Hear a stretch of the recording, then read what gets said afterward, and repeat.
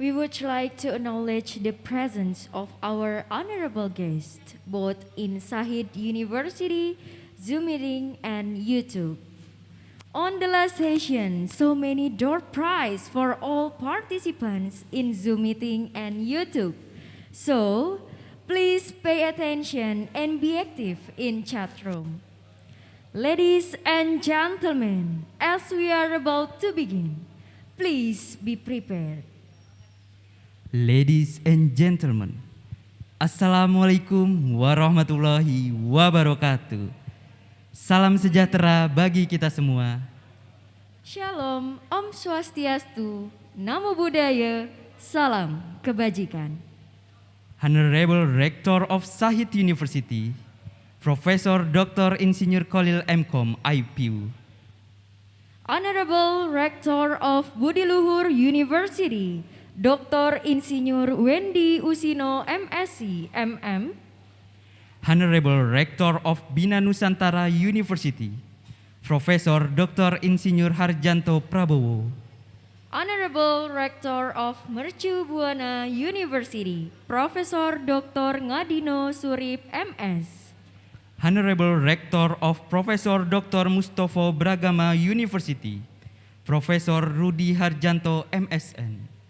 Honorable all of invited speakers, Honorable Professor Dr. Nugroho B. Sukamdani, BBA, MBA, BET, from Sahid University, Jakarta, Indonesia. Honorable Dr. Maliga Marimutu, from Latrobe University, Australia. Honorable Professor Chin Kun Wang, from Chanshan Medical University, Taiwan. Honorable Professor Hasna Harun, from University Science Islam, Malaysia.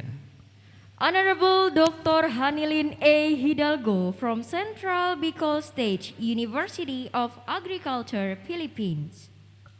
Honorable Dr. Dev Arnon Kaulesa, from Business Development of MSMI Sector, Canada.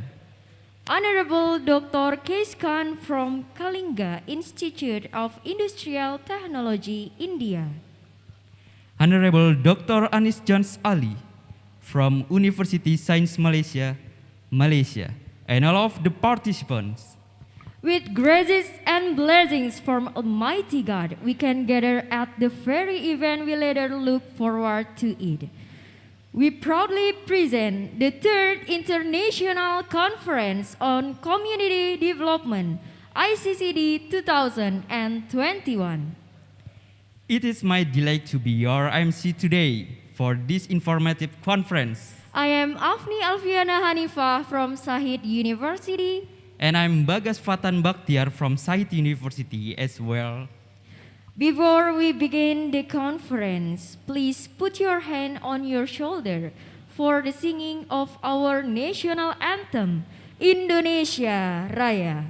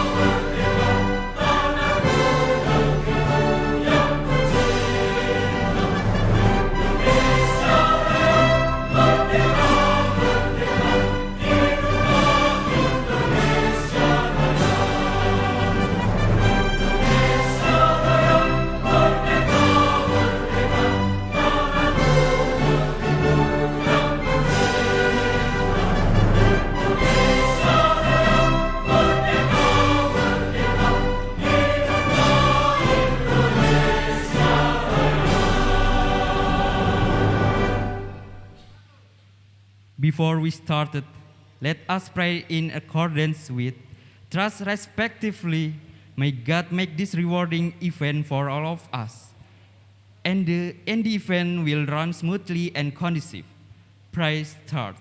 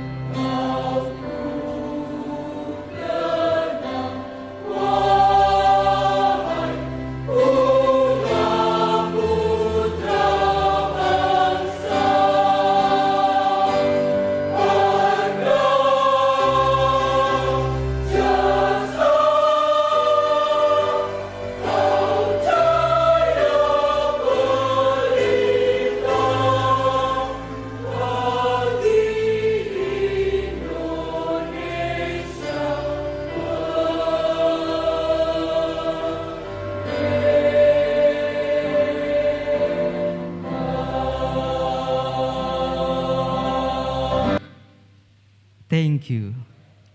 This event supported by Bank Negara Indonesia. Era digital terus bergerak, berpacu, berlomba, menggapai kemajuan teknologi dan globalisasi. Bank Negara Indonesia bangga ikut mengambil peran dalam era digital perbankan Indonesia. Saat ini, kami bergerak menciptakan platform digital serta menyiapkan tenaga ahli untuk akselerasi dalam digital banking. Konsep Go Global yang kami lakukan merupakan salah satu peran dalam percepatan perubahan ekonomi untuk menjadi lebih baik. Dengan hadirnya Ekspora, kami ikut mendorong digitalisasi UMKM serta perusahaan-perusahaan di Indonesia untuk go internasional dengan memanfaatkan jaringan BNI di luar negeri. BNI, melayani negeri, kebanggaan bangsa. Thanks to PT Brantas Abipraya, PT Politama Propindo, Emersia Hotels and Resorts will support this conference. Ladies and gentlemen, now we have greeting from Chair of Comedy, Professor Dr. Insinyur Giatmi MSI. The stage is yours.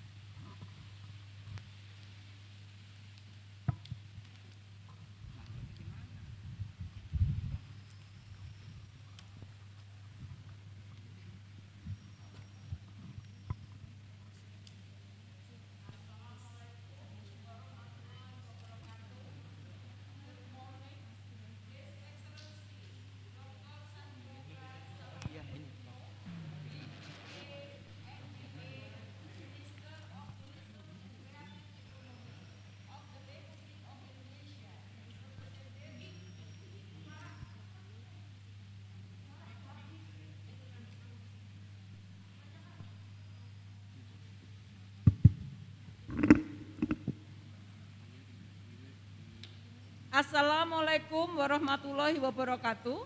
Good morning, His Excellency Dr. Sandiaga Salahuddin Uno, BBA, MBA, Minister of Tourism and Creative Economy of the Republic of Indonesia, represented by Dr. Wisnu Bawatarunajaya, MM, Deputy for Resource and Institution, Ministry of Tourism and Creative Economy, Republic of Indonesia. His Excellency Profesor Dr. Insinyur Khalil M.Com, Rector of Sahid Jakarta, Sahid University, Dr. Insinyur Wendy Usino, MSc MM, Rector of Budi Luhur University, Profesor Dr. Ngadino Surip MS, Rector of Mercu Buana University, Profesor Rudi Harjanto MSN, Rector of Profesor Dr. Mustopo Bragama University, Profesor Dr. Insinyur Harjanto Prabowo, Rector of Bina Nusantara University. On behalf of organizing committee, I would like to thank you very much to everyone who attended this conference on the Third International Conference and Community Development Iccd 2021 that is held virtually today on October 20, 2021. These main issues addressed in this conference are related to community empowerment in tourism and creative economy. Tourism is one of drivers in economy in Indonesia, where it is currently significantly affected by COVID-19 pandemic. As a form of support for the recovery of Indonesia tourism and economic, the topic which are presented at this conference are sustainable tourism, creative economy, entrepreneurship and innovation, media literacy, water and sanitation, community involvement, gender equality and family planning, quality education, CSR and empowerment, internet information communication technology, clean energy, food and health, agriculture and agribusiness, and other topics related to community development. This conference is a collaboration between 5 universities, namely Sahid University, Bina Nusantara University, Mercu Buana University, Budi Luhur University, and Profesor Dr. Mustopo Bragama University. This first conference was held in 2018 at Binus University. The second conference was held in 2019 at Mercu Buana University, and Sahid University hosted this year 2021. This conference objective are to promote academic and community development research output, to establish main channel of exchanging community development activities, and to share information related to community development.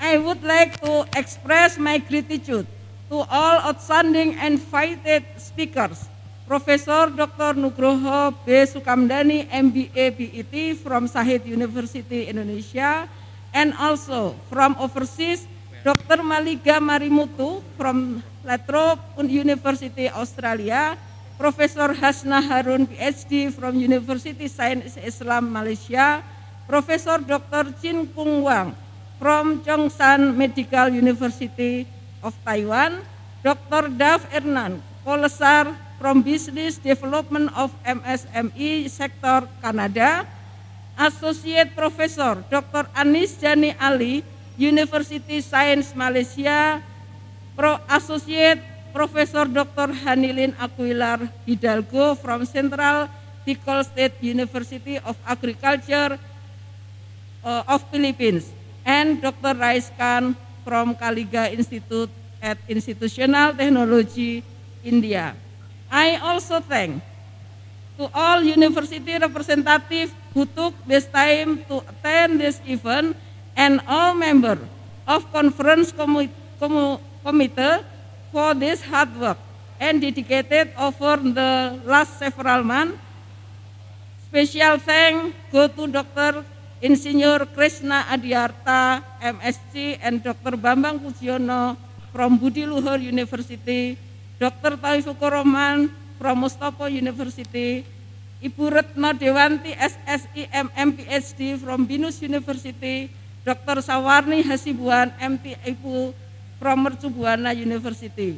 I also thank all of our partners in carrying out community services activities throughout Indonesia, such as Ministry of Women and Children Empowerment, the South Jakarta District MSME Service, Jakarta Professional Food Security Service, MSME Entrepreneurs, Tourism Entrepreneurs, and also our special partner who is present today, Mr. Ishak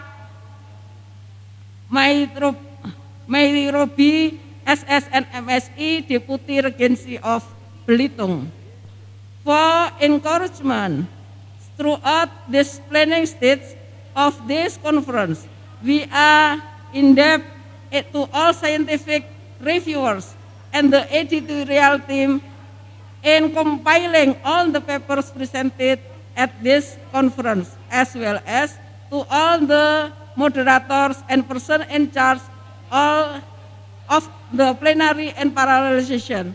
All of you are a great team to make this conference running successfully.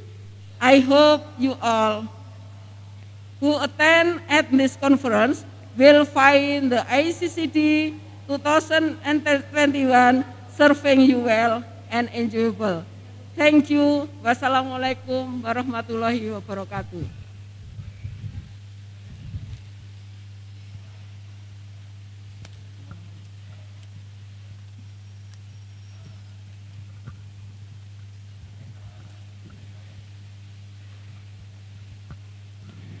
Thank you to Professor Dr. Insinyur Giatmi, MSE, for the greeting speech. Well, next opening remarks from Rector of Sahid University, Professor Dr. Insinyur Khalil MCom, IPU. The time is yours.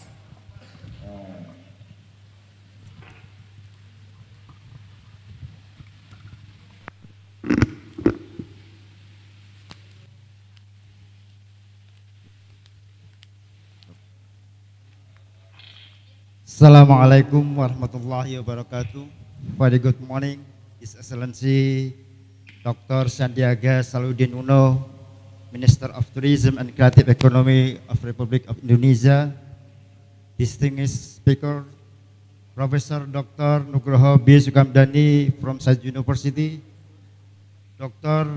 Maliga Marimutu, Lathrop University, Australia, Professor Chin Kun Wang, Chungsan Medical University, Taiwan, Professor Hasna Harun, University Science Islam Malaysia, Dr. Dav Ernan Kolesa, Business Development of MSA Sector, Canada, Associate Professor Anis Jane Ali, University Science Malaysia, Associate Professor Hanilin Akuliar, Hidalgo, Central Bicol State University of Agriculture, Philippines, Dr. Kais Khan, Kalinga Institute of Industrial Technology, India, Chancellor of Mercu Buana University, Mustopo University, Mustopo Beragama University, Budi Luhur University, and Binan Nusantara University, Professor Dr. Giatmi, Head of LPBM of Sahid University. All invitees, participants, ladies and gentlemen, first of all, let me extend warm greeting to all of you on the occasion of Third International Conference on Community Development virtually. Collaboration between Sahid University, University of Budi Luhur, University of Mustopo Beragama, University of Binus, and University of Mercu Buana.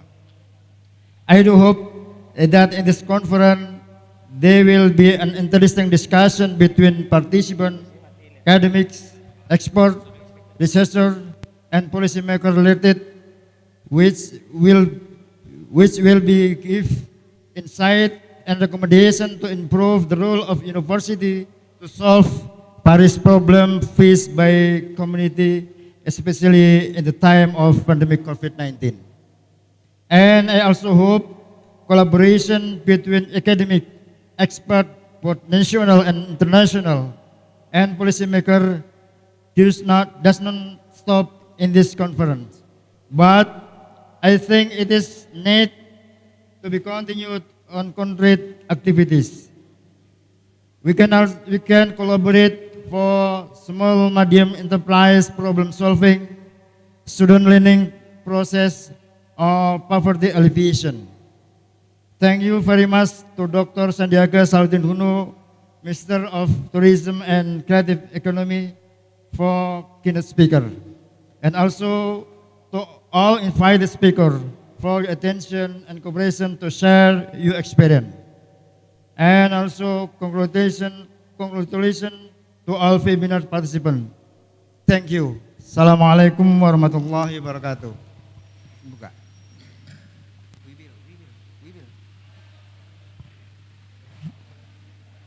We will invite Professor Dr. Insinyur Giatmi MSI to the stage.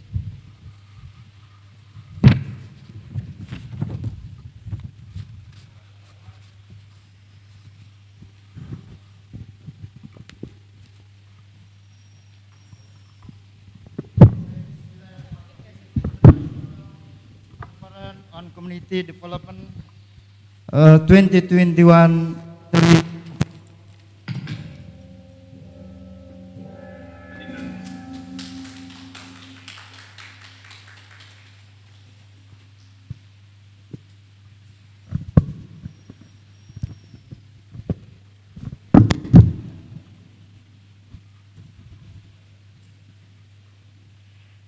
Thank you to Professor Dr. Insinyur Khalil MCom IPU for the opening remarks.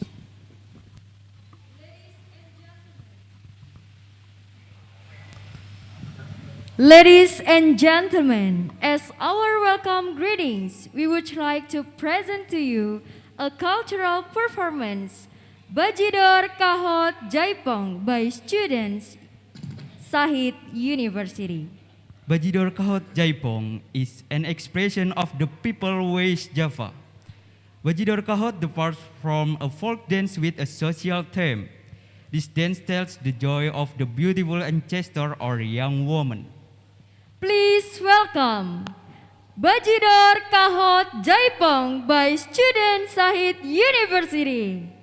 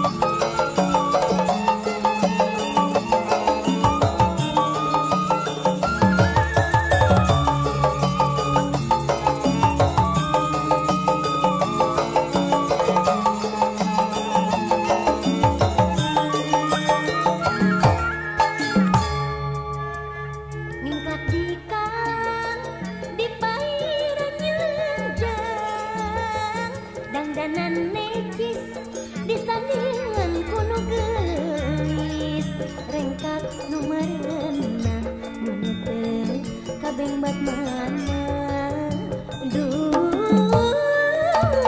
gending rongka tambah mata kumprung di panggung geus jadi kagandrung sok gararetik sapating dengar kenek tepak kendang ngajak ngengklang aduh manis senggak tabeng baturian najan ujul si pesa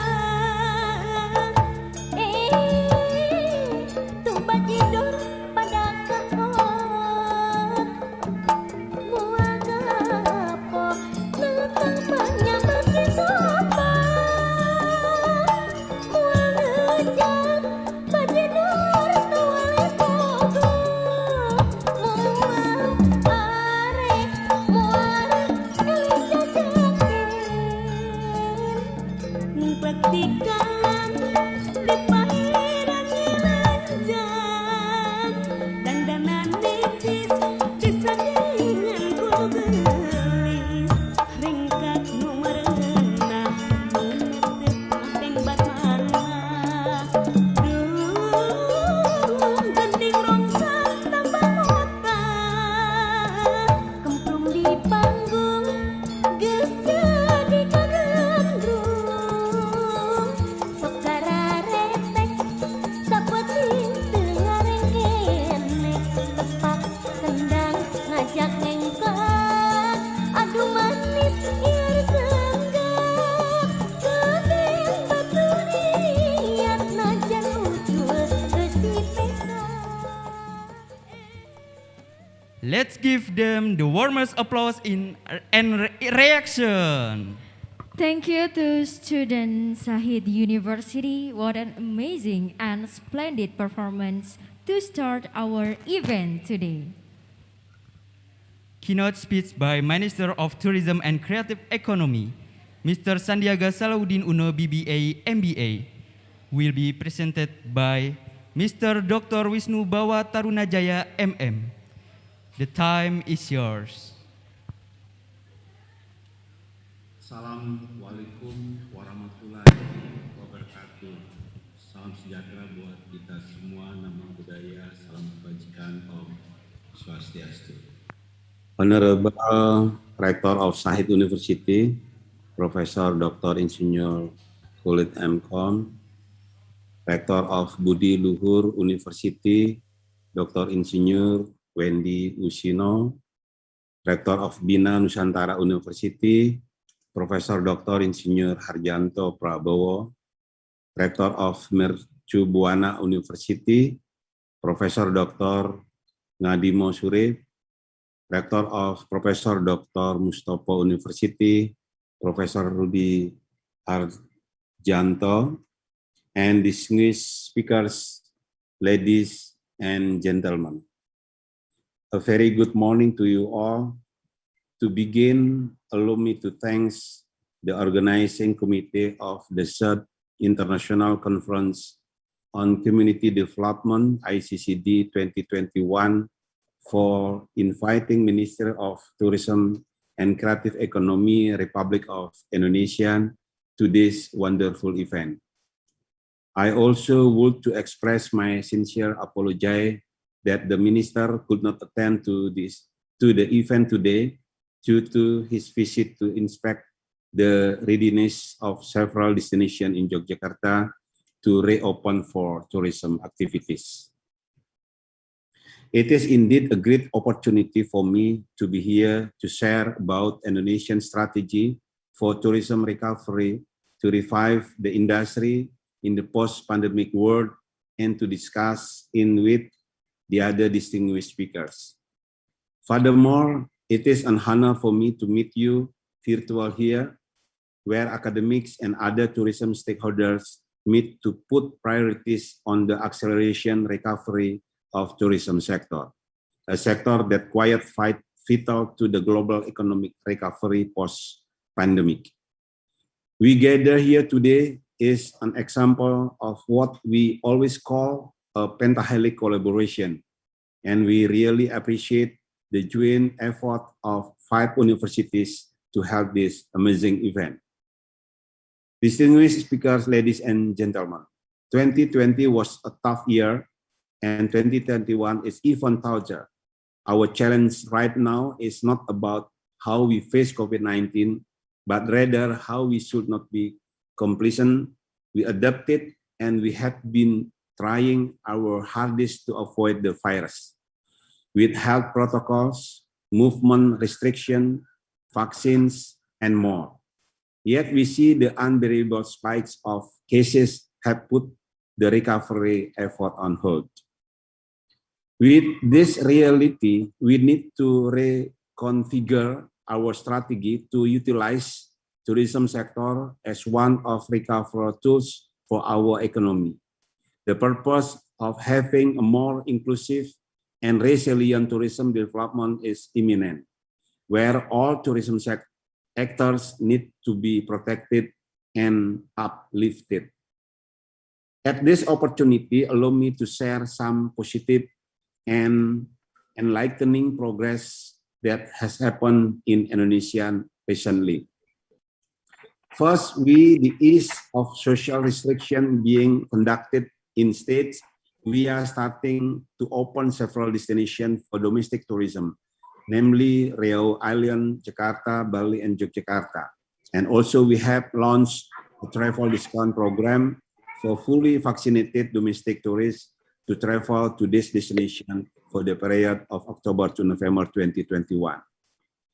Second, good news for international travelers that the Indonesian government, through coordinating Minister of Marine Affairs and Investment, has announced that Bali is starting to reopen its airport for international tourists from several countries, namely Japan, China, Republic of Korea, New Zealand, and the United Arab Emirates on October 14, 2021. The reopening is followed by strict implementation of health protocols. Third, in regard to vaccination rate, according to the data from Ministry of Health, as of October 10, 2021, Indonesia has covered more than 100 million on the first dose and more than 57 million on the second dose. Top 4 areas with the highest rate of vaccination are Jakarta, Bali, Riau Island, and Yogyakarta. Distinguished speakers, ladies and gentlemen, we need to acknowledge the pattern of customer behavior toward tourist activities amidst the pandemic. During this volatile time, I view that there are at least 2 key takeaways in observing this behavior. Firstly, hygiene is key. People are getting more self-conscious on this issue. It is our responsibility as policymakers to ensure it. Thus, since 2020, Indonesia came up with through certification of clean, hygiene, safe, and environmentally sustainable called GHSE.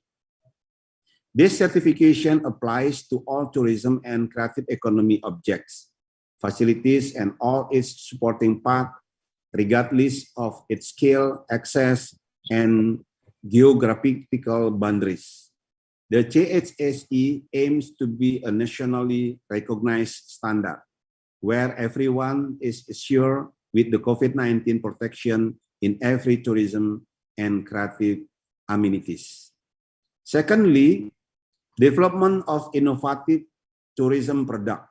One of the tourism trend post-pandemic is customized and localized travel pattern. Based on this matter, we are on the view that the strategy of people-centered tourism or community-based tourism is important to support the development of tourism product in a local level, such as tourism village.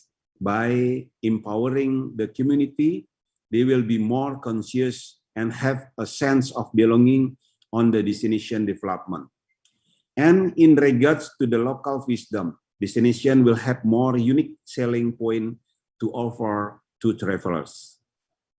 To support the community empowerment, Ministry of Tourism and Creative Economy have been running several programs, such as mentoring and coaching program for 67 tourism villages across Indonesia in 2021. Unfortunately, we have to postpone this program starting on August 2021 due to budget reallocation mandated by the President, but we will resume the program on early 2022. To accommodate the mentoring for the management of tourism village, we work closely with 70 association, community institution, and 20 higher education institution to make sure the achievement of the program's objective. In addition, to create independent tourist sector in this nation, we try to facilitate tourism and creative economy community on an entrepreneurship training in collaboration with Telkom University and Sahabat UMKM. In 2021, we focused to accommodate candidate of entrepreneur in 5 super priority destination plus Bali, and will expand the program to other region in 2022. Distinguished speaker and ladies and gentlemen, there are 3 keys that have always been mentioned by the minister to accelerate the tourism recovery program, such as adaptation, innovation, and collaboration to build back stronger, even better. I hope with the collaboration of Said University, Budi Luhur University, Bina Nusantara University, Mercu Buana University, and Professor Dr. Mustopo University, this platform could deliver innovative ideas, particularly in tourism community empowerment, without leaving the importance of implementation on health and safety protocols. To conclude my remarks, I am calling everyone to give their best effort during this hard time to restore tourism sector with all of its resilient and inclusive power, so that everyone will be benefit and no one will be left behind. I am hoping that everyone should not lose their hope in fulfilling our promises of our better normal for everyone. I thank all of you. I wish you a fruitful event for today. Wassalamualaikum warahmatullahi wabarakatuh.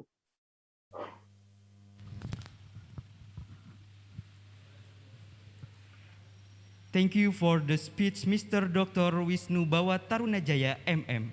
Then presented an appreciation certificate for Mr. Dr. Wisnu Bawa Tarunajaya, MM, by Rector of Sahid University, Professor Dr. Insinyur Khalil MCom, IPU.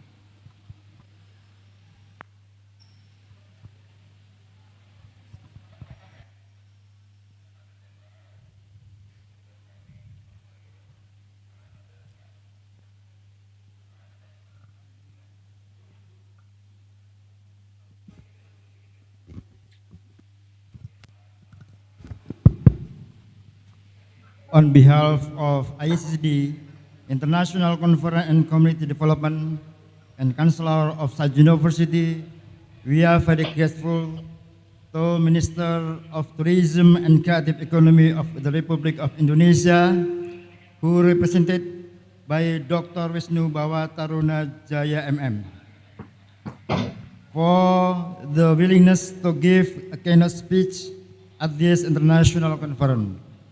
Kindly accept this certificate virtually. Thank you, Mr. Dr. Wisnu Bawana Taruna. You're welcome. Thank you, sir. Once again, thank you very much to Mr. Dr. Wisnu Bawa Tarunajaya, MM, and Professor Dr. Insinyur Khalil MCom, IPU. Indonesia is really as beautiful and special as what is shown in wonderful Indonesia. We would like to present to you Show of Wonderful Indonesia.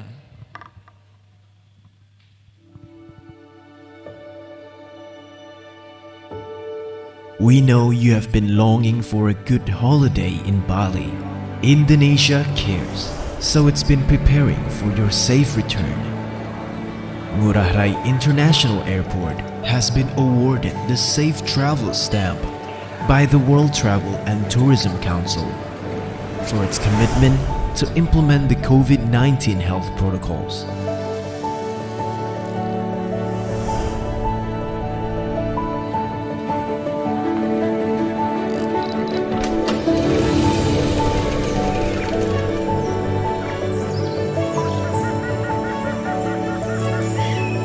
To date, almost 100% of the people working in Bali's tourism industry have received their second doses of a COVID-19 vaccine.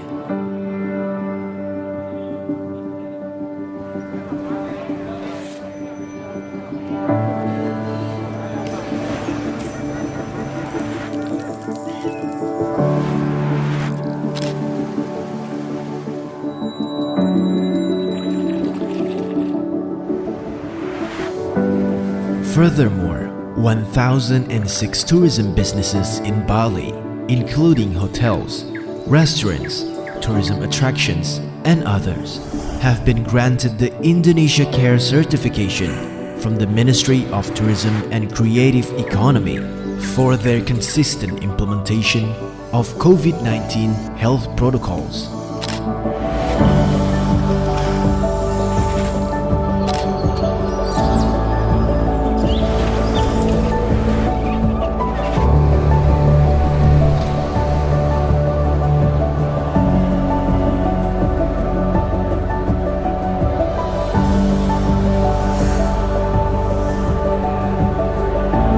Indonesia cares about your convenience and well-being. And when the time comes, the island of the gods will be ready to welcome you with utmost warmth.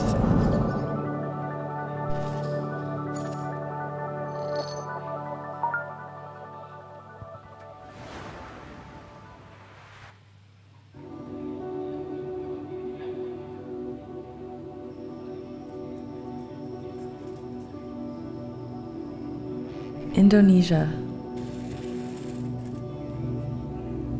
There are certain things that words cannot describe. In this place, life is an adventure. I never imagined I'd be here. A land full of wonders, colors, and cultures.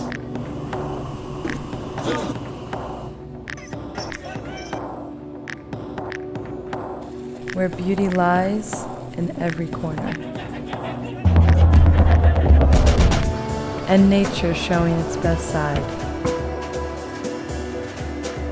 From the oceans to the mountains,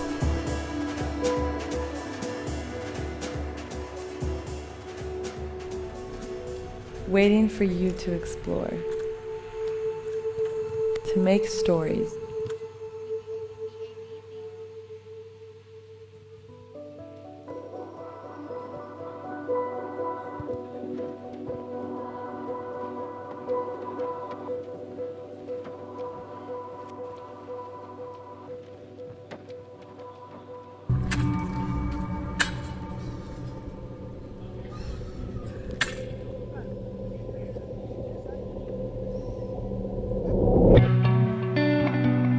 The sea rises to the shore.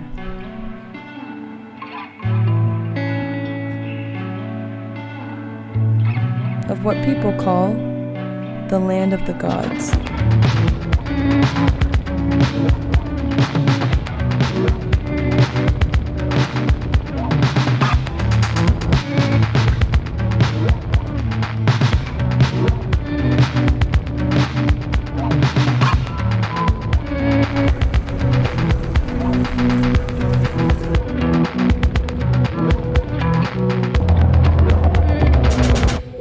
What would it be like to explore this place?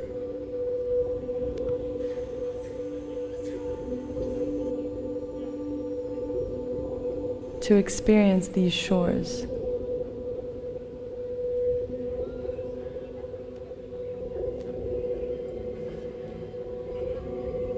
To witness the wonders of this land every day.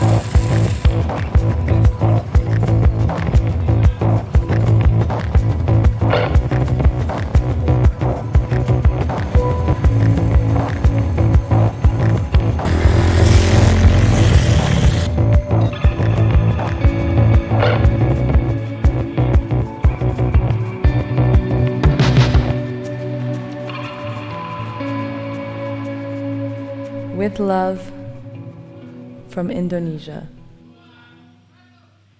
Whoa, it is a beautiful show. Amazing. Well, ladies and gentlemen, before we enter the next session, we would like invite you to take a picture with us. Photo will be counted in 3. Mr., Mrs., and Miss, please open your camera first. And we would like invite the 5th delegates of Sahid University, Budi Luhur University, Bina Nusantara University, Mercu Buana University, and Professor Dr. Mustopo Beragama University to the stage.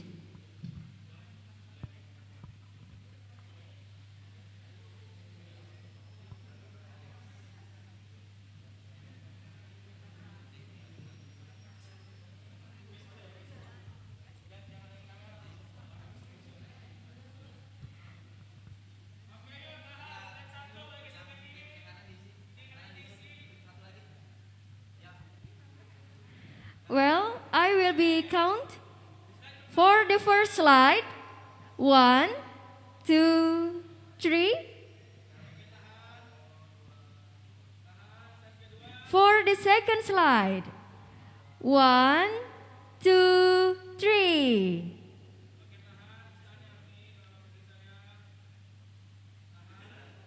For the third slide. 1, 2, 3.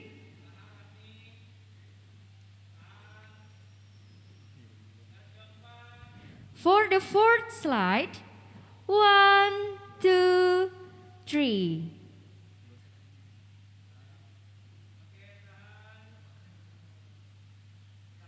For the last slide, 1, 2, 3. Thank you very much for all invited guests.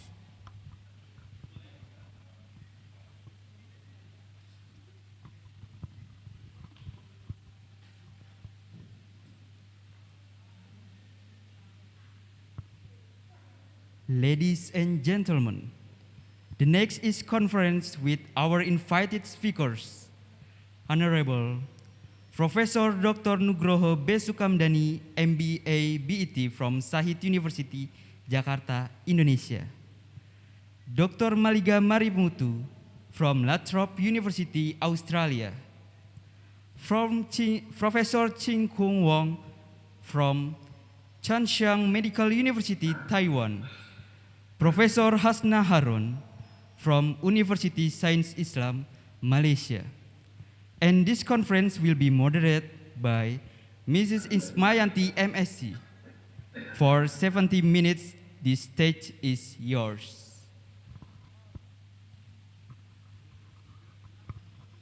Check. Is my sound okay? Yeah, your voice is clear. Please. Okay. Thank you, the moderator. Thank you, the MC. Assalamualaikum warahmatullahi wabarakatuh. Good morning, everyone. First of all, let us pray as the presence of Allah Almighty for the joy that makes us together in this session in good health. May I introduce myself? My name is Ismayanti, but please call me Maya for short. I'm from University of Sahid Jakarta, and I'll be the moderator for this first plenary session. Today, we are very grateful. We have opportunities to gain insight from our honorable international speakers. They will share their views of community empowerment in tourism and creative economy. Shall I greet our speaker in Zoom? The first speaker is Professor Dr. Nugroho B. Sukamdani, MBA BAT from University of Sahid Jakarta. Pak Nugroho, Professor Nugroho, are you here with us? Yes, I'm here. How are you, sir? Very well, thank you. Okay, thank you for joining us. Please stay tuned for a while I greet the next speaker.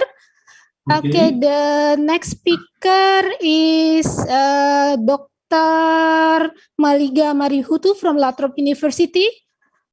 Good day, ma'am. Are you here? Hello, I'm here. Good day, everyone. How are you?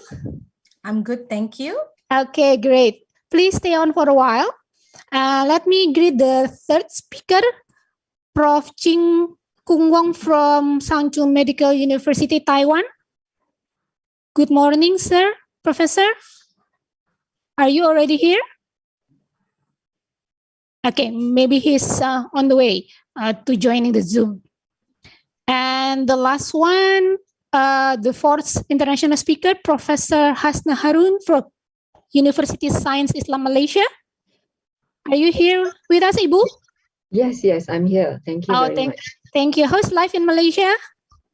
Okay, we are getting better. We can now travel across states. Okay. Well, thank you for being with us today. Okay. Well, all the three speakers, one will be coming soon, already with us. And before starting the first presentation, let me inform the guidelines for this session. All speakers will have 15 minutes talk. And in remaining 2 minutes left, I will give a sign so you can wrap up your presentation as the time will up. After all speakers deliver the presentation, then Q&A session will be held. All participants may ask questions through the chat room. When raising question, please mention your name, your institution, or where you're from, to whom the question will be raised, and write the question in brief but comprehension. Please ask in English. However, if you have find difficulties, you may raise the question in Bahasa, then I will translate it into English. Okay, without further ado, please welcome our first international speaker, Professor Dr. Nugroho B. Sukamdani, MBA, BAT, from University of Sahid, Jakarta. Before starting, can committee share the CV of the Professor Nugroho?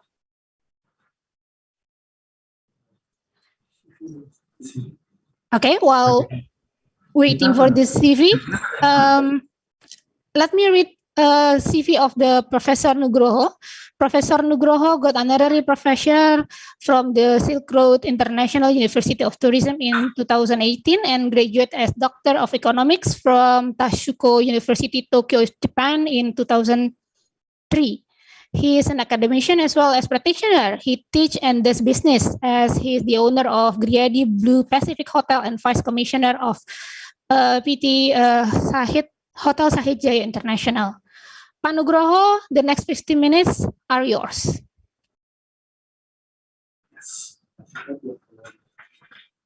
Thank you, Bu Maya. My presentation today is about the strategy to develop city branding of Cirebon City, West Java, Indonesia.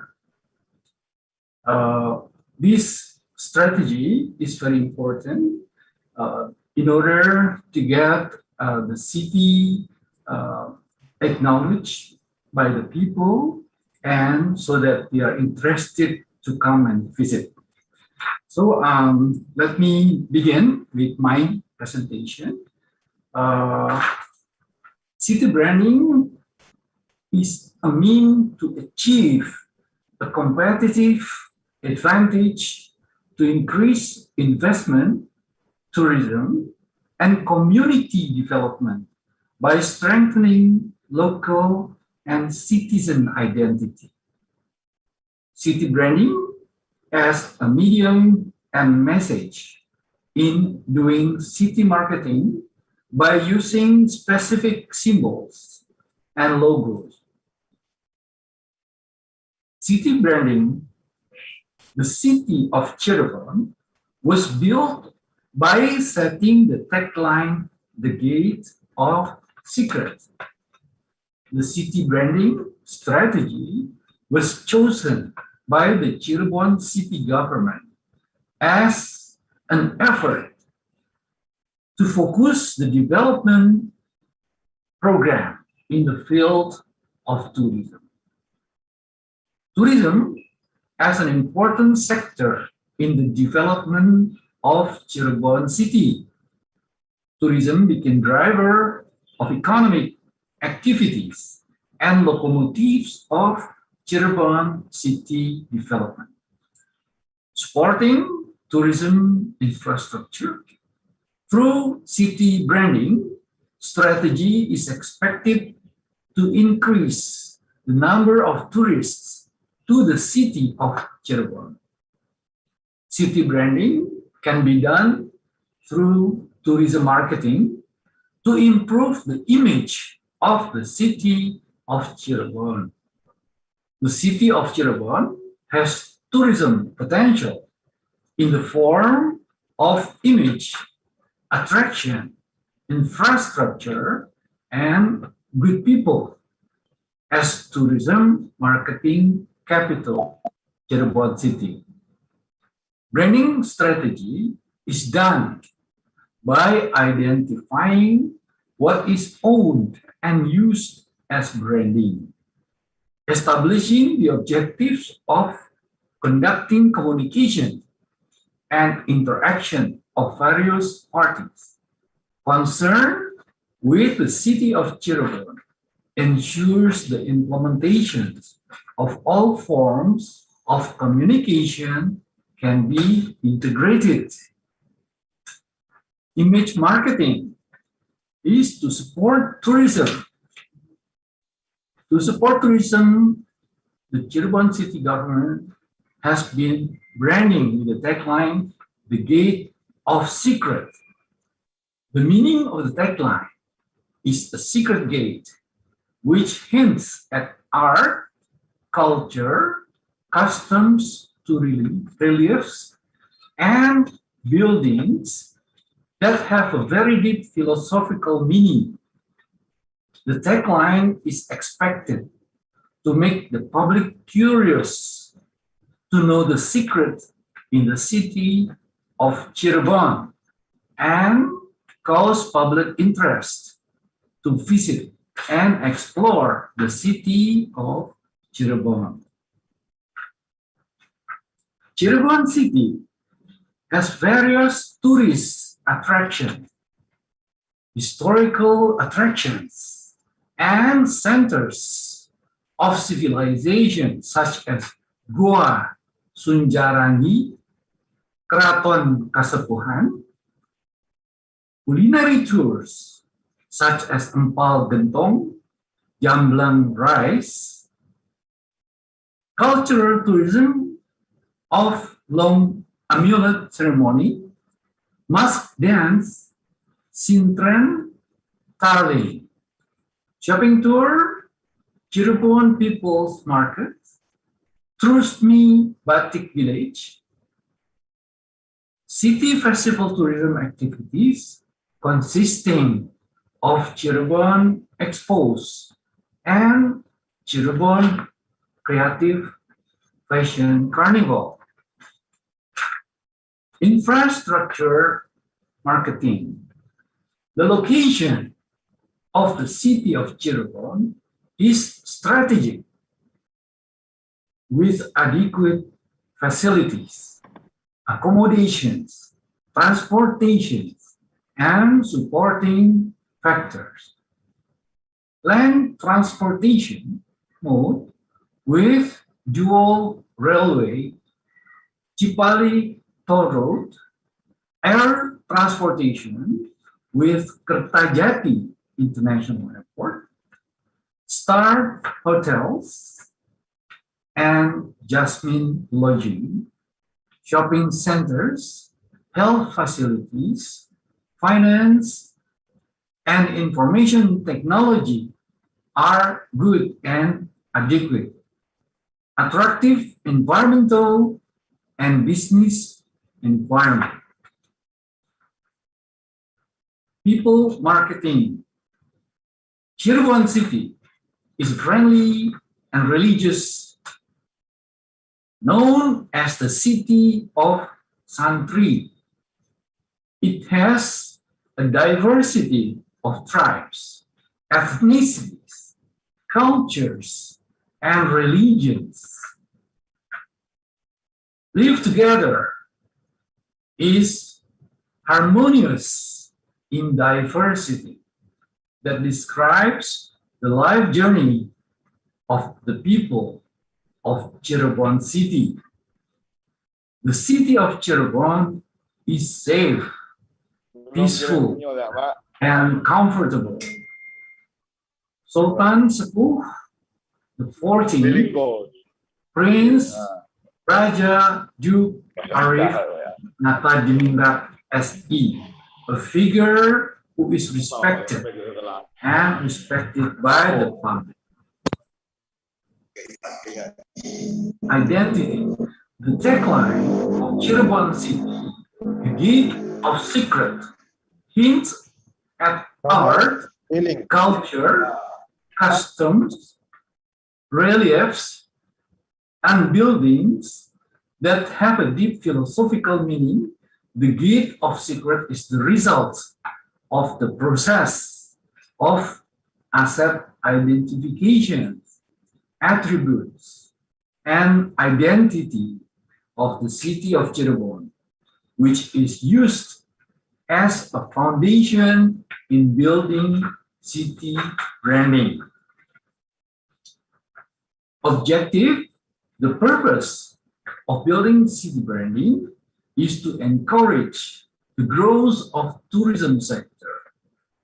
Tourism as a driver and accelerate economic growth through contribution to the original income of the region. Communication. Build communication strategies by utilizing social media, mass media, and other promotional media.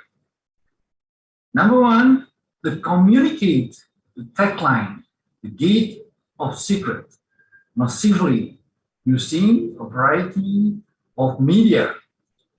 Number two, strengthen the awareness of the tagline of the people of Cirebon City as brand ambassadors and help spread the city's information by word of mouth. Number three, using public relations strategies in communicating the tagline, the gate of secret. Number four, conducting digital campaigns through social media with interest and creativity. Social media is effective, easy, and does not cost a lot of money. Number five, collaborate with travel bloggers, video bloggers, social media influencers to create creative content related to the tagline, the gate of secret. Number six, media relations by inviting media both locally, nationally, and globally. Number seven, create interactive booths in strategic places such as stations, airports, terminals, and malls. Number eight, holding an event related to the gate of secret. Coherence. Conference. Cirebon City government conducts an integrated communication program. Number one, all forms of communications programs must be integrated, consistent, and convey the same message.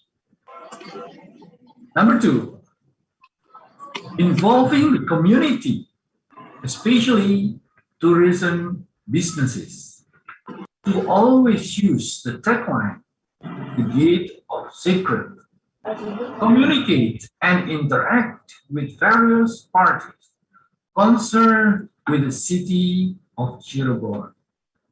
Number four, the use of the gate of secret branding in every promotional product of both hotels, travel agents, shopping centers. Number five, all tourism businesses cooperate to do branding with one tagline, the Gate of Secret. The city of Cirebon, as a tourist destination, has complete and interesting tourism potential as capital in doing tourism marketing, namely image of the city with the tagline, the Gate of Secret. Historical tourist attractions and centers of civilization, culture, culinary, shopping, tourism, infrastructure. The residents of Cirebon city are friendly and religious, with a diversity of tribes, ethnicities, cultures, and religions. Cirebon city government conducts city branding strategy, identify what is owned and used as branding the city of Cirebon. Setting city branding goal is to encourage the growth of the tourism sector, build a communication strategy using various media to introduce the city of Cirebon. Integrated communication strategy involving the public and tourism industry players in the use of the tagline. And most importantly, is to bring the uniqueness of the city of Cirebon with the concept of the Gate of Secret. So that is the conclusion of my presentation, and I give it back to the moderator. Thank you. Thank you, Professor Nugroho. It's really on time, within 15 minutes. Thank you very much. What a great presentation. Many visions have been shared, and Iretas wants to visit Cirebon, Pak. As we know, Cirebon has lots of potential, particularly the culinary, as you mentioned, nasi jamblang. Yes, yes. Okay. Okay, let us give our virtual applause for Professor Nugroho, since we are virtual. Pak, could you please stay until the question and answer, because I will move on to the next speaker. Please welcome our second speaker, Dr. Maliga Marimutu from La Trobe University, Australia.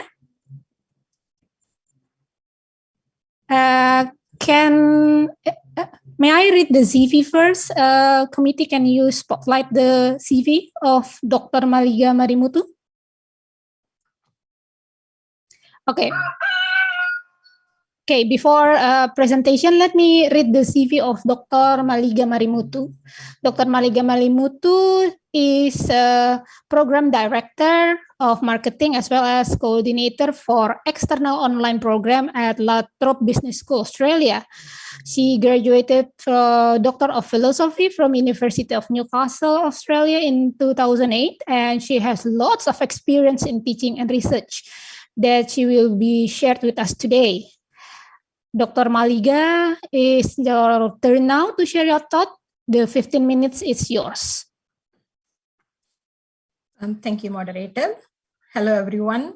First of all, thank you for giving me this opportunity, and I'm very pleased to be here with you in this wonderful morning. The presentation that I'm going to present today is basically a collaboration of two of my colleagues from Indonesia, that you can see our names here. What we are going to present today is about the community-based tourism and creative economy, and some strategy on how to reposition for recovery in post-COVID era. So these are going to be my presentation outline. I'll start with some discussing some of the COVID pandemic impact for tourism. Then I'll move to define what is community-based tourism. What are the prospects of community-based tourism? And then we'll see what is the connection of this community-based tourism with sustainability development goals. And then we'll see how creative economy can play a role within the community-based tourism context. And we would like to table questions for everyone to think about on how to actually moving this sector with this tourism. And then we'll look into the strategy for recovery in post-COVID. And then this presentation will end with some recommendation. Right, without further ado, allow me to go into the presentation. So we know that during this COVID pandemic, many sectors are heavily impacted, and travel and tourism is one of the top industry that been affected. So what happened now is tourism left with two options, whether they want to stay or they want to leave. So if they decided to stay, then it's become very important for them to think about how they can reposition their business model to make the business more attractive. So one of the way what tourism are basically doing, they are focusing a lot on destination focused tourism. There is a reason why tourism emphasize on this destination focused tourism, because studies shows that in the post-COVID, people will be very careful in spending their money. So they always want a bigger value from the money that they are spending. So if a tourist plan to travel, they want to have some unique experience, authentic experience that they cannot gain by observing. They want to fully involve and they want to return with more benefits. So in that way, one of the area that tourism can focus is tourism focus, destination focus tourism, where the tourists can go into that place and then engage in the place, learn a new knowledge, gain a completely new experience that they cannot gain by watching the programs, things like that. And community-based tourism is identified as one of the sectors that can promise a high level of a destination-focused tourism. So community-based tourism is defined as an alternative form of sustainable tourism development that involve tourism enterprise owned and or managed by the local community members, which intend to create a maximum benefit and opportunities for the local community. So this is the great advantages of this community-based tourism. It is managed by the local community and the benefits aim to go more for the local communities. And this community-based tourism has been there before COVID-19. I know in Indonesia context itself, there are a number of places has been identified as a community-based tourism, and there are some works are happening to take this further. The strength of community-based tourism is it is heavily based on local nature and also the cultural resources. So this could be a very unique attractiveness for tourists, where the tourists will need to come and stay with the community. All right, so they will learn some direct experience of knowing the culture, the belief, the tradition of that community. So it is capable to create high destination-based authentic experience. Current studies have proved that community-based tourism has a better prospect to significantly attract more tourists. The example of community-based tourism experience that tourists can earn by visiting and participating in that location are as following. So there are so many local activities that they can engage to it. These are just a number of a handful examples. There are many countries that started to focus on this community-based tourism, and within our region in neighboring countries, we can see that Thailand is one example where they are focusing a lot on this, and it's not limited to Asian countries or among our neighbors. It's also getting very famous at the international level, at the global level, that you can see it's happening in Uganda, it's happening in Costa Rica, right? So there are many places, many countries have started to identify which area or which community actually can be more to focus on this community-based tourism. So looking at in the Indonesia context with a lot of community with a lot of unique different cultures, right? Indonesia has a very good prospect actually to take the advantages of building the tourism sector within this context of community-based tourism. What what we can see is with this hit of this pandemic, many countries have already started to think about what are they going to do in a post-COVID. So what can be done during this COVID time? All right. So a lot of country they see this COVID pandemic crisis time to be used as a rehabilitation time, where they can think about how they can redesign and reposition their tourism business model. And one good example that we can see is Thailand and Brunei, where we can see they are slowly building its tourism industry towards community-based tourism. And there are a number of work has been published on this actually. So what are the integrated benefit of community-based tourism? We can see the benefits from environmental, economic, and social perspective. All right. So it brings a lot of benefits to the local community, for the women's, all right, for the younger generations, and then it helps the local not to depend completely in one single source of income. It helped to diversify the business. All right, it helped to empower the vulnerable category in the local community. So there are so many benefits of this community-based tourism. It's creating a business and a good quality of life for that local community. So where the focus now in terms of developing this community-based tourism is not to just see this benefit from different aspects, but then it is to integrate this as to achieve the sustainability development goals. We all know that United Nations has 17 sustainability goals, which are they emphasizing intensively for us to achieve on that.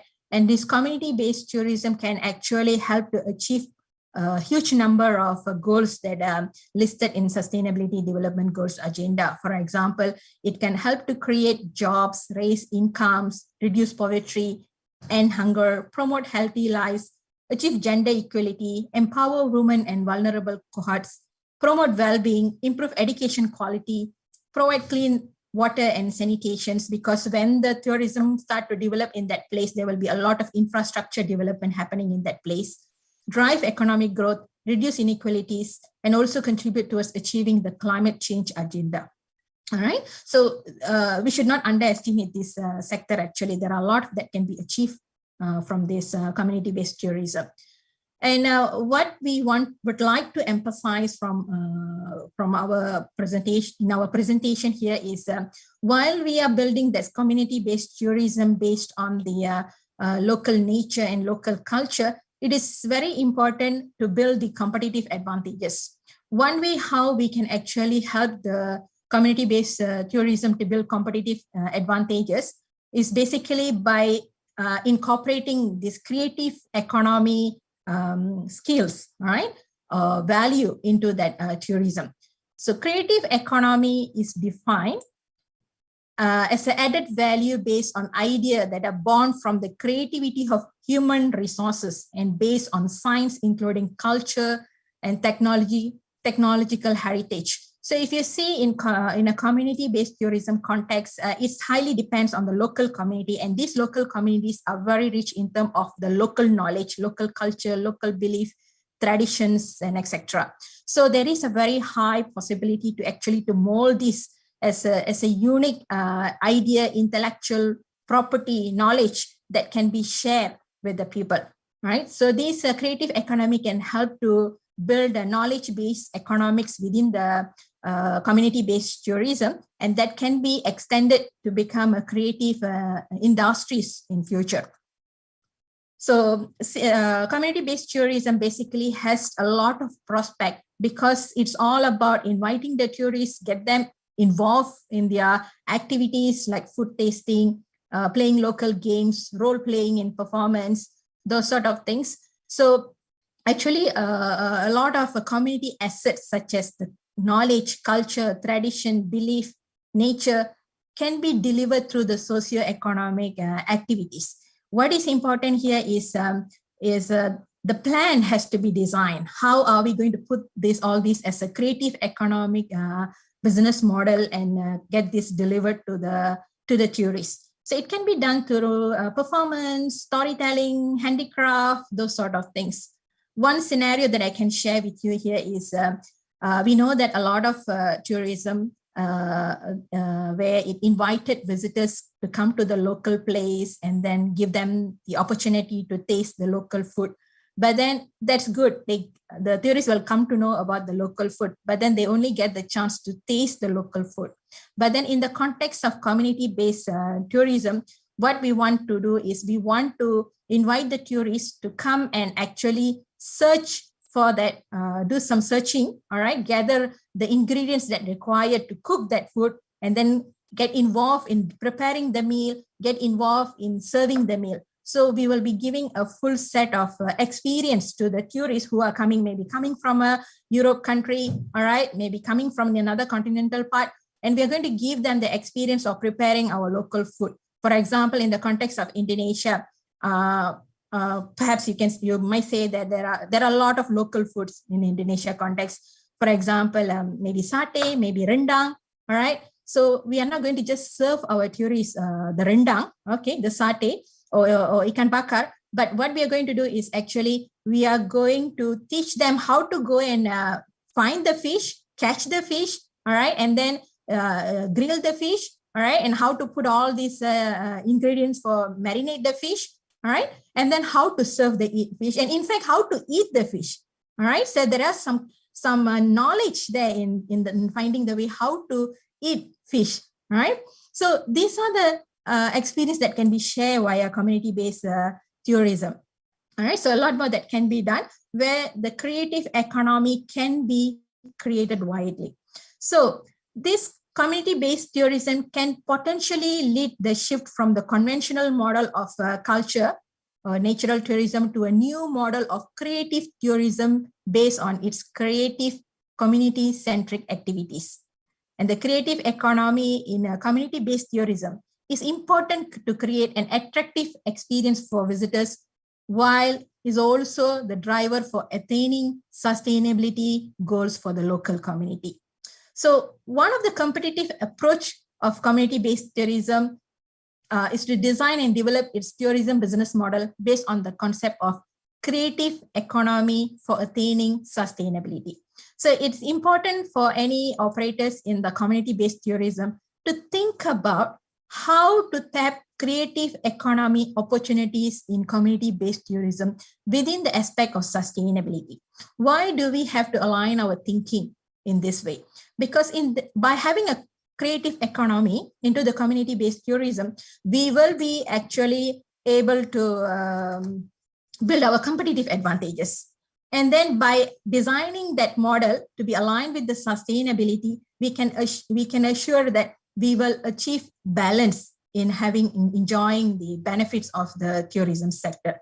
So these are very important instead of just focusing on developing the tourism by itself. Because if we just focus on developing the tourism by itself, in long run, we won't be able to build the competitive advantages and we may not be able to survive in the sector. And then if we don't think about sustainability from the beginning, then we may struggle with some of the negative consequences that we will have by developing the local communities towards that tourism.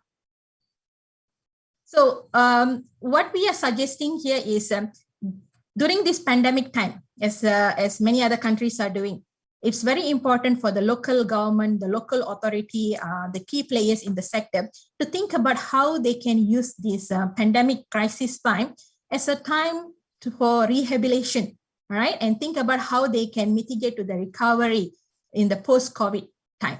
So there are a lot of thinking, planning, all right? Speaking to the local community, creating awareness, giving them some skills, train the younger generations, train the local communities towards this that can be organized during the pandemic time. And once it is safe for tourists to travel, then this community-based tourism can pick up very quickly. And one of the framework that we can use on how we can actually rehabilitate and then think about developing this sector during the COVID time is Sharma's resilience-based framework. So this framework is a very good framework to guide us on how or what we can focus at this COVID time, and what are the things that we want to aim in terms of transformation. So the recommendation that we would like to table here, basically community-based tourism need to have a clear vision of recovery planning, okay, after the COVID, to balance environment, social, and economic to achieve sustainability that are listed in the United Nations Sustainability Development Goals agenda, to ensure that community and economy will grow equally in a balanced manner. And to achieve this, what is important is the stakeholders in this community-based tourism, the local community members, the government, the academics from the university, all right, experts from the non-profit, experts from the industry, the partners, the funder bodies, travel companies, all right, they all have to collaborate together to work collectively to implement an environmental friendly development, practice responsible tourism, and aim to achieve more sustainable development goals. So it's time for everyone to sit together and think about how they can achieve this with the agenda of sustainability, all right, and also building competitive advantages. For that, creative economy should be referred as a source of building competitive advantages, all right. So it's important to put in the mindset of the local community how actually they can use their strength of belief, tradition, all that to be formed as a business model, and definitely some extent of a training required for that. And also we can think about how technology can be embedded into that agenda. And also it's very important to draw some effective policies, right, to create support for the development of community-based tourism, to create this authentic destination-focused tourism and take advantages of the pandemic crisis to mitigate the recovery in the post-COVID era. So what we are aiming for is to embed creative economy into community-based tourism and aim to achieve authentic destination-focused tourism with the aspect of sustainability. So in our presentation, actually, we are taking forward what was presented by the former presenter about Cirebon City. So he has emphasized the importance of tourism. Okay, what are the impacts that tourism can bring in and how it can be built as a branding. So we are taking this further in the context of community-based tourism and proposing some strategies how to rebuild community-based tourism from sustainable tourism context, as well as redesigning the community-based tourism initiative from creative economy perspective to tactically mitigate the recovery after the COVID-19 pandemic. I think that concludes my presentation. Thank you. Thank you very much, Dr. Maliga. Wow, what a thoughtful insight about how embedded creative economy into CBT. As you mentioned, one example is involving tourists in community activities, or maybe we can call it as a act like locals. I mean, to make people really in touch with the locals while they are spending their time traveling. Wow, it's very wonderful insight. Thank you very much, Dr. Maliga. Let's send our virtual applause to our speaker. Okay, Dr. Maliga, please stay on until the end of the question and answer session, because we are going to move on to the next presenter. I hope all the participants are still enthusiastic as the talk is getting more exciting.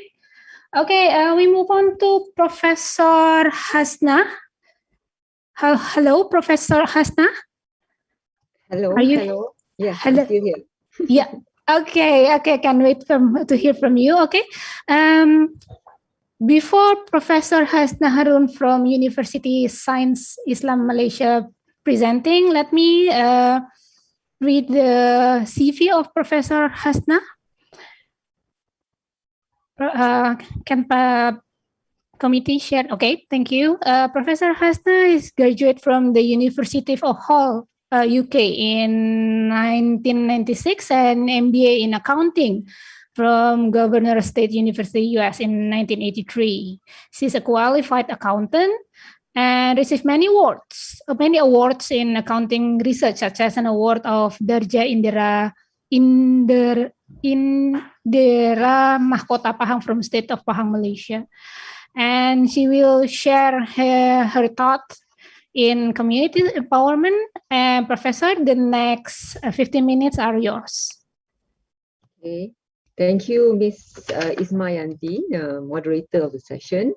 Assalamualaikum and a very good morning to all presenters and also to all participants. My thanks to Dr. Ibu Retno Dawanti, the Community Development Academic Manager, actually for inviting me to present in this third International Conference Community Development 2021.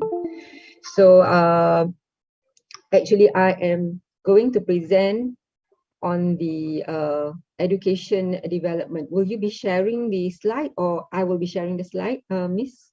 I will share the screen. Is it? Which one is more comfortable for you? Okay, okay. I will do the sharing. Oh, okay, go ahead. Thank you. Okay, can you see the slide? Yes, clearly. How do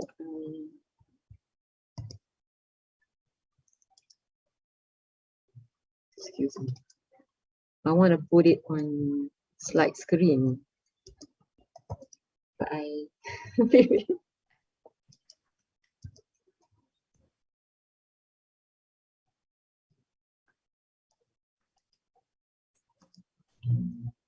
not able to. Can you help share the slide? Okay. Let the committee. Okay, I got it. Sorry. Okay. Press that Go button, Professor. All right. Okay. So I'm so sorry. It's okay. It's okay. Go ahead. So the topic that I'm going to present is actually quite heavy as compared to the previous two presenters, and I hope the participants can bear with me. The topic is on education and community development. Yeah. This is the agenda of the topic, or what I'm going to present. I'm going to talk a bit on the importance of education, and also about the development goals, the sustainable development goals, but especially pertaining to the quality of education. What are the challenges? And also talk about the how education in short can actually help in community development by sharing some initiatives taken by some countries and also Malaysia. So education, as Nelson Mandela mentioned here, is the most powerful weapon you can use to change the world. So without it, actually, you cannot change your fate, and also it will be very difficult for you to move upward. And also it will be detrimental to the economy of the nation as a whole. And as you can see from the SDG, as what the previous presenter has mentioned, there are 17 SDGs. And what I am going to focus on is on goal 4, that is quality education to ensure inclusive and equitable quality education and promote lifelong learning opportunities for all. So it's not just for some portion or some segment of the community, but to all the community. So SDG 4, actually, the main objective is to ensure inclusivity and equitable quality education to promote lifelong learning opportunities for all by 2030. So it's really 2020 now. And as I read the literature, actually, there's lots of initiatives taken by countries all over the world. So there are actually 10 targets of quality education, as you can see, and equal access to technical, vocational, and higher education is actually one of the important elements that must be achieved. And some of the initiatives that have been taken will be shared by other countries. So according to the Global Education Monitoring Report, education resources and opportunities are distributed unequally. I think all of us know that because the world is such a huge place to live in, and there are wide disparity of what they call the level of economics. or status of living all around the globe. And from the record, it shows that 258 million, or equivalent to 17% of the global total of children, are not in school. And as we can see, if we don't do justice to ensure equity and inclusivity of education to all, we can see that the richest will always be able to complete their school as compared to the poorest, and also we will not do justice to those who are, what we call that in Malaysia, we call anak-anak istimewa, or special students, less privileged students. Students with disabilities. And some of the challenges to achieve this goal, there are many actually, but I'll just highlight the most important one is actually the lack of economic means. So in Malaysia recently, there are news about, the palm oil industry that has been actually boycotted, or by certain advanced countries because of the child labor. So sometimes there are lack of economic means to send the children to the school, and thus sometimes the students stop schooling at a young age. But anyway, now it's getting better over the years, although there are still some instances. And also the lack of political will and community support, I think, should be garnered in order for these challenges to be overcome. Okay. And then challenges of poverty and inequality, as we can see all over the world, in sub-Saharan Africa accounts for 50% extremely poor children. So United Nations, UNESCO, they are playing a very important role to ensure that there is equality in education to all the countries. So these are some examples about, countries that are there are large wealth disparities and also disabilities, and as a result, the children, if we do not save them, they will be lagging behind in terms of foundational learning. So even at the very basic, so at least they need to complete the minimum proficiency level in reading and mathematics. Regarding the COVID-19 pandemic, it actually has caused some impact also to the nation, and UNESCO in March 2020 has launched the COVID-19 Global Education Coalition, and it aims to help countries in mobilizing resources and implementing innovative and context-appropriate solutions, and also facilitate the return of students to the schools. And I'm happy to note that, as I mentioned earlier, Malaysia now has allowed what they call that cross-state travel, because we have reached the 90% vaccination for the adult population. So we are now looking at children also going to school soon, because now the vaccination is onto the teenagers now, as the next section of the community, for them to be able to have face-to-face learning. No doubt that COVID-19 actually also offers some advantages, with regards to the fact that we all now need to be IT literate to teach students using technology rather than face-to-face. But nevertheless, if there are some face-to-face interaction, the learning would be, I think, more effective at times. So this framework of quality education that's promoted by the UNESCO 2004, there are learner characteristics, contexts, enabling inputs and outcomes. So in summary, all these have to be taken into account for the students to be able to learn the appropriate skills that they require for them to upgrade their living style. So in terms of education and community development, it helps actually a lot to develop the community. It makes members of the community get a sense of self-dependence and confidence. It promotes confidence, peace, and security. and also it spares from exploitation. So if you have the means for you to earn a living, therefore you'll be more independent and not dependent on other parties. And also it goes on with the fact that it can also curb poverty, unemployment, and child labor. And most importantly, it fosters social solidarity in communities.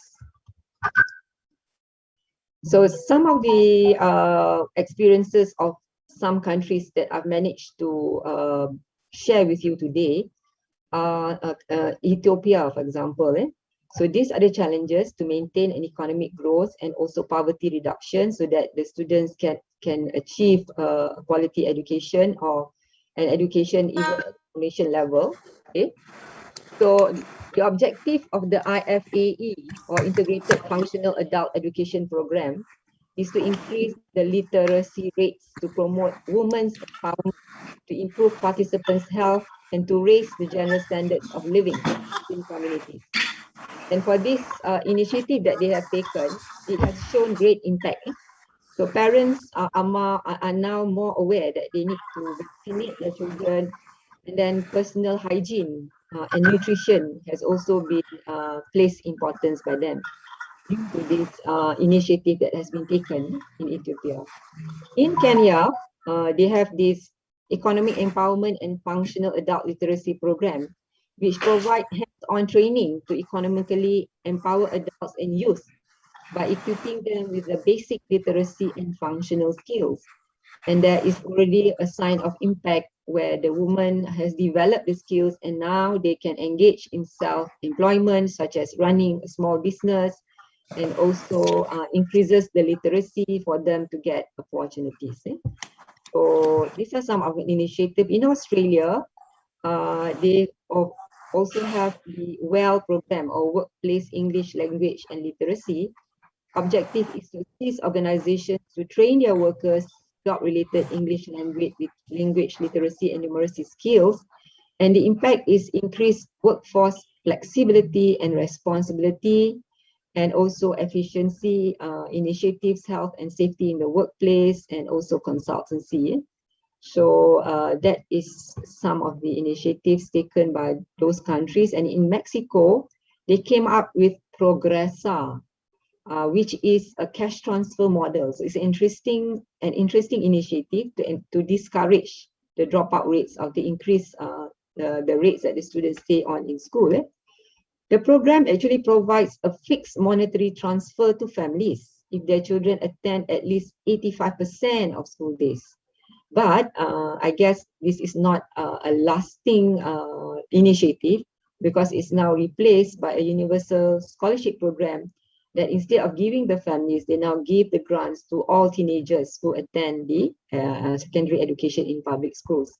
But nevertheless, there is this impact that can be seen that is the dropout rates have actually decreased and the students are now staying in school much longer. In Laos and Ghana, also those are some of the challenges, poverty and the rest. Parents leave to work early, children have to walk hours and all that. So it's very difficult for them to get good education because of those challenges. And they have launched a National School Meals Program to provide free school lunches to children. And the impact is that it has actually resulted in attendance rates of the children, of the school children. So very simple, initiatives that have been taken, but has shown a great impact. And in Indonesia, Kiat Guru, this is what I gathered from the literature. They had this in 2016, and I know you know this issue much better, where they enlist local community representatives to monitor the performance of teachers. These are the teachers who are actually working in the remote area, and therefore the community actually assists to ensure that the teachers are going to schools and teaching the children satisfactorily, and they are given a certain amount of incentive for them to do. And the impact is that improve students' community satisfaction and improve students' literacy outcomes as well. In Malaysia, we have certain foundations, and I'm going to share with you 3 foundations actually.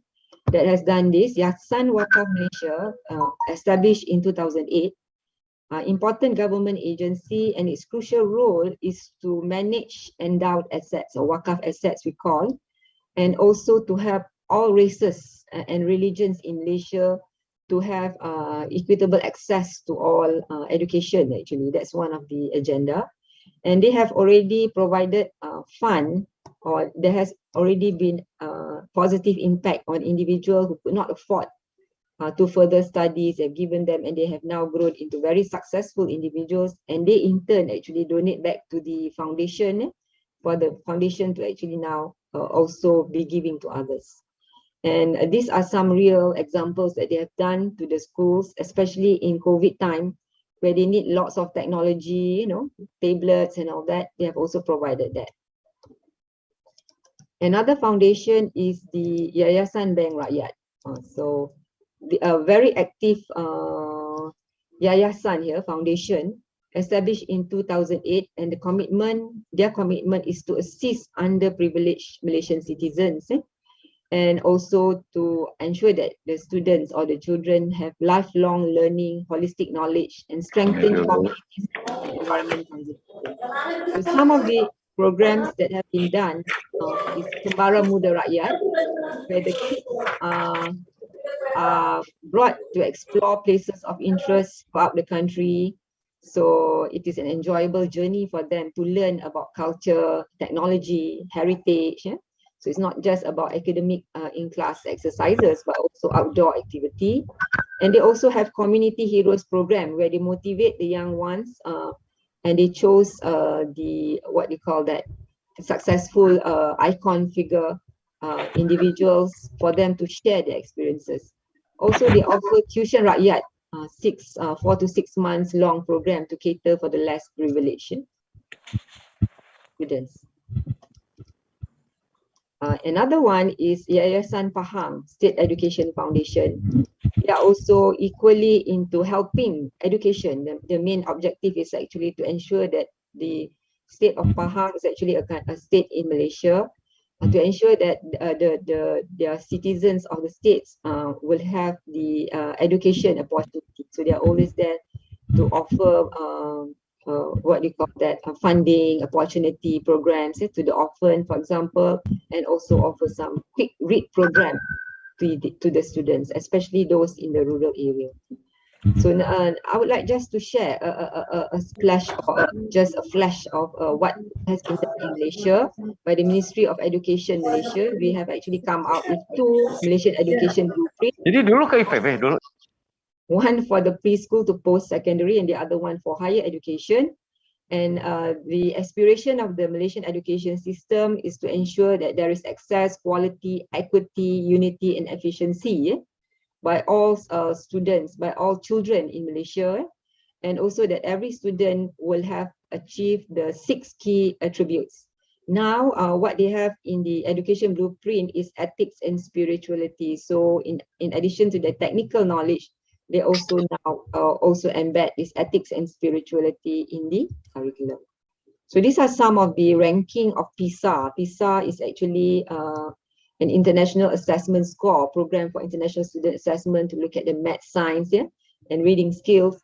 And these are some of the things that Malaysia looks at for them to improve their ranking in terms of PISA assessment.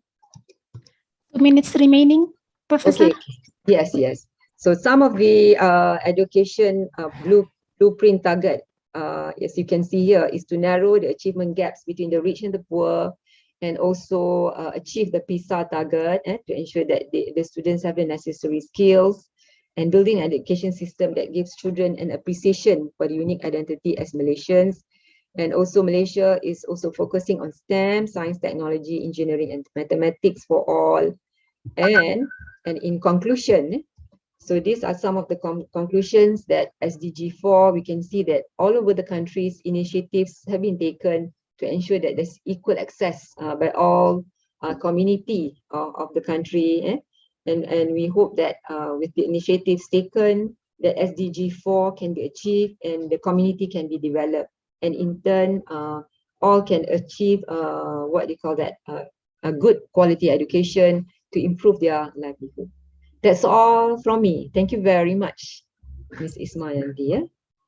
Thank you, Professor. Wow, the presentation to enlighten our knowledge about education and community development in many countries around the world, like Ethiopia, Kenya, Australia, Mexico, Indonesia, even Malaysia. Oh, thank you very much for the sharing, Professor. Shall we give a warm virtual applause to Professor Hasna? Right, we have one more speaker, Professor Chin Kung Wang from Chungsan Medical University of Taiwan. Professor Chin Kung Wang, are you here? Yes, I'm here. Oh, thank you. How are you? Yes, I'm fine. You? Okay. Well, before your presentation, let me read your CV first. Can the committee share the CV of Professor Chin Kung Wang? Professor Chin Kung Wang is an active professor in nutrition and food technology and has published many articles related to food science and technology. He also received so many awards in medical and such as Who is Who in the world and Who is Who in Asia in 2012 and 2021. Well, I think now we really listen about how the COVID-19 pandemic happens in Taiwan and how to empower the community. The 15 minutes is yours, and if it is remaining 2 minutes, I will give you a sign, Professor. The time is yours. Okay, thank you, Chair, for your very kind introduction. At first, I would like to appreciate Dr. Giatmi kind invitation. My talk today is about empowering the community to overcome COVID-19 pandemic in Taiwan and the science, an example of electrolyzed water. All right, so I think when I mentioned about the SARS-CoV-2, that is COVID-19. We know the full name is severe acute respiratory syndrome coronavirus 2. From 2020. Actually, in Taiwan, every day we have always have the very new status. For example, here you can see this is the status of last week.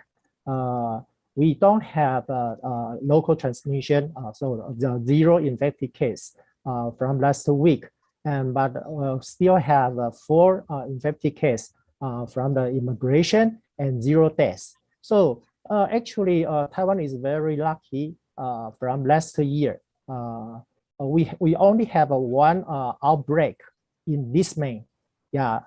So the serious situation is every one day almost 500 more infected cases. And after 1 month control, the infected case gradually well controlled. And almost in August, every day only 1 or 0 infected case. Till now, almost 2 weeks, we don't have infected case already.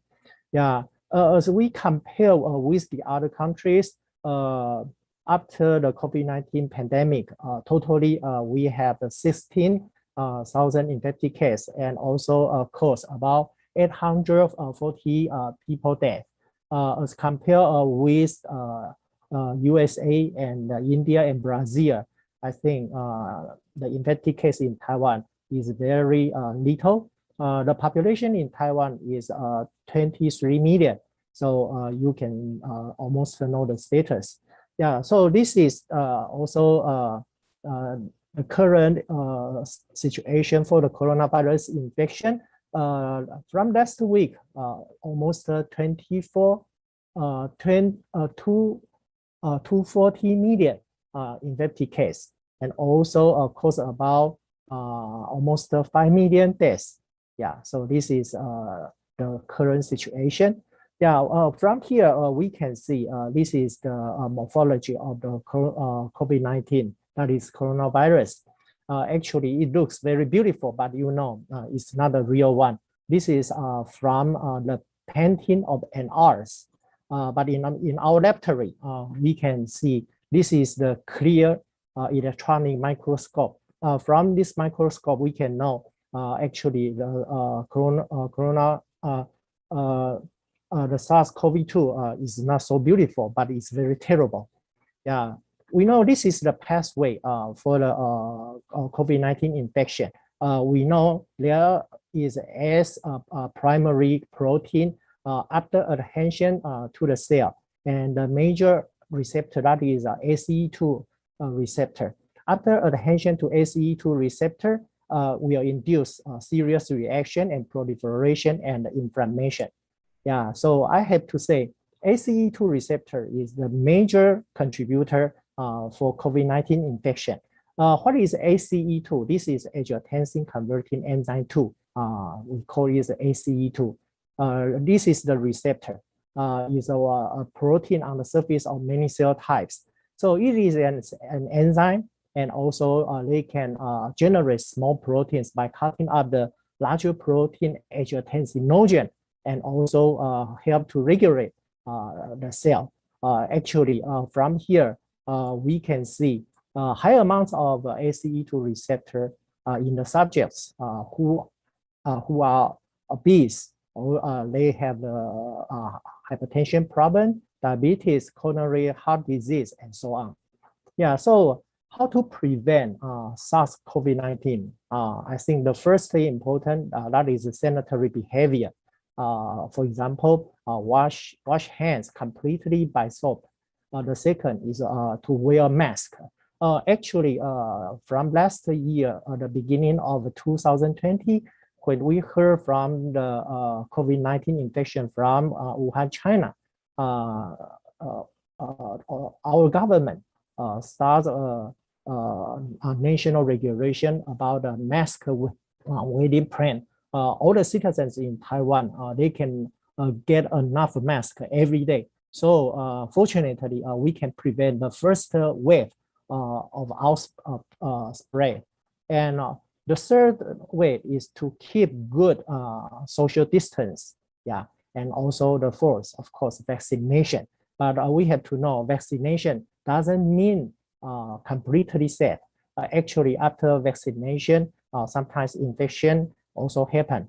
But the most important is that vaccination can help to prevent the severity of the COVID-19 infection. But one thing is also very important, that is nutrition and smart actions. So I think under different kinds of behavior can help us to prevent COVID-19 infection. Yeah, now in Taiwan, we have very important policy, that is the border management. It means all the immigration, when they move into Taiwan, they need to accept the quarantine isolation. Basically, 2 weeks of quarantine isolation are required. But after 2 weeks, still another 1 week of self-management. Yeah, so in the totally 3 weeks, we have 2 times of RT-PCR examination at the beginning and also end of the quarantine of the 2 weeks. And for the self-management period, also 1 time of COVID-19 rapid kit test. So I think this is the reason why we can keep very good safe status now in Taiwan. As I mentioned about the only 1 outbreak in Taiwan is this May. The government never announced about the city lockdown, but as you know, a lot of cities around the world, they need to have the city lockdown. But people in Taiwan, this is a self-lockdown. Yeah, so we can see usually these shopping areas are very crowded, but after the outbreak of the COVID-19, no one in the street and in the shopping area. So I think this is a very, very self-controlled expression. Yeah, in a restaurant, we also have this kind of plastic separation instrument. So all the guests, they can enjoy the meal in their own place. And of course, I also need to mention about the economic growth. Yeah, because in Taiwan, we are very lucky. We don't have the city lockdown, all the students can still keep the normal condition. So the economic growth still continue to increase every year, about 3 to 4% of growth.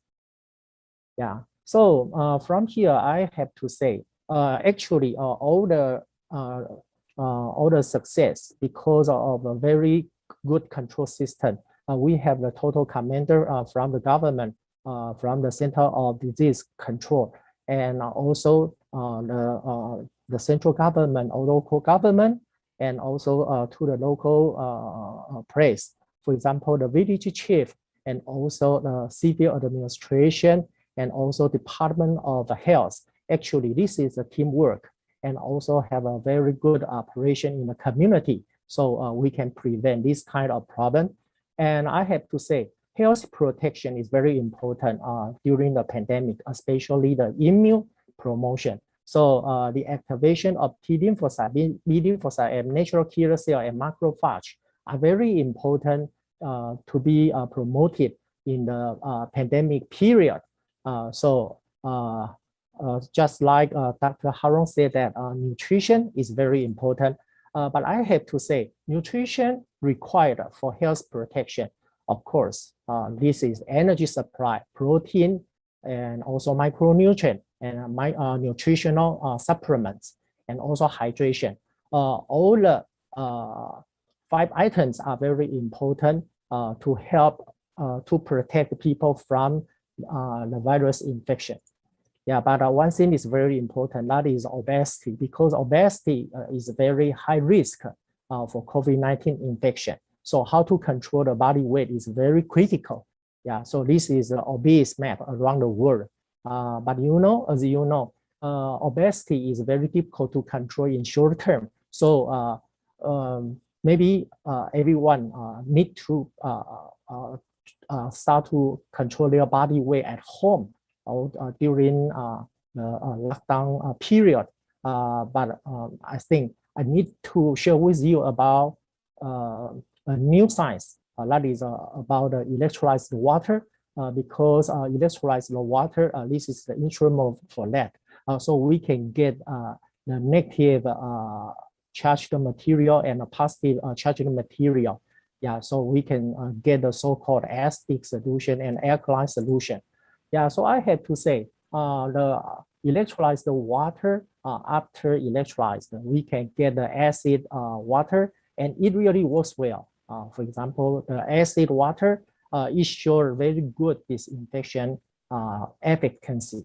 Yeah, so I will share with you all the studies actually have been done in my laboratory, and now we are going down about the study on COVID-19. But today I will show with you is about the acid hydrolyzed water on influenza A, B, and also different kinds of bacterial infection. Yeah, so we get different kinds of hydrolyzed water. This is tap water, non-electrolyzed water, and acid electrolyzed water with different kinds of oxo-reduct potential, and AC4, the ORD value is very high, and also very low pH value. So we get different kinds of infective bacteria, for example, E. coli, Staphylococcus species, and also different kinds of Streptococcus. And we also get the influenza A and B from the patient to do the studies from our hospital. Yeah, so I think I can show you the results with you in very short. From here, we can see actually all the acid hydrolyzed water can suppress the respiratory bacteria.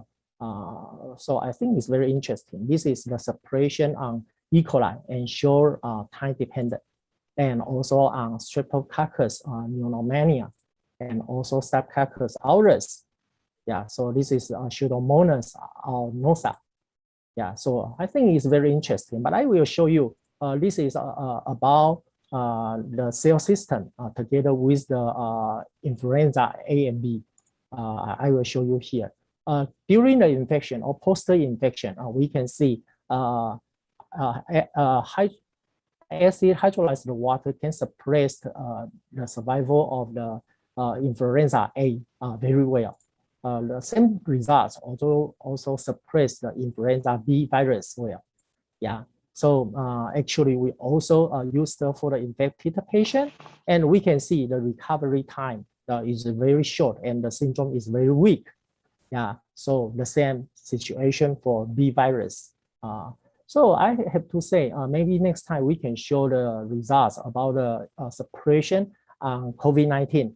And actually, I'm very happy to talk to everyone.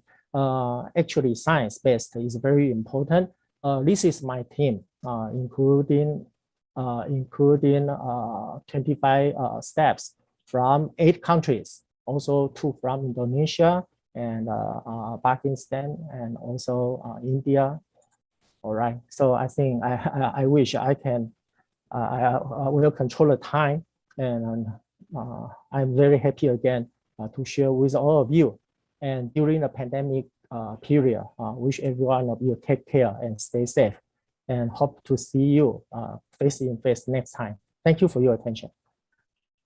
Thank you very much, Professor Wong. Surely we have to change our old habit, after the pandemic and pay more attention, particularly about the nutrition for the health protection.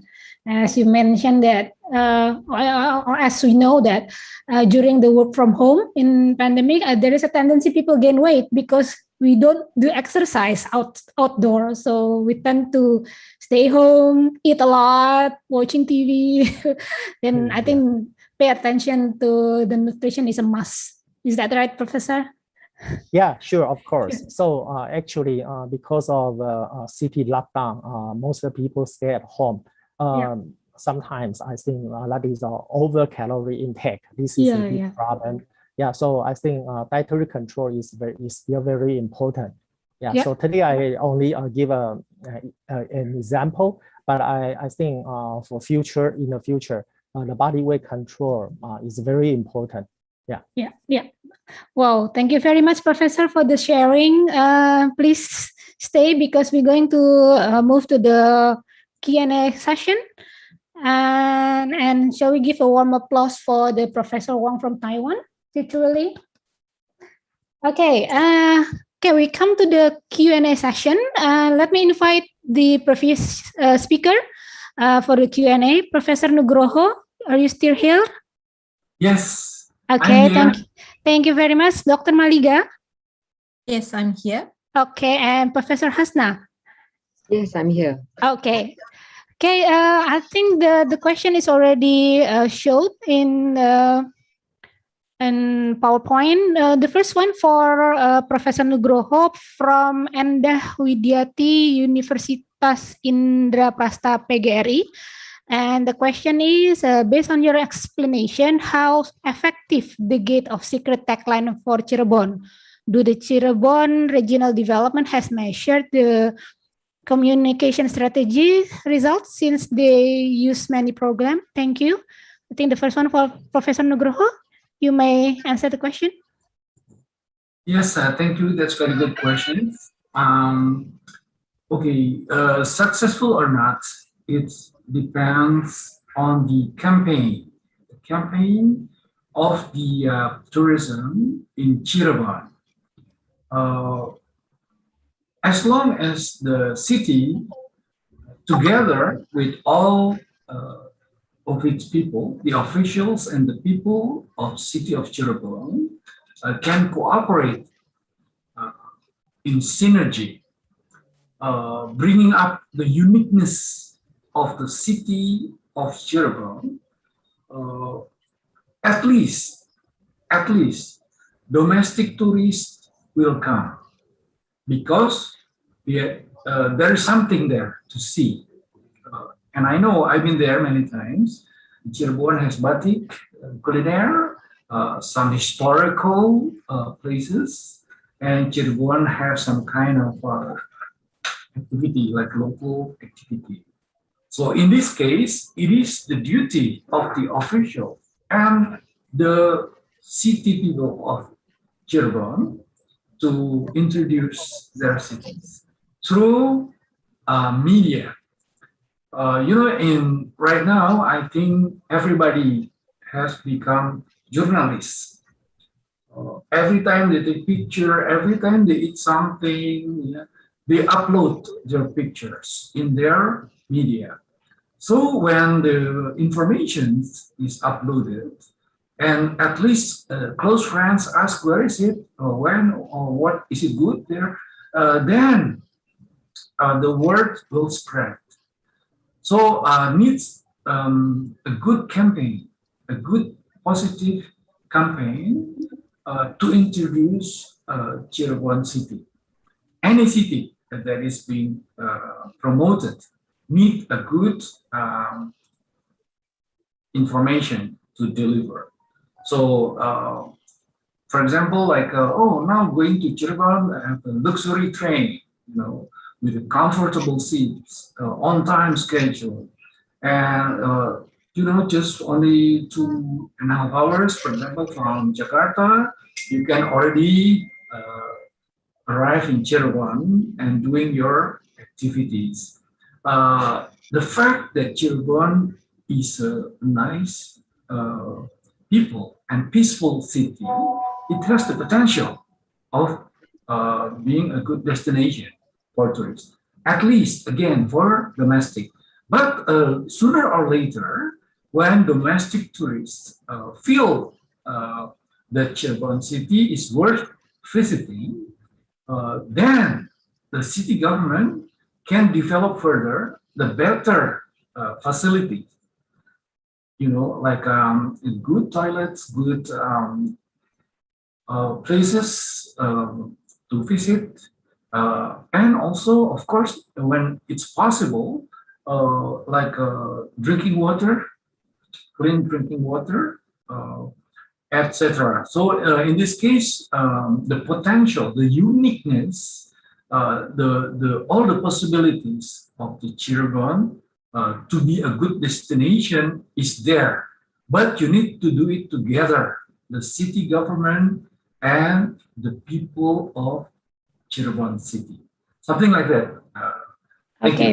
Thank you, Professor Nugroho. So all the stakeholders has to play their roles, and yes, of course Cirebon has to boost up the authenticity, like Professor Dr. Maliga said in the CBT, right?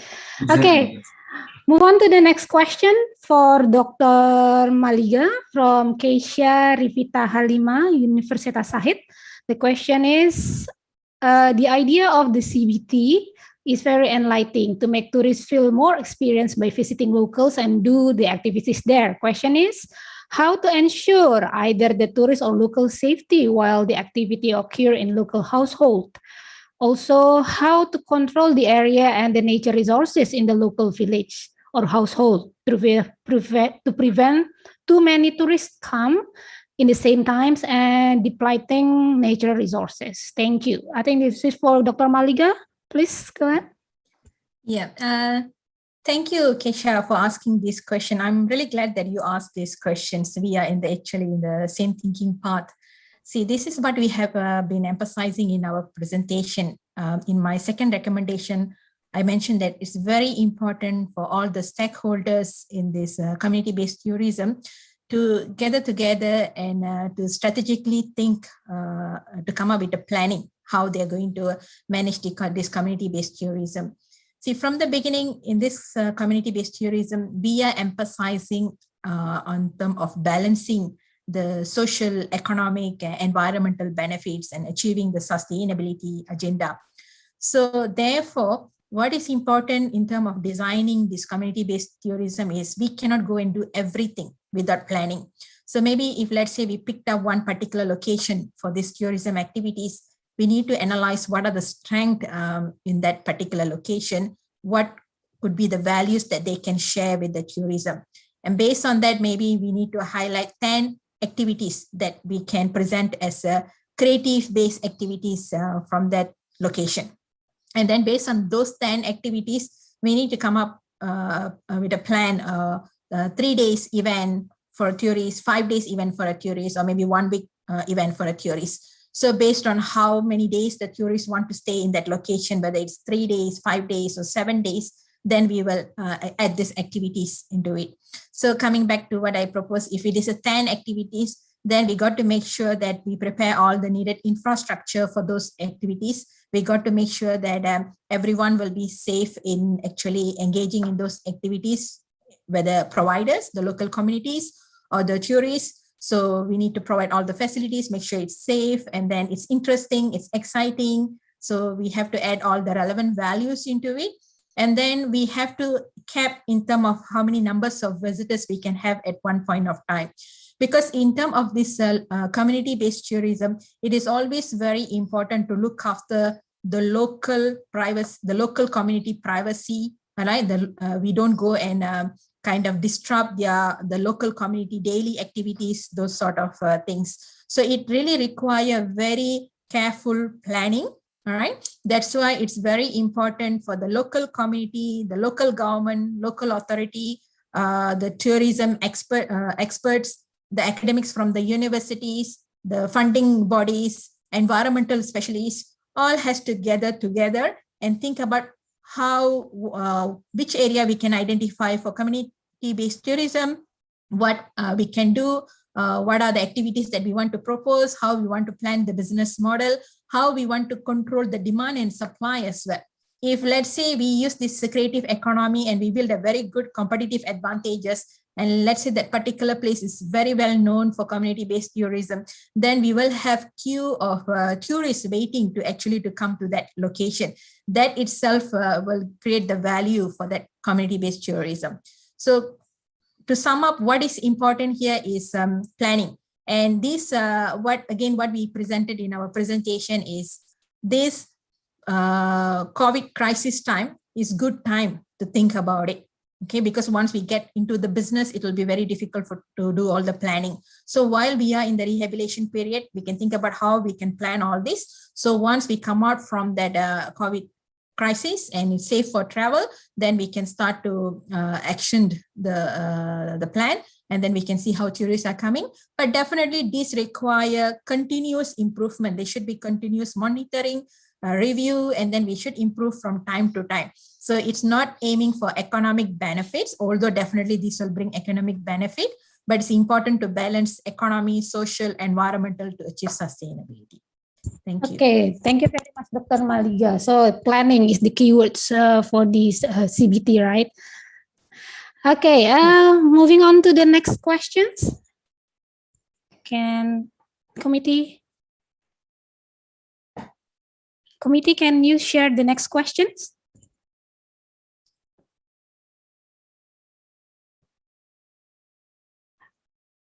Okay. Okay. Oh, while waiting, I have questions for Professor Hasna. I'm quite interested with the education in Malaysia, as you mentioned in your conclusion. Professor Hasna, are you there? Okay, Prof. Okay. Yeah, yeah. I'm interested with the education and how the education conduct in Malaysia. And you mentioned in conclusion, if I'm not mistaken, there is a zero reject policy for special needs students that Education Malaysia implementing. And what is the strategy of dealing that particularly dealing with the special zero reject policy for the special need during the pandemic and or during the learning from home during the COVID? Okay, thank you. Thank you very much for the question. I think there are two questions here. For the zero reject policy for special needs students, actually, for the universities in Malaysia, we are actually specifying, specifically looking at those who are underprivileged and making sure that there is a certain percentage that is allocated for them. So, for example, we also have our key performance indicator in the Malaysian universities. And one of the KPI is actually to ensure that there is access and equity for the special needs students, and also there are infrastructure that's made available for them when they are on campus. So At the moment, those are some of the what you call the indicators that the Ministry of Higher Education is looking at also to ensure that all universities are moving towards that direction. So that's the first question. So a targeted percentage quota for those who are having, we call them special students, special needs students, and also to make sure that they are being cared for when they are on campus, because we don't want them to feel isolated. So that's one. And the strategy dealing with the issue of learning from home during pandemic, I think is a challenge for all. But what happened in Malaysia, and maybe I can just speak regarding the university that I'm in at the moment, University of Science Islam Malaysia.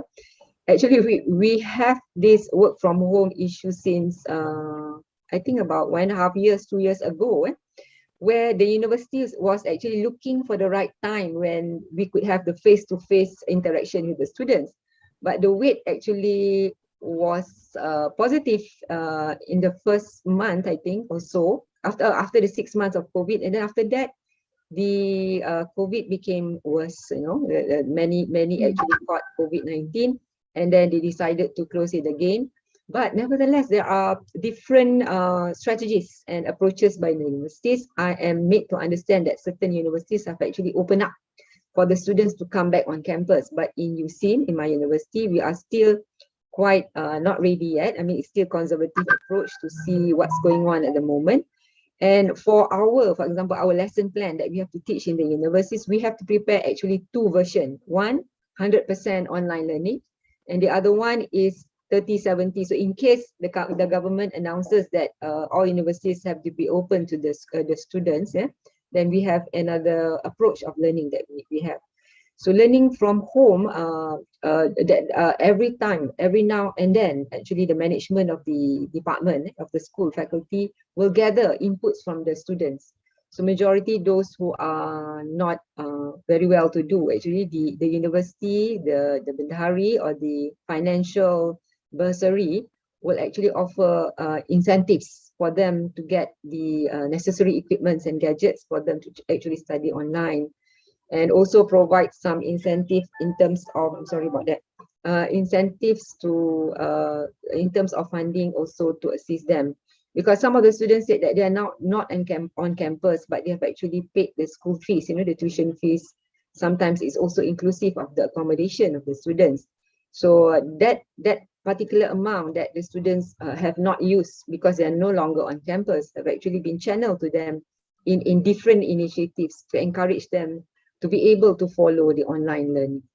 In the first instance, it was very difficult, lots of complaints coming in to say that when they are at home, it's not just the learning that they have to do and follow the class, but the family actually took for granted that they are actually at home, and sometimes they have to do some work also, in addition to learning, to assist with the family matters. So, but after a while, we are getting used to it, and it's getting better actually. In fact, even though with this pandemic issue, online learning and working from home, I think the amount of work that we have to do online, sometimes we have back-to-back meeting, is even more. So I think, in short, what I'm trying to say is the effectiveness is still there.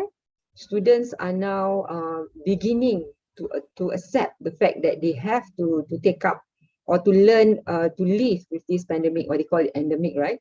And adjust to the way that we are learning.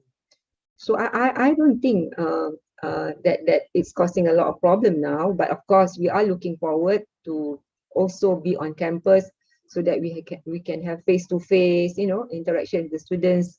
Even if we have blended learning, maybe that's another way that we can move forward to if we don't want 100% face-to-face learning. So those are some of the strategies that have been put in place. And in fact, the universities have also allocated some percentage, not only for the special needs students, but also for the people or the students who come from lower level of income.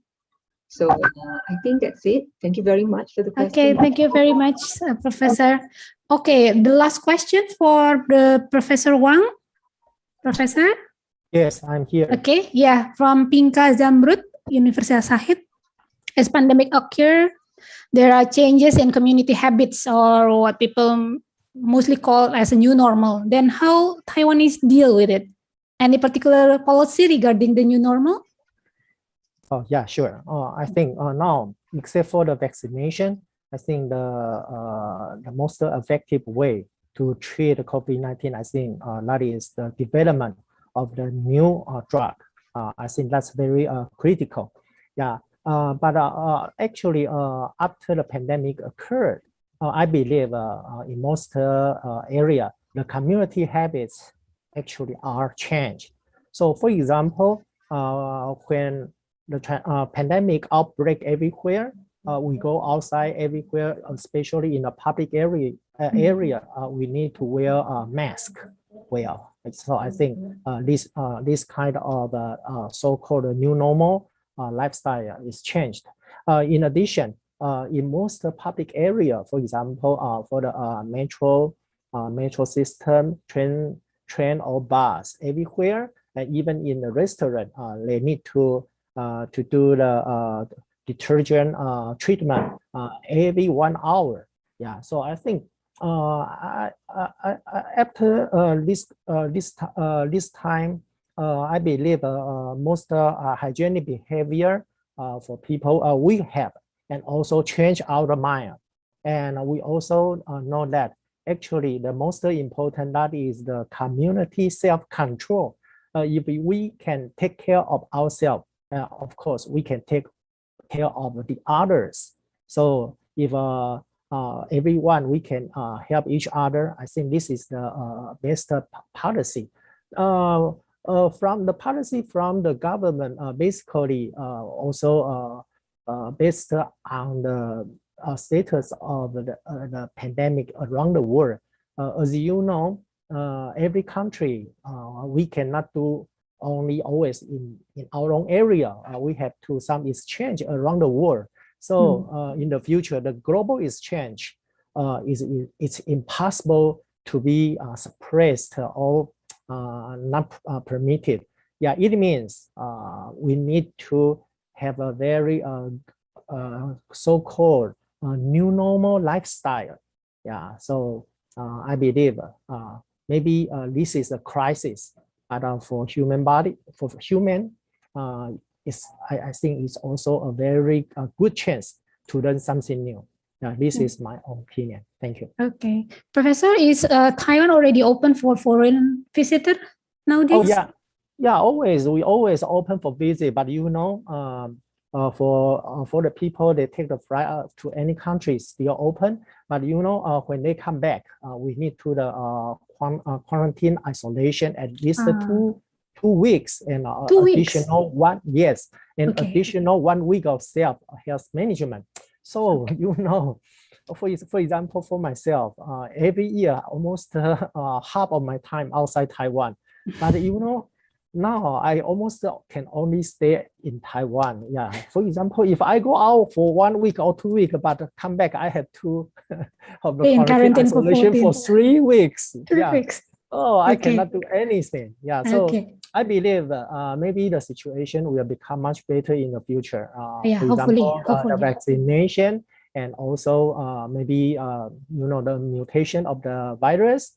I believe the mutated virus they have very high outbreak capacity, but I believe the effect on health should be lower in the future. Hopefully. So, I hope. Yeah, I think everybody in the world hope that we can survive from this pandemic and back into the new normal. Oh, yeah, right? Of course. Okay. Yeah. Thank you very much, Professor. Wow, time flies by and it is almost the end of the session.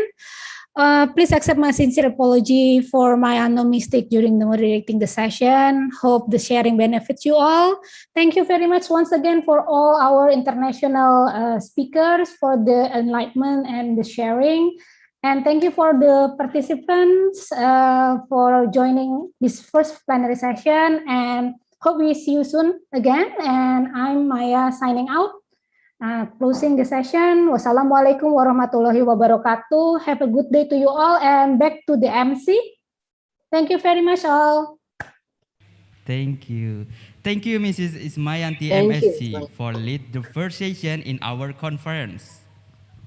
Next, we will invite Professor Dr. Nugroho B. Sukamdani, BBA, MBA, BET from Indonesia, and Dr. Frankie from Professor Dr. Mustopo Bragama University can deliver certificate to invited speaker. The time is yours.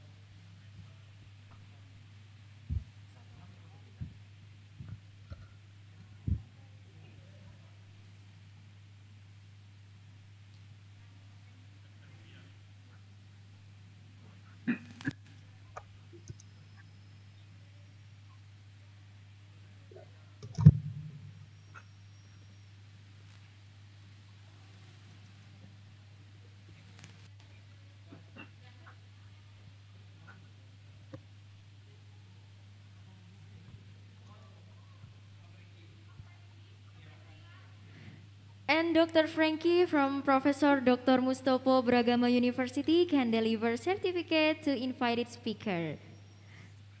Thank you very much. Thank you so much, sir, for this best opportunity for University Professor Dr. Mustopo Agama. And we hope success for this kind of the third international conference of community development 2021. Again, be success. Thank you. Thank you, Pleasure. Professor Dr. Nugroho B. Sukamdani, BBA, MBA, BET. Next, we will invite Dr. Maliga Marimutu from Australia and Dr. Frankie from Professor Dr. Mustopo Bragama University can deliver certificate to invited speaker. The time is yours. This is the best opportunity to hear about your information and your knowledge about this, the third international conference on community development 2021. And hopefully we can do in the same occasion. This is the best for you and good luck. Thank you very much. Thank you, Dr. Maliga Marimutu and Dr. Frankie from Professor Dr. Mustopo Bragama University. We will next deliver certificate invited speaker to Professor Hasna Haron and Mrs. Putri Suryandari STMRs from Budi Luhur University can deliver certificate to invited speaker. The time is yours.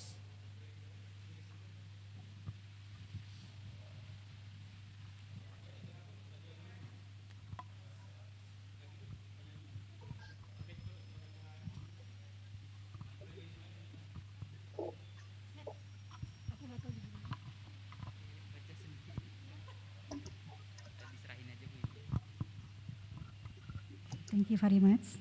This certificate dedicated to invited speaker, and please to take this certificate. Thank you. Thank you very much. Thank you. Thank you, Professor Hasna Haron. Next, deliver certificate invited speaker to Professor Chin Kung Wong and Mrs. Putri Suryandari STMRs from Budi Luhur University can deliver certificate to invite speakers. The time is yours.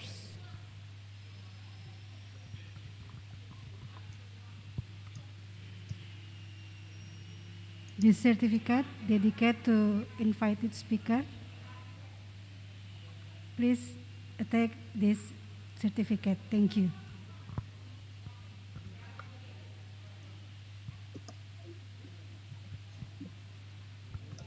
Thank you, Professor Chin Kung Wong and Mrs. Putri Suryandari STMRs.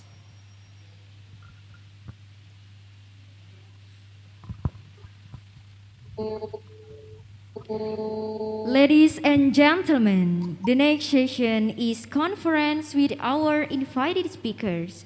Honorable Dr. Dev Arnand Kolesa from Business Development of MSME Sector, Canada. Dr. Anis Jans Ali from University Science Malaysia, Malaysia. Dr. Hanilin A. Hidalgo from Central Bicol State University of Agriculture, Philippines. And the last, Dr. Kaiskan from Kalinga Institute of Industrial Technology, India. And this conference will be moderated by Mrs. Dr. Dewi Nusra Ningrum from Mercu Buana University. For 70 minutes, this stage is yours.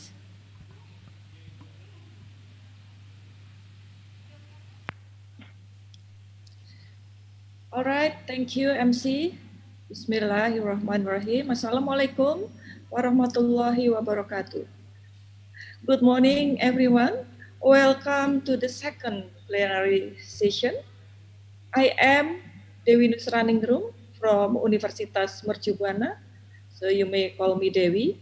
I am really glad to be moderator in this panel today for 17 minutes and meet great speakers and also meet great participants. So in this plenary session, each speakers will have 15 minutes to talk, and the last 10 minutes will be questions and answer. And of course, please, all the participants, prepare your questions using a chat room, and the speaker will answer after the presentations. First, I would like to greet the panelists. The first speaker, Dr. Dev Arnand Kolesa from Canada. Are you here? Yes, I am. Hi. Hi, nice to meet you. Yes, we need to drop the doctor because I do not have a PhD. Oh, all right. So That's what not a time? problem. Yeah, what time is it now in Canada? It is now 10 minutes after 1 o'clock in the morning. Oh, 10 minutes after 1 o'clock. All right. In the morning. In the morning, yeah? Early morning. So usually you're still in bed, right? Sometimes. All right, so thank you very much because you are ready now to be the speakers here, and welcome to the ICCD 2021. And all right, before you make a presentation, I think I would like to greet the second speaker, which is from Philippines, Professor Dr. Hanilin Ahweliker Hidalgo. Are you here? Yes, I'm here. Good morning. Hi, good morning. What time is it now in Philippines? Oh, In Philippines, it's 12:10. Oh, yeah. It's 1 hour behind Jakarta, Yeah. right? Yeah. Wow, you are beautiful. So welcome to the ICCD 2021. Yeah, right. I'm glad to meet you here. And then the third speaker is from India, Dr. Haiskan. Dr. Haiskan. Hello and good morning. Hello, good morning. What time is it now in India? Which part of India are you? I'm from East India near Kolkata. All right. So what time is it now? Oh, we are looking at 9:40 a.m. right now. Like we are 1.5 hours behind you. All right, 1 hour and a half behind, yeah? So you just have your breakfast, right? Oh, we did. Nice to meet you and welcome to the ICCD 2021. Thank you, ma'am. All right. So I would like to greet the last speaker, Associate Professor Dr. Anis Jani Ali from Malaysia. Are you here? Hello? He is my best friend because this is, I think, the third time I met him in ICCD. Okay. Dr. Anis Janis Ali, are you here? I don't think that he's already here. Well, now the first opportunity to give talk is for Mr. Hernan Nolisa from Canada, and I would like to introduce, especially for his CV. Please, the committee, can you share Mr. Hernan CVs on the screen? So, Mr. Duff Hernan Nolisa is a consultant in business development. And then his expertise is in business administration and also certified in gender development and also expert in human resource management and management.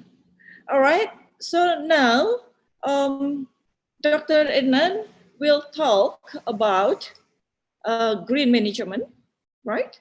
Dr. Oh, Mr. Hernan? Yeah. So I think now is your time to give your talk for 15 minutes. And before the end of your time, I will remind you. Okay, thank you. And it is a pleasure to be here. And as was said, it's very early in the morning, but I still enjoyed what has gone before me. And I thank the organizers. And it's good to be here at this third Iccd conference. So all protocols observed. What I want to look at and talk about is entrepreneurship and innovation in emerging economies, or in particular communities. So I want to begin this this presentation and this article by referring to a community called Paradise. So you want to guess where Paradise is? But Paradise is in a lovely country called Indonesia. So let's remember that Paradise community. And what I want to, this is going to be, hold on. So let me, are you seeing the screen then?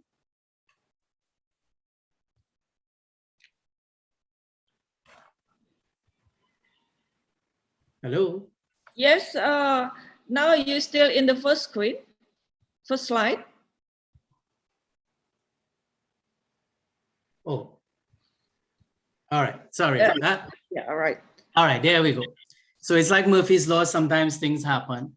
So this is the only slide that has a very long set of words, because we're going to use the trending concepts of data visualization to capture what I want to say. But certainly just the overview, and it sort of speaks to the agenda. So this presentation seeks to encourage and empower communities in Indonesia to nurture innovation through entrepreneurship by supporting champions of innovation.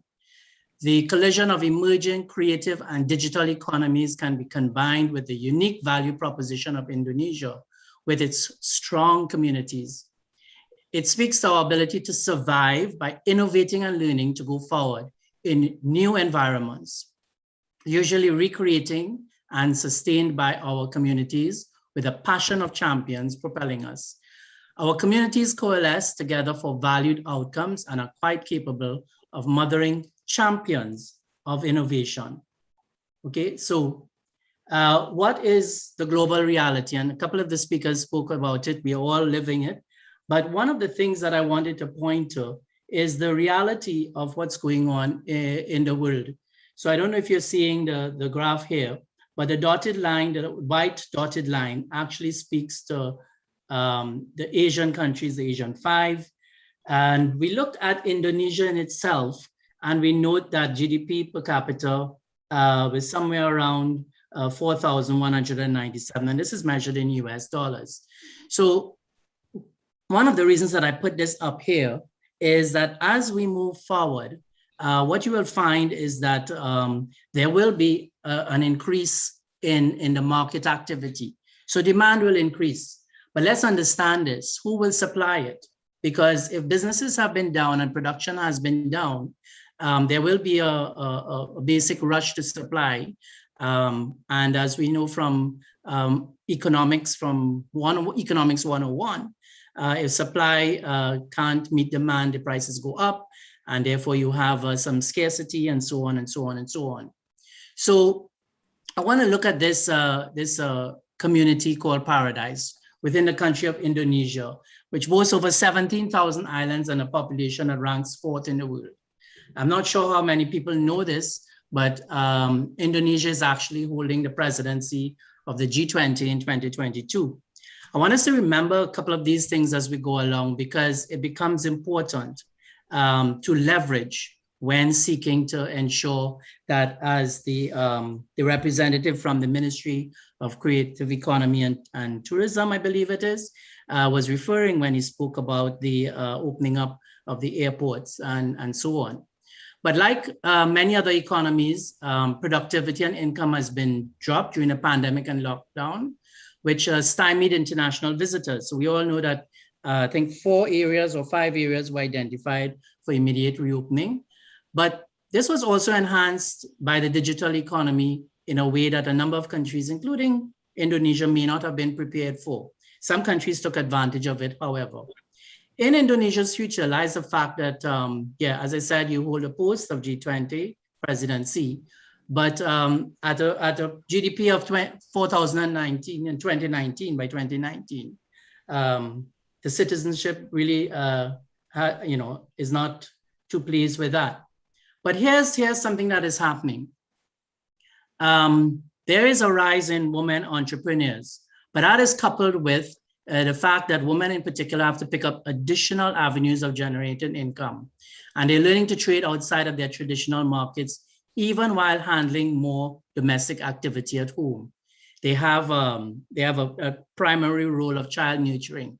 I wanted to raise that because women entrepreneurs account for a significant 21% of total entrepreneurs in Indonesia, surpassing the global average, right? There was a study by the Saskawa Peace Foundation and Dalberg in 2020 that spoke to that. I want to look at some of the images here. So the main areas of the capture by the women entrepreneurs are in the areas of fashion, culinary, craft, and so on. So what is happening with that? Can all of those be export oriented? We'll speak to that in a little bit, and I want us to keep that in mind. But the middle picture here shows something. As again, I want to just point out that women have this role of taking care of the children. And whilst there are fathers who are still around and do that, women traditionally have assumed that, and it has increased because a lot of children are at home. So we have to recognize that as part of how we deal with going forward in the world. But what has really happened? Now, excuse me, we have had the traditional path of individuals who go through the rudiments of institutional learning. And I like that one of the speakers spoke to SDG 4 on education. We should bear that in mind. Yet at the same time, these are traditional old syllabuses and so on. There are new global trends that are taking place, which need new skills. As a matter of fact, a global report has pointed to about 1.6 billion youth, young people who may have been trained for the wrong jobs. As a McKinsey report notes, however, at the beginning of 2021, there will be a lasting impact on labor demand, mix of occupations, and new workforce skills required. So what has taken place in terms of trends? There's an explosion in e-commerce, logistics, and the supply chain. There's more investment in the green economy, agri-tech. There are trends for data visualization, and even some old jobs have become actually back into the fore, such as even photography. Whereas photographers were on the decline a bit in terms of their skills and services, now because you're doing a lot more of what we call data visualization, you'll find that these skills are actually taking the foreground.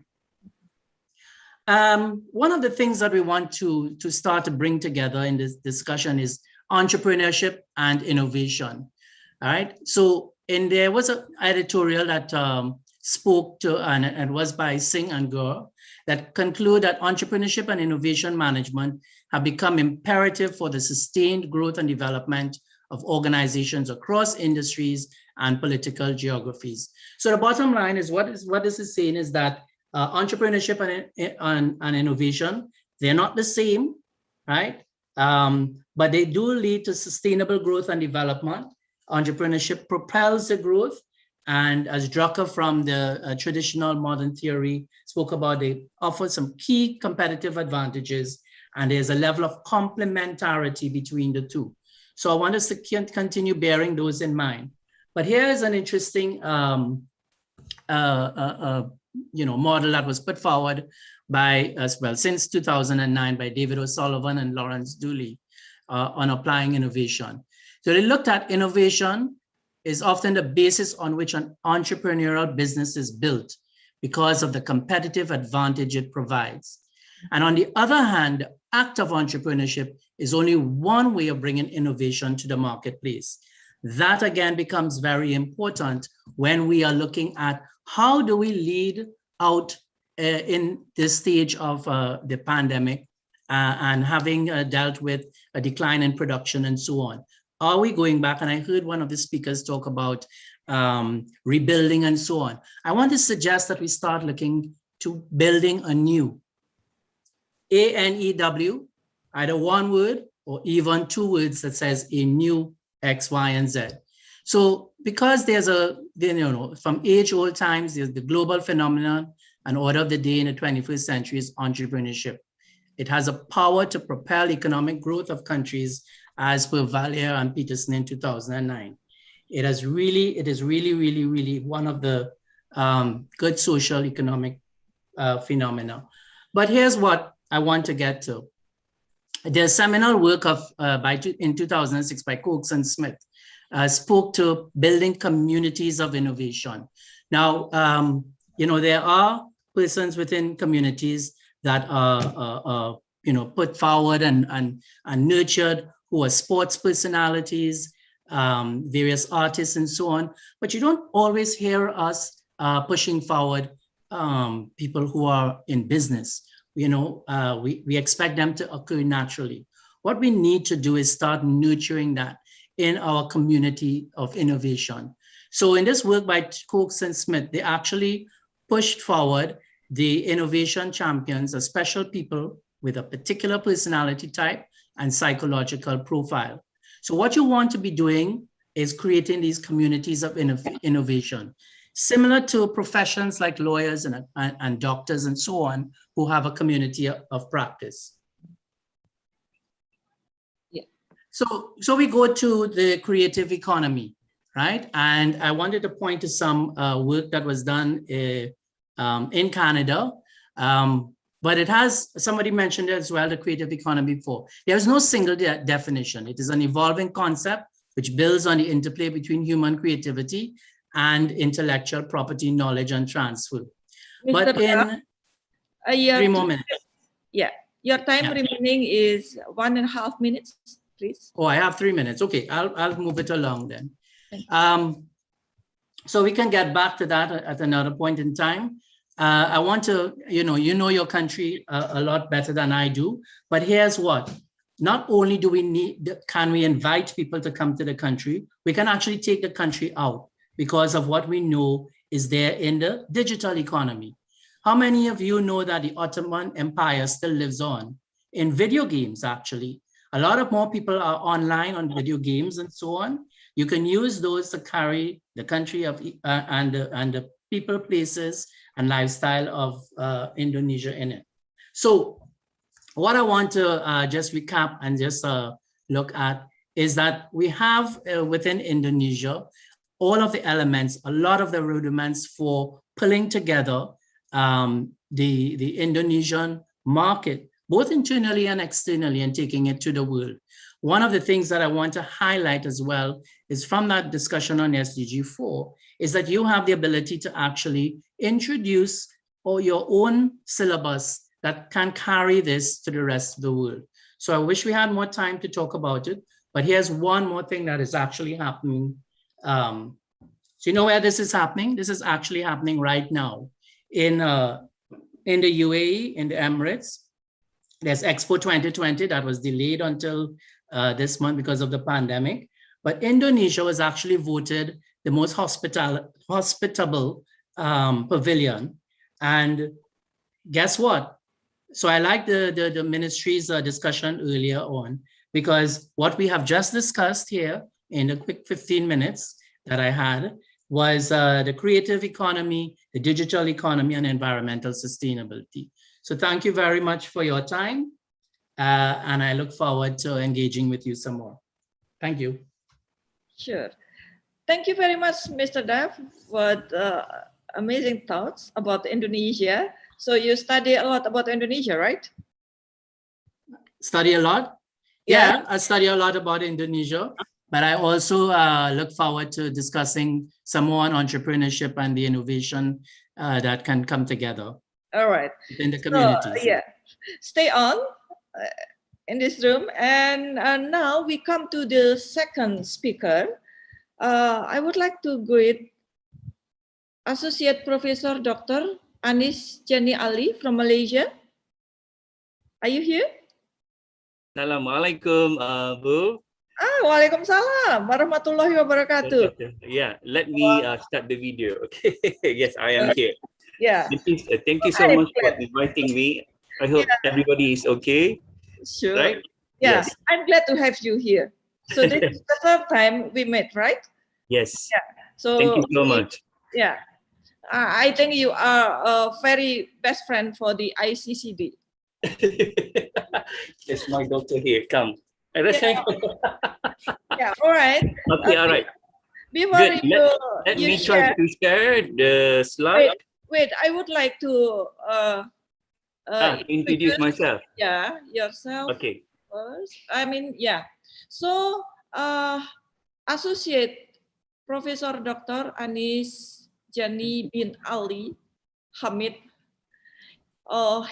he gets many awards, especially from Malaysian government, and also finished the PhD degree from the Netherlands, and also the master degree in international business, also from Netherlands. And he got two kind of a diploma, one from Canada and one from USM. All right, and there are so many publications that he already published, especially also in the community development. And now, please share your thought about the lesser prominent factors contributing to Malaysian graduate employability, right? I will try to share, Bu. All right. Thank you so much. Thank you so much for the introduction. Yes, and your time, 50 minutes, I will remind you before time ended. I will try to do it. Okay. Let me start, everybody. Okay, Assalamualaikum warahmatullahi wabarakatuh, and selamat. Masih pagi atau sudah siang di sana di Jakarta? Still pagi. Okay, alright. Selamat pagi semuanya. Alright. First of all, I would like to thank you, the committee members, for inviting me for this ICCD conference, especially to Allahyarham Bunda Inge. Al-Fatihah to her. Yeah, I think she was the one who had been inviting me for the last 3 years to join this ICCD. So my team members are including this Nordayani Kamaswadi, Ubedullah, Jamshid, Nordiana, Maheswaran, Nurul Hidayah, Mas Hariza Ali, and Yazrina Yahya. All right, this is about my title, The Lesser Prominent Factors Contributing to Malaysian Graduates' Employability. All right, so actually people usually they study a lot of factors contributing to graduates' employability, but now I'm studying the lesser prominent factors, that is not so famous factors that have been studied before. All right, so Ministry of Higher Education of Malaysia conduct a survey of graduates' employability on yearly basis to check on graduates' employability in Malaysia upon their graduation. The expectation of the ministry is to get a minimum of 75% of the fresh graduates to be employed during after their graduation. So the employability of Malaysian graduate has dropped by 1.8% in 2020 compared to 2019. Since companies are not able to operate at full capacities because of COVID-19, the chances to hire new employees are almost zero. So this has been given huge impacts on the graduates' employability in Malaysia. So if you can see the table, all these higher education institutions, so public universities, has been a drop. You can see that from 2019 and 2020, all of them are having a drop in terms of employability rates, especially the vocational college. You can see that it's about 16% in which the graduates from vocational college didn't get the chances to get a job. This is because when the COVID-19 started, most of the factories has closed their operations because the government have given the orders for them to close. So if we look at the level of study of the graduates, also we can see that for the undergraduate, if you can see that the first degree has been dropped by 1.6%, whereas for PhD and master level, there has been an increase in the employability in 2020. For the field of study, we can see that all of these field of studies, engineering, manufacturing, construction, science, mathematics, computer science, health and well-being, social sciences, business and law, have been having this drop in the employability rate by some percentage. But the education level, however, have seen an increase in the employability rate by a few percent. All right. Then this study is important as it indicates the level of studies that are less famous, that is important in contributing to the employability of Malaysian graduates. So the finding of this study will shed lights on the factors that have not been studied before in the field of employability, such as experiences of studying overseas, staying at campus hostel during their study, and etc. So the findings are important for the Ministry of Higher Education to take note as to improve the employability of the graduates. So these are the 5 objectives of the present study, which are to study the relationship between age and graduates' employability, and also to examine the relationship between gender, and also to study the relationship between level of study of the graduates and their experiences of staying at campus hostel, and also to study either the field of their study has relationship with their employability rate. So let us look at the age and graduates' employability. So the link between employability and the age are still in mixed arguments and empirical results. On the other hand, keeping up with the competencies and abilities needed to remain in the workforce seems to be more challenging for older employees than it appears to be for younger employees. Ibok discovered that age had a substantial impact on the development of employee skills among students. Opik Lakwi and Falai, on the other hand, observed no age differences in the development of employee abilities. Idaka and Izochi showed that students in the age range of 21 to 23 years old outperformed those in the age range of 18 to 20, and most physically students aged 24 and above perform better than the younger students. So our H1 is age is significantly related to graduates' employability. So this is in terms of gender. So in terms of communication skills, ladies and gentlemen, planning and organization, self-management, decision-making, computer competence, and overall employability abilities, male students outperform female students. This is in terms of communication skills, planning and organization, self-management, decision-making, computer competence, and overall employability abilities. For females, they are better in collaboration, problem-solving, initiative, and entrepreneurship. Right, so we developed H2, that is gender, is significantly related to graduates' employability. So this is level of study and graduate employability. So the level of study attained by people play a vital role in their chances of getting job. With the higher level of study that student has, the level of specification of certain knowledge is higher compared to student who has lower level of study. Therefore, the higher level of study will give better chances for graduates to be employed. So we have hypothesis 3, that is level of study is positively related to graduates' employability. Next one is experience of staying in the campus hostel and graduate employability. So living away from home for an extended length of time leaves students with some valuable experiences. So students learn to live independently and to compromise with some other students is new way of life. like in USM and most of the universities in Malaysia, they provide hostel for the students, and whereas universities in Indonesia mostly, you have all the kos-kosan all over the places, so student can hire and stay at that place. So according to Iftikhar and Ajmal, hostel student will have greater empathy, altruistic conduct, and emotional stability. These challenges and difficulties faced by students while staying in campus hostel will help them in preparing themselves before entering the work world. Another phase of ambiguity and surrounded by strangers. So H4 is experience of staying in campus hostel is positively related to graduates' employability. Next one is field of study and graduate employability. Stajonova and Blaskova reported that a total of 60% of students studied economics and humanities outnumbers the absorption opportunities of labor market.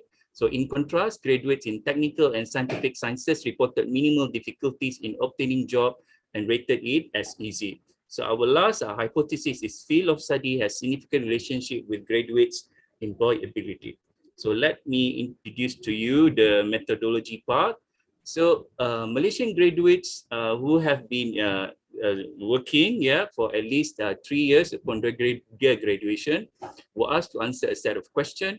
So we asked them a simple question like age, gender, level of their study, what is the field of their study, and have they stayed at the hostel before. So the questionnaires were distributed from end of June 2021 until early of August. So due to the, yes ma'am. So Time remaining 2 minutes. Okay, all right. Thank you so much. Oh, I'm taking so much time. All right, okay. By this one, the result, we can see that I will jump into the result, ladies and gentlemen. So the present study say that age, right? We found that, the present study, I cannot read these. Okay, the present study found that the younger the respondent, the better their chances of getting jobs. So this finding agree with the finding of Eng and Feldman and Wingard et al., who found that the younger the candidates, the better chances they have for employment because they are more adaptive to technology. Secondly, the present study found that the male graduates have high chances of getting employed, which is parallel to the finding of Izuichi. So this probably due to the nature of the job of the graduate who involved in this study. And the present study hypothesized that the higher the study level, the better chances the graduates to be employed. However, the finding of the study shows the opposite. The graduates had better, and the undergraduate actually had better chances of getting employed compared to master and PhD graduates. So this probably because of companies prefer undergraduates since they are easy to be more into the company's culture. And fourthly, having study in the or staying at the campus during the study as expected, graduate who had campus study experience had better chances to be employed. Because in Malaysia, student who needs to stay in the campus for the next semester, they have to be active in extracurricular activities and to collect points. For example, a female need to get 100 minimum points in order to have chances to stay in the hotel for the next semester. So in order to stay in the campus, they have to be very active. So as predicted, graduates' field of study shows an indicator of graduates' employability. The present study found that graduates in management or social sciences have better chances of getting employed compared to graduates with pure science and pure art background. Ladies and gentlemen, thank you very much. Back to you, ma'am. Yeah, all right, Panis. Yeah, I think it's a great research result, right? Because management is very important in Malaysia. Yes, it is. Really? Yes. Okay, that sounds great, right? Yeah, all right. So just stay here, and then okay. I will go on to the next speaker. Thank you very Thank much. you so much. Thank you Jen. so much, ma'am. Yeah. All right. For the next speaker, the third speaker is from Philippines, Professor Dr. Hanilin Aguilar Hidalgo. Are you here? So he will. Yes. Yeah, he will share about tourism recovery measure towards community development. Yeah, so before your presentation, I will read your CV. All right, so your doctor is about in business administration and master also in business administration, and the bachelor from law and also agribusiness management. Yeah, and then there are a lot of experiences,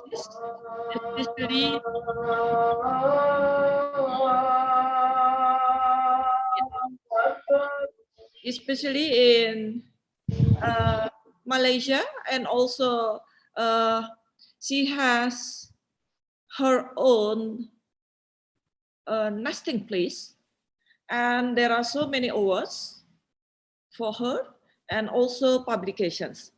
Yeah, all right, Dr. Hanilin. Okay, so may I share my screen? Sure.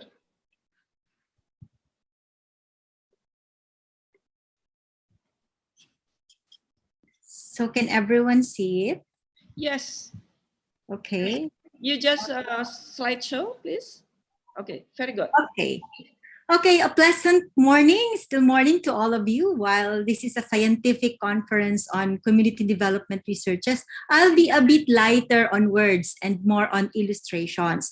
So I'm wearing two hats today, the hat of a researcher and the hat of an entrepreneur. So let me walk you through my presentation. So can you see the slide? Yes. Okay. So with all the stresses and problems that we have in this world, I think this is a very relevant topic, especially now that we are already recovering from the effects of pandemic. So the content of my presentation will be on the tourism now, the future of tourism, what is green tourism, and the community involvement. Okay. So did it ever come across your mind that at the end of the day, what we wanted is to have a happy well-being? Well, this is the reason why tourism has become one of the highest contributor in the world economy. So on this slide are some proofs that this sector is really considered as consumer need nowadays. And the pre-pandemic figures show that travel and tourism have the highest growth among the basic industries. So this next slide was taken in Bandung, Indonesia, sometime in July 2019, almost 8 months before the World Health Organization declared COVID-19 a global pandemic. This slide is my personal capture of a cultural event in a small community in Bandung, where they invite tourists to showcase their traditional arts, music, and stories. And notice how we can still see each other closely with no masks or traces of discomfort as visitors watch and enjoy the show. But this is history. The general public is interested to know if tourism will return to normalcy. Will tourism ever be the same again? So, what do you think? So late last year, given the kind of pacing that we have for the vaccines and recoveries, there were already speculations that tourism will never be the same again. This year, as many variants are coming in and old-fashioned tourism will no longer be the norm. So the picture you see on the slide used to be a crowded market, but this marketplace can now be found online. And this used to be most visited historical places can now just be experienced virtually or just shared by a friend. But for how long? We still don't know. And the parties and assemblies will for now be just a story to tell and memory to cherish. And this will be momentarily be substituted by virtual meetings and gatherings like this conference. And for how long? Maybe for a period when people will be used to physical distancing, a period enough to form a new normal for tourism. And just recently, a news from Bloomberg popped up, which reveals that some cities in Europe find this thing more beneficial than the old tourism. And they want to keep it that way. A quiet city is now the new norm. So what is the future of tourism after COVID-19? Because of the sad stories we learned from the news and even to our closest friends and families, the way we will treat our next travel will be much different from before. So there are many literatures, articles that says sustainability will be now the new norm. The future of tourism will be more green and eco-friendly, shift of travel behavior, and so on. But they are all saying the same thing, green and sustainable. So when most of the industries suffered much from this pandemic, the agriculture sector behaved differently. FAO reported that while COVID-19 has posed a serious threat to food security, the agricultural commodity markets proved to be more resilient to the pandemic than many other sectors. And of course, compared to the 2007 or 2008 global food price crisis, the world is faring better now as global food production prospects are becoming positive, stocks are high, and international food prices are low, and there are more exporting and importing transactions than before.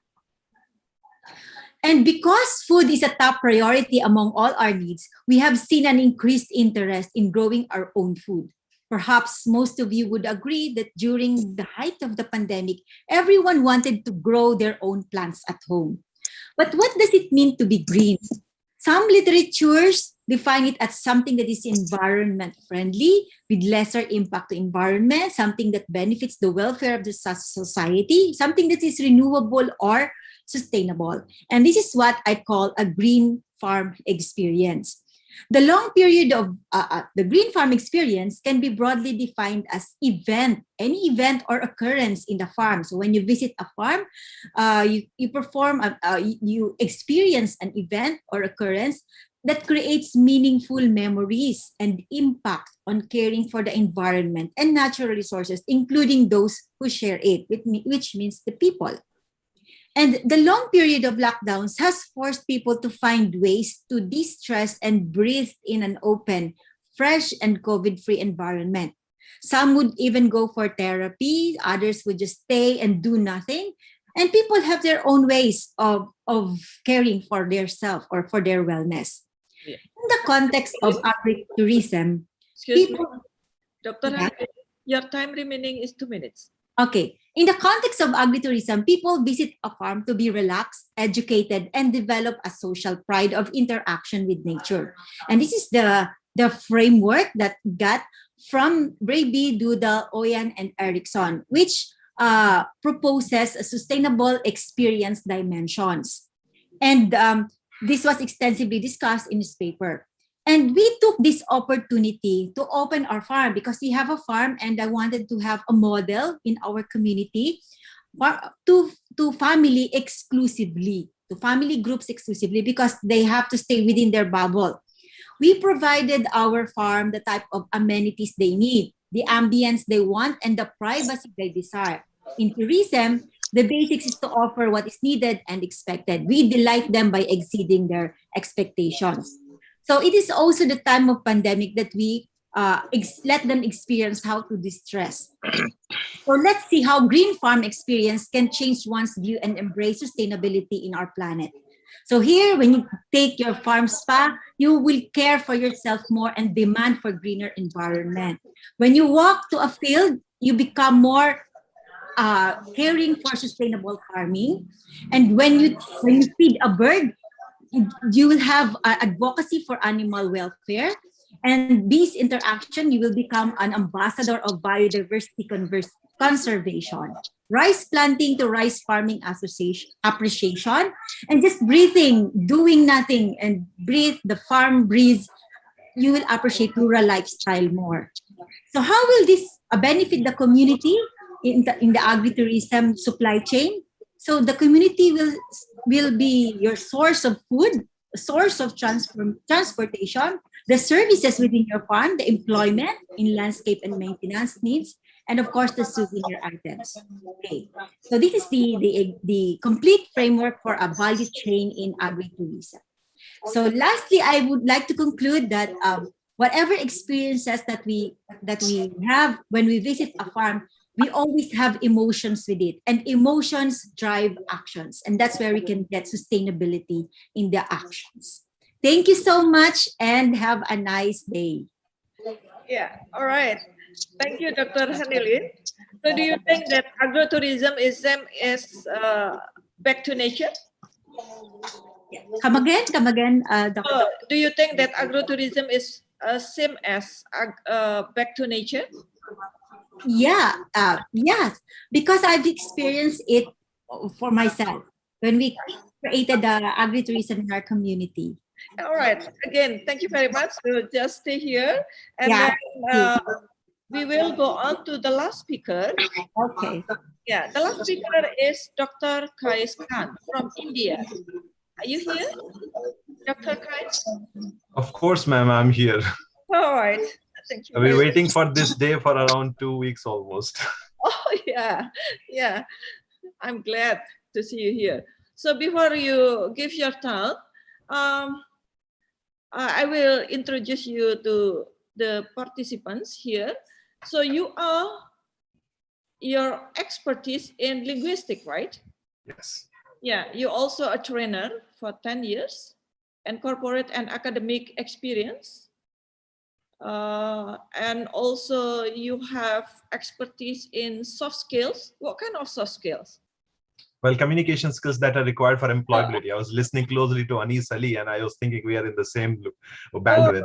All right. So the communication, and then English exams, career counseling and business communication, and also multiple international courses and conference papers. All right. So now you are going to present about graduate students and the spirit of community service. This is a case study of engineering student in East India during COVID-19. Please, That's right. your time is, I will remind you when the time is.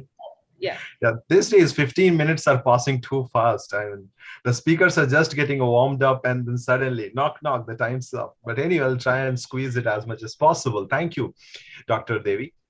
And Salamat Datang, Salamu Alaikum Rahmatullah from the second most populous country in the world, India.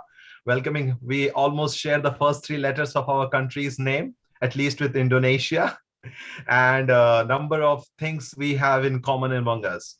I love the crowd out here. Everyone is pretty interested, and especially Malinda ma'am is smiling all the time. That keeps me really grooved to this session. As you pointed out while you was talking about my CV, that I was into soft skills and communication skills. What I do is exactly I teach business communication and how to prepare for employability to around 4,000 engineering students each year in KIIT University. So this is a university in the east of India. It's one of the institutes of eminence in India.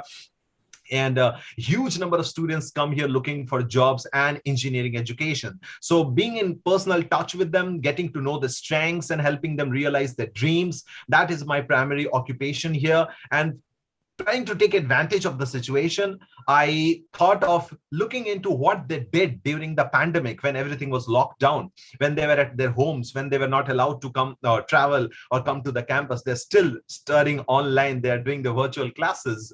So I thought of doing a survey in order to understand exactly what is going through their minds. So of the many messages and feedback that I got from this crowd, was this painful message that I would like to start the presentation today with. A lady, a girl from the North Indian state of Jammu and Kashmir, you might have heard of that name. She says, my whole family was COVID positive during the second wave. After my father died, all the responsibility was on me and my sister. I did everything I could in my power to help my family and my uncle's family, as my uncle died due to COVID too. Families have been decimated. And the responsibility has come on the shoulders of the young, because primarily the breadwinners that went out contracted the disease and passed away. So this young population has seen death. It has seen distancing. It has been away from the sources of motivation and power, their friends. And now it's passing through depression. It's a very painful situation. It's not just a virus epidemic, it's also a mental health epidemic.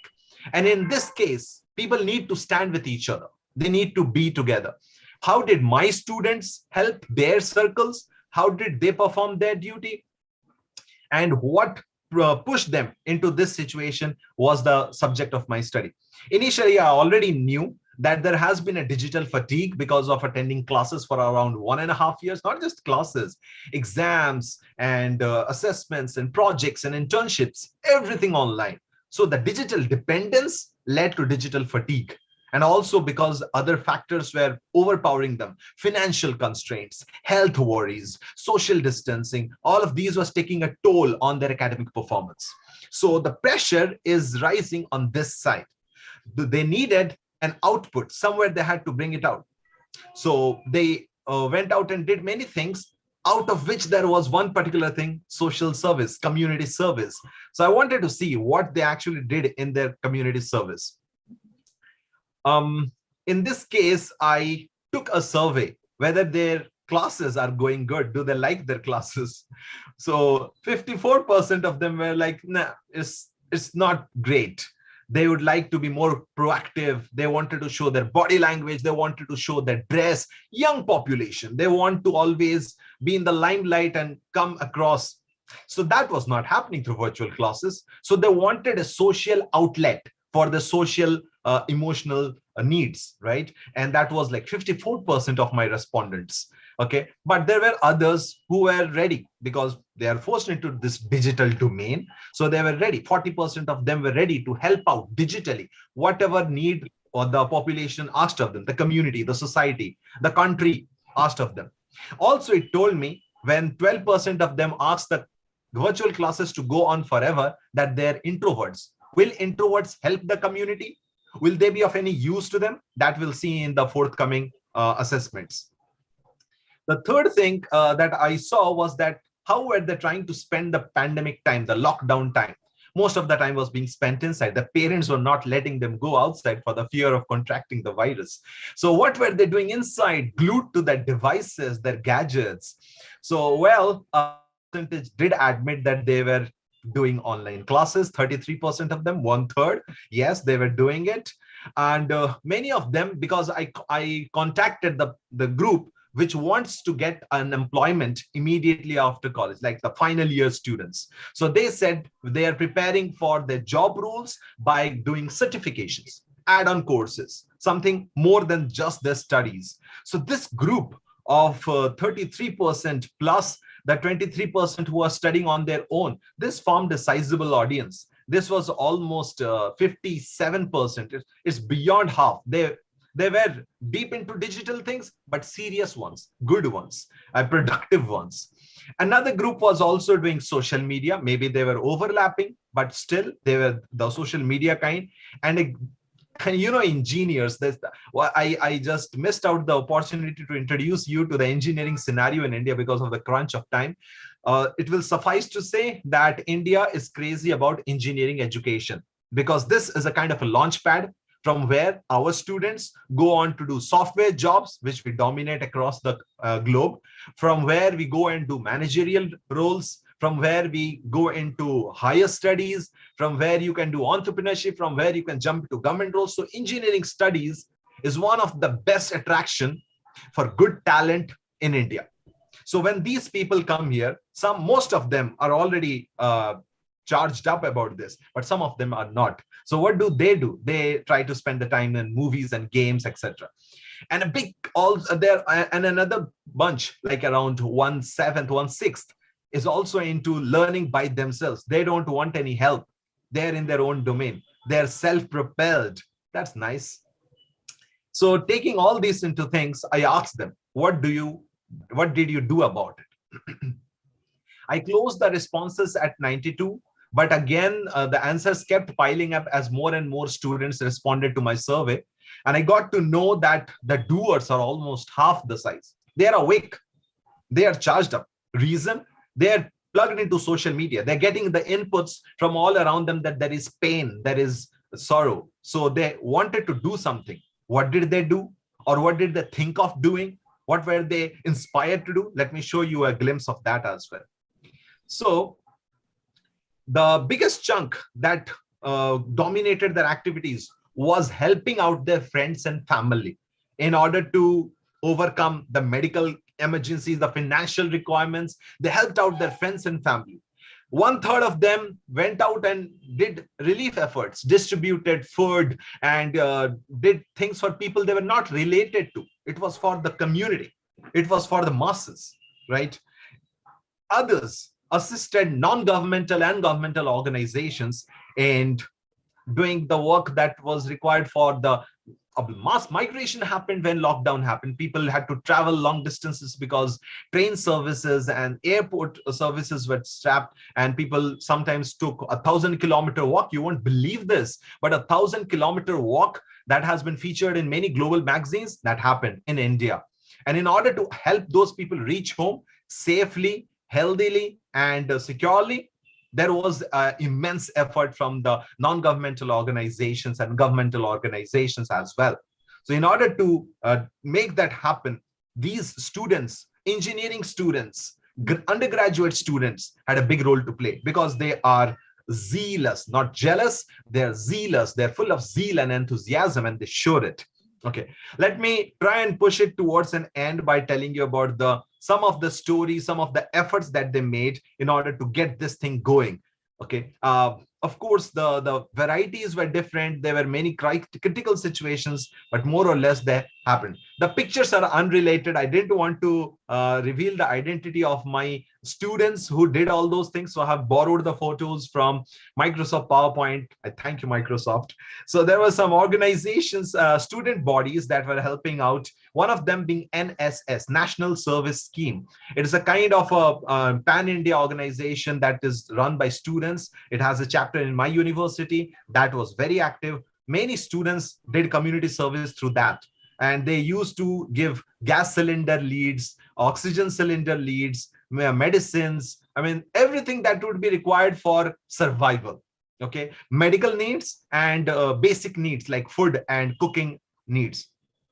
When everything shut down, even the stray dogs wanted to have a bite. They had nothing to eat because everything was shut down. So they also went out and distributed the food among animals. They fed the animals. So this, I don't know if animals are being considered community or not, but definitely my students were doing that. Others took the tech approach because they were IT students, students of computer science. So they started helping out organizations with development of applications, software applications that can be used to track the hospital beds, oxygen cylinders, vaccines, maybe ambulances, all those things that are required in an emergency. So, Dr. Khan, your time remaining 2 minutes. Great, I'm on track. Right, so that those were also being taken care of by using the software tools that my students already possessed because of their education. And some of them being on social media, tried to connect the requirements with the availabilities. So this was taking place in such a big country with a huge footprint of Twitter, Facebook, WhatsApp, and LinkedIn. So if you were on, I remember I talked about social media and how now social media was being used in order to make it work for real-time use, not just for fun and self-promotion.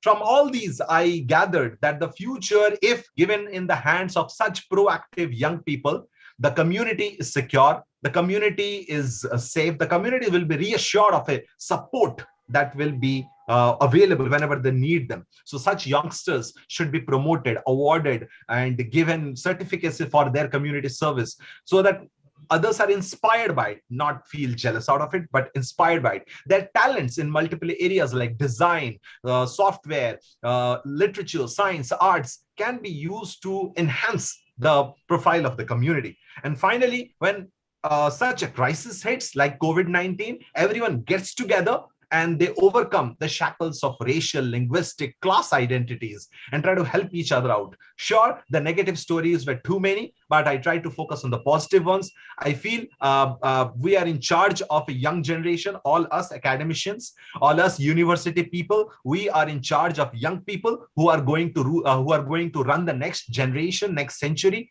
Let us give community spirit to them and ensure whether the temperature goes up or down, whether tsunamis hit or not, we will be there for each other. Thank you, ladies and gentlemen. Yeah, all right. Thank you very much, Dr. Khan. So this is a real case in India during the COVID, right? Absolutely, ma'am. It was terrible, but there was humanity as well. Wow. So how many students of you that saving the COVID survival? I got responses. I have a group in which we handle 1500 plus 1900. That's like 3400 students were in touch. But the efforts were much more beyond that because they were spread across India and they had their own networks. All right. So thank you very much again. And now let's see the questions from the participants. The committee, yeah, can you share the questions from the participants, please?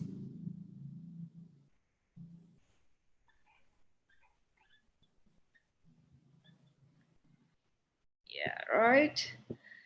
All right, now we come to the questions. Questions 1 is to Dr. Duff, Mr. Duff, and then Holiza from Canada. The question is from Hari Baisa Ahmad, Universitas Sahid.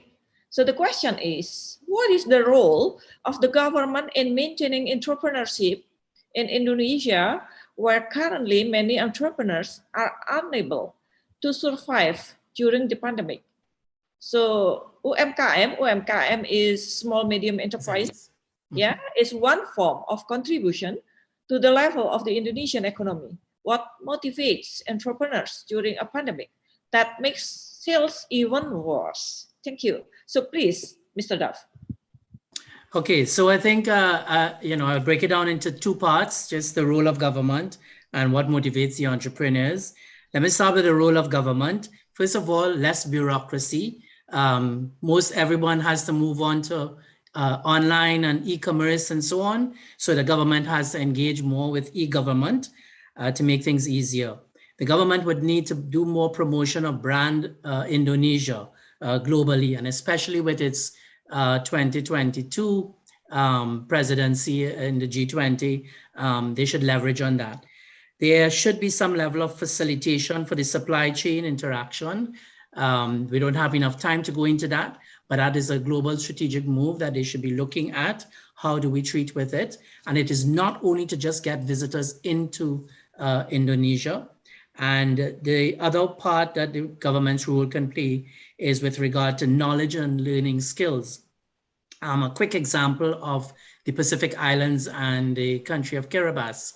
In about 47 years, most of that country will not be there because of climate change.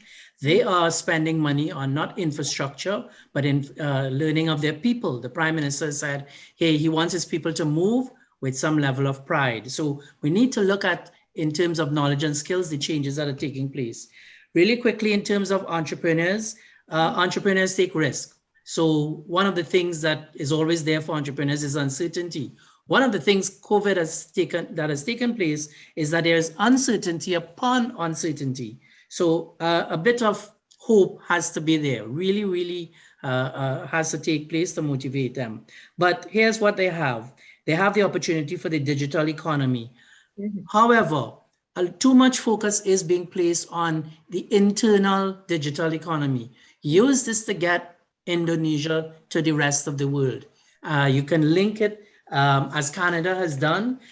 In fact, one of the roles that Canadian government has done is pledged $500 million in pandemic-related fund for the creative economy type of thing. So there needs to be some specific mechanisms that are put in place, but also the entrepreneurs have to take advantage of it. Use more logistics. You can click on something. The last speaker was just speaking about video games and so on. I mentioned it as well. That's an important area because in fact, in 2020, that has increased by about 30 something percent across the globe. Tie products to online services. So you are clicking, you're going through, promote Indonesia through visuals. There's virtual reality and so on. When you're looking through those things, you should be able to click on a product that you see, food that you see that could be exported, right? That could be used. An example was brought about learning to cook fish in Indonesia. Well, you can export the ingredients. Why can't you do that? And the last thing I'll talk about, I think the previous speaker to the last one spoke about agri-tech. I did mention it as well, but I think that's a way to go as well in terms of how do we move forward.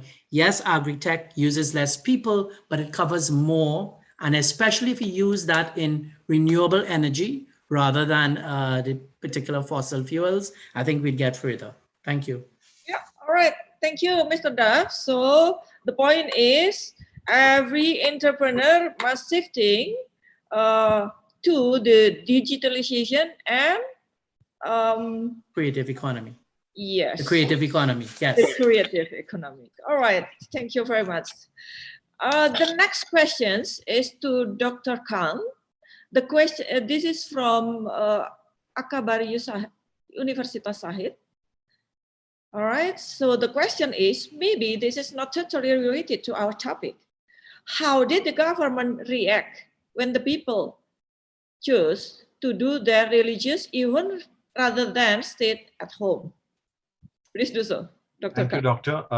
First of all, let me apologize. I will not be able to answer this question about the government's action because this is a public platform and these are sensitive topics. So if I may take another question or will just leave it without comments. Thank you, ma'am. Yeah, all right. Thank you. The committee, please, the next questions. Because I saw there are 4 questions. Please, the committee. Can you hear me? All right, the next questions. Oh, there are a lot of questions. Okay, next slide, I think.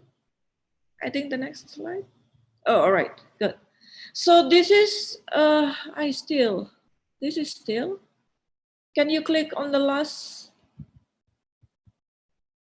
No, this is what yeah, this is same questions. The next, please. Please, the committee. Can you hear me? Hello? Meanwhile, when the slide change takes place, I can tell you something what happens with the events, how the people are doing here, that I can say without mentioning the government. And that is the cities are pretty much under law and order. You walk out of the city and people are as they were before. So they are doing everything that they wanted, gathering and mixing, walking, rallying, etc. There was this story from one of my places where I visit. So the Eid Salah was scheduled, is usually held at 7 a.m. or 8 a.m.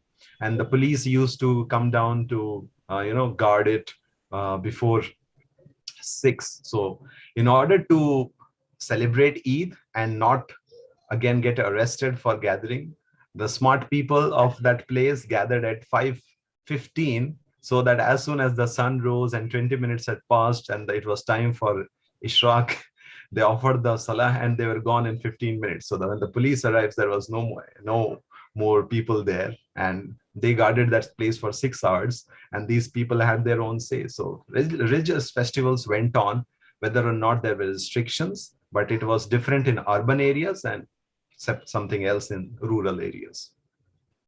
Yeah, I think it's same as in Indonesia. So that's why government also give a strictly warning to the community, especially during the big event like Idul Fitri. Right, in Indonesia. I think same as in India, right? So your part in India is how many population of Muslim? Again, the state in which I stay, it has a Muslim population of 2.75%. That's less than 3%. It's big enough, right? Yeah. 3%. Yeah. All right. The committee, please. The next questions. Can we move the next questions, please? Or these all the questions? I think. All right. This is questions to Dr. It's to me, ma'am. It's my question. All right, let me answer that. Kisha Rivita Halima from Universitas Sahid. Thank you so much for the question. Well, definitely, yeah, I didn't study about the student major in F&B, but definitely student graduated in the culinary or F&B area will be employed because since yesterday, Malaysian government have lifted the MCO, in which all Malaysians are nowadays, starting from yesterday, we are free to move around in the whole Malaysia region. So the holidays that people can do their holidays, people can visit hotels and visit places all over Malaysia. So there will be more people, yeah, more hotels, more restaurants are opening now because they are allowed to operate 24 hours now, not like before. So yeah, definitely a student major in culinary or F&B will be employed at the greater length in Malaysia after this. And of course, yeah, Malaysian government also allowed afterwards, I think in a few months, tourists to come over to Malaysia, and the tourism in Malaysia will be booming again like before. So I think more and more outlets of food and beverages will be open, and graduates from this area definitely will be employed. Thank you so much. Back to you, ma'am. All right, thank you, Dr. Anis. All right, the committee, is there still any more questions or that's all? Yeah. All right, I think that's all the questions from the participants. And for Dr. Hanilin, maybe the question is coming from me. The question is, Dr. Hanilin, are you still here? Yes, I'm still here. Yeah. What about tell me about the agrotourism in Philippines. How many % of tourists went to the agrotourism? Oh, for the Philippines, we are in our community because what we offer this is exclusive agritourism. If you go there, only your bubble will be accommodated. So it's an exclusive for the group, exclusive for the family. And I think they kind of like this kind of model of business model than the public recreation. So I would encourage everyone who would go into tourism, especially in farm tourism, that there is really a market for private tourism. One emerging creative economy that I think is starting to develop because of this pandemic. So let's go into a private tourism, an exclusive tourism. All right, thank you very much. So before I am ending this session, I would like to thank you to Mr. Daf Ernan Holiza from Canada, Associate Professor Dr. Anis Jani Ali from Malaysia, Associate Professor Dr. Hanilin Ahwelar Hidalgo from Philippines, and also Dr. Kais Khan from India. Thank you very much for being with you in 70 minutes, a very amazing 70 minutes with a full talk of especially economic creative in tourism. So again, thank you very much. And this is the end of our session. Wassalamualaikum warahmatullahi wabarakatuh. See you next time. Bye-bye. Wabarakatuh. Thank you, Mrs. Dewi Nusraningrum, for lead the second session in our conference.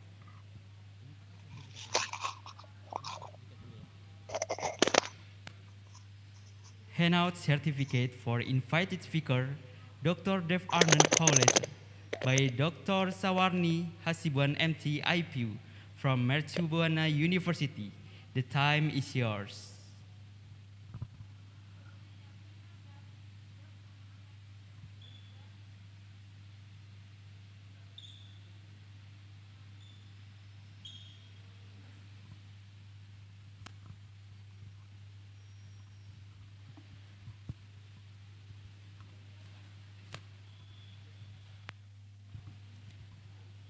The first certificate we dedicate to Professor Dr. Dev Ernan Knowles from Canada.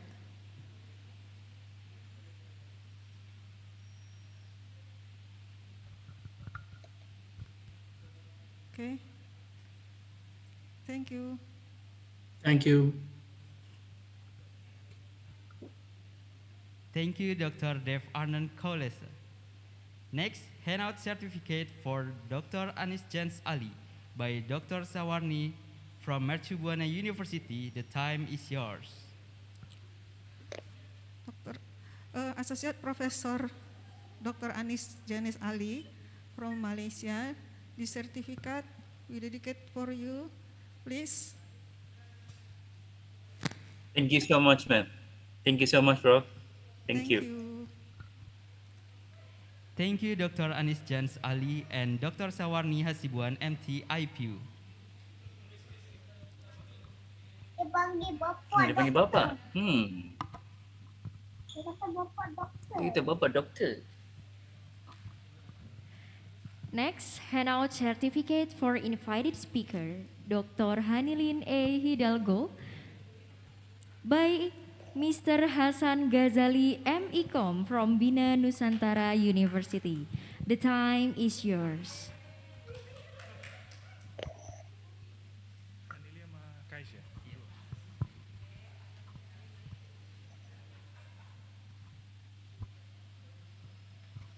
Thank you very much for your contribution in this special event, Dr. Hani. We really appreciate the valuable knowledge that you've been given to this special event. Thank you very much from Indonesia, from Usaid. Yeah. Thank you, Dr. Hanilin A. Hidalgo. Next, handout certificate for Dr. Keiskan by Mr. Hasan Ghazali from Bina Nusantara University. The time is yours. Thank you very much, Dr. Kaishkan.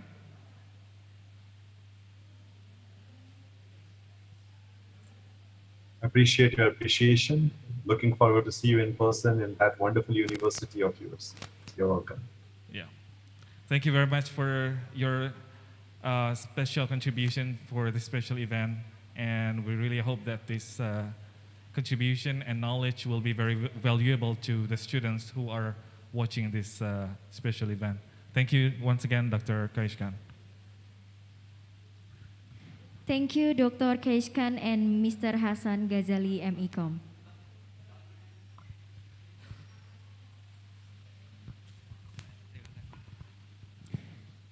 Well, for the person who was asked some question, will get door prize at the first session.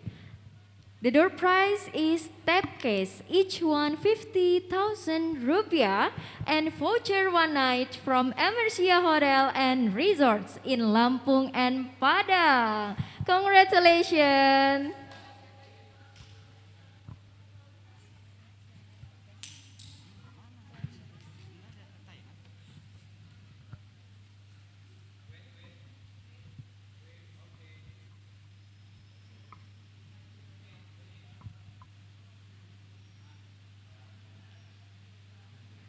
Once again, congratulations.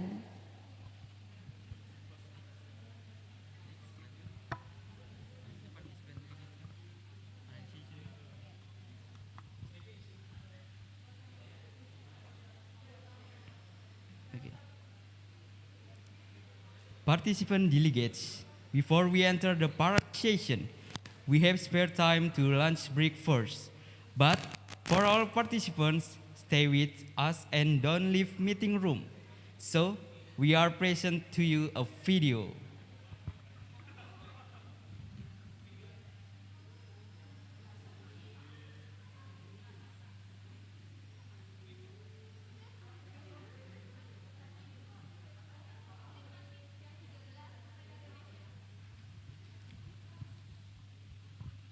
And don't forget to join again at 13 p.m.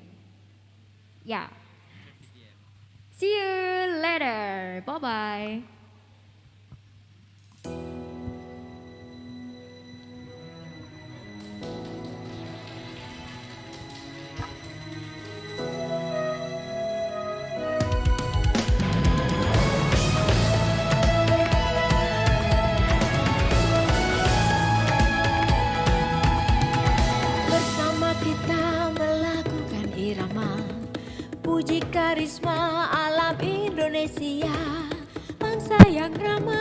marilah semua bersatu berbaju padang hijau permadani negeriku, unggas terbang bebas nian berlagu, memuat karisma dunia bagai simfoni alami. Hidup di Indonesia tak jua di marca pada cahaya purnama raya menghidupi desa-desa.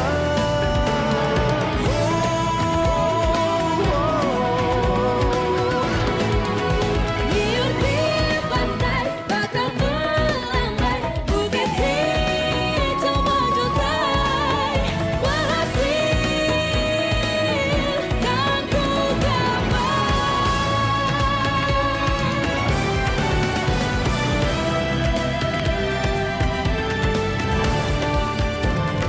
Suci bunga-bunga khatulistiwa, titian dewa-dewi Indraloka, tabuhan dan lagu mengiringi tarian budaya negara.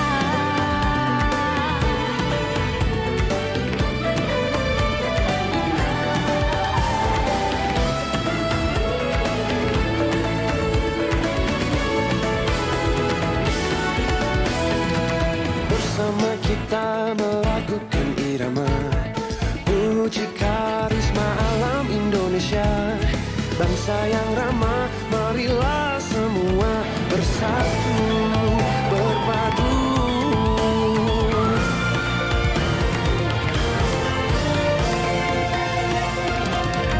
Padang hijau permadani negeriku, unggas terbang bebas diam berlagu, membuat karisma dunia bagai simfoni alami.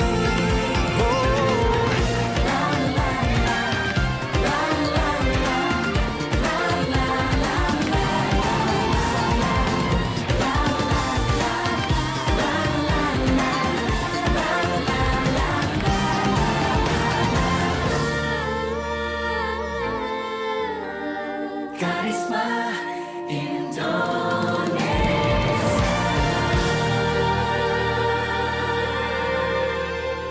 Serunya menikmati wisata Karisma Indonesia dengan standar protokol CHSE hanya di Indonesia aja.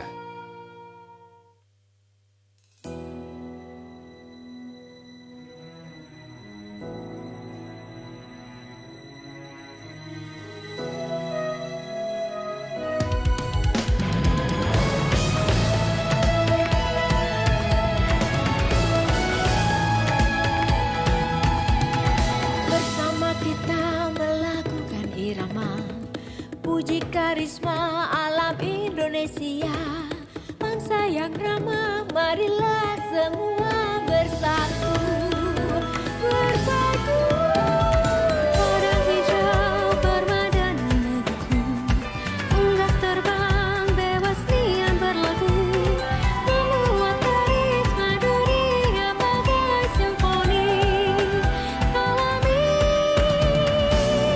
Hidup di Indonesia tak jua di marca pada cahaya purnama raya menghidupi desa-desa.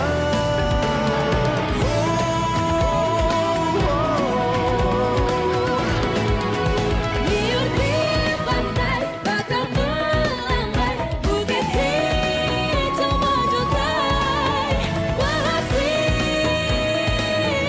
kan ku gapai.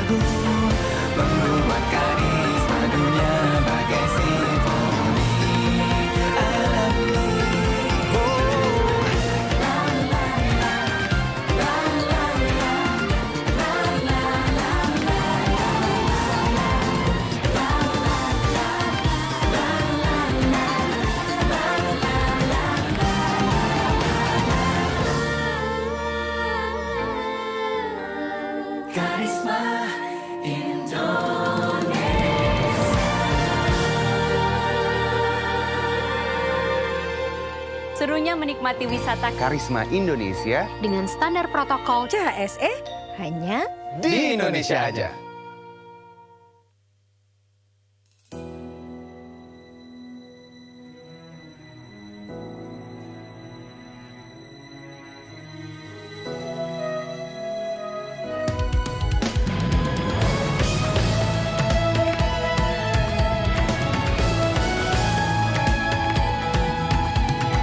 Bersama kita melakukan irama, puji karisma alam Indonesia, bangsa yang ramah, marilah semua bersatu, bersatu. Padang hijau permadani negeriku, unggas terbang bebas nian berlagu, memuat karisma dunia bagai simfoni. Hidup di Indonesia, tak jua di marcapada, cahaya purnama raya menghidupi desa-desa.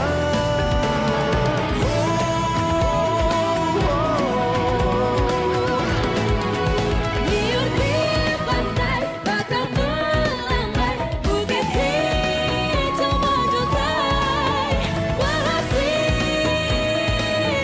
kan ku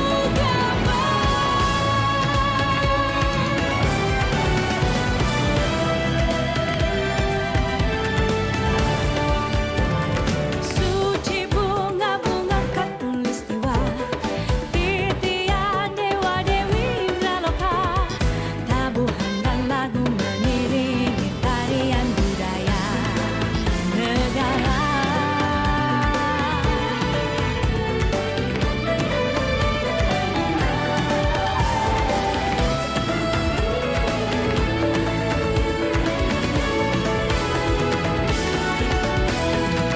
Bersama kita melakukan irama, puji karisma alam Indonesia, bangsa yang ramah, marilah semua bersatu, berpadu.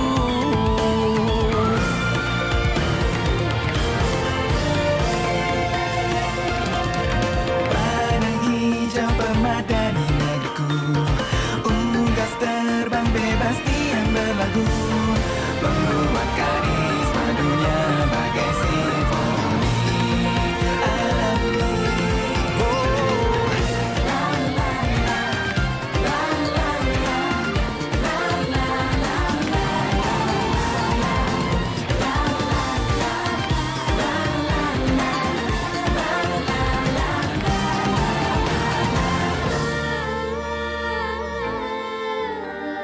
Karisma Indonesia.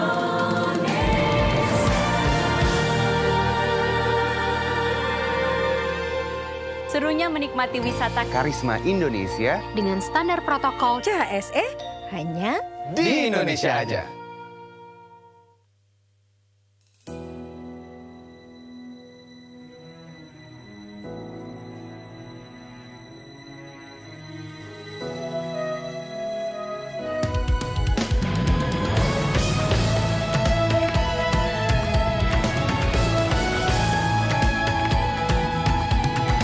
Bersama kita melakukan irama, puji karisma alam Indonesia, bangsa yang ramah, marilah semua bersatu, bersatu. Padang hijau permadani negeriku, unggas terbang bebas nian berlagu, memuat karisma dunia bagai simfoni alami. Hidup di Indonesia, tak jua di marcapada, cahaya purnama raya menghidupi desa-desa.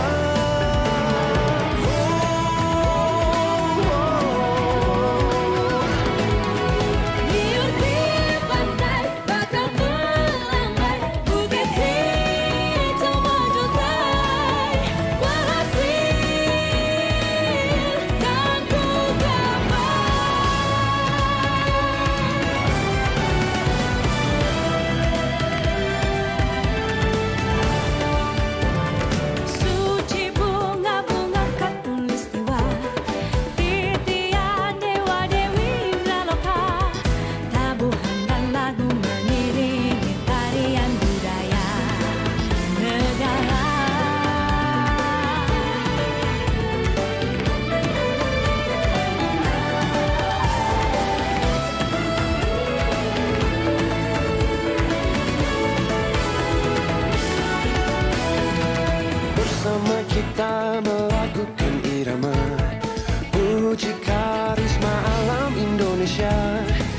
bangsa yang ramah, marilah semua bersatu berpadu.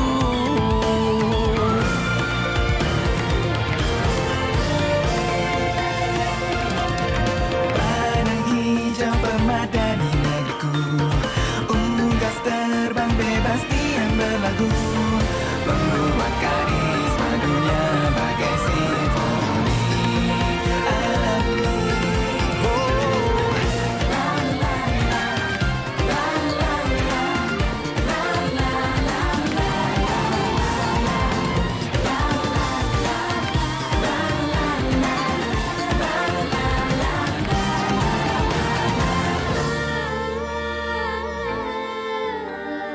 Karisma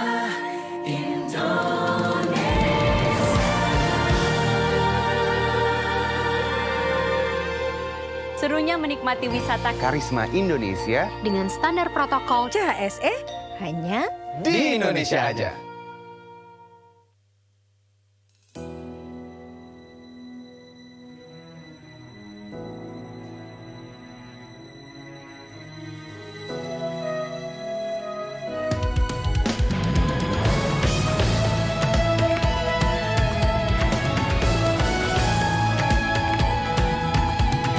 Bersama kita melakukan irama, puji karisma alam Indonesia. Bangsa yang ramah, marilah semua bersatu berpadu. Padang hijau permadani negeriku, unggas terbang bebas nian berlagu, membuat karisma dunia bagai simfoni alami. Hidup di Indonesia, tak jua di marcapada, cahaya purnama raya menghidupi desa-desa.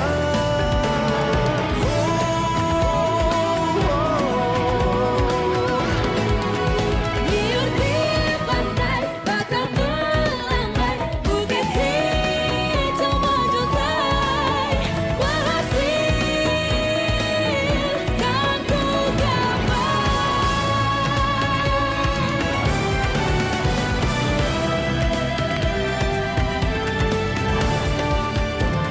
Suci bunga-bunga katulistiwa, titian dewa-dewi Imraloka, tabuhan dan lagu mengiringi tarian budaya negara.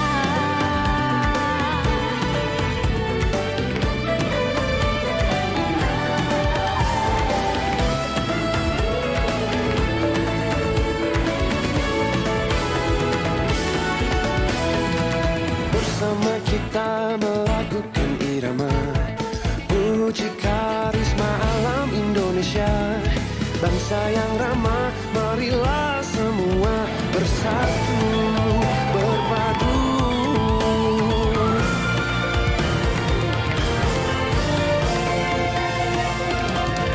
Padang hijau permadani negeriku, unggas terbang bebas diam berlagu, membuat karisma dunia bagai simfoni alami.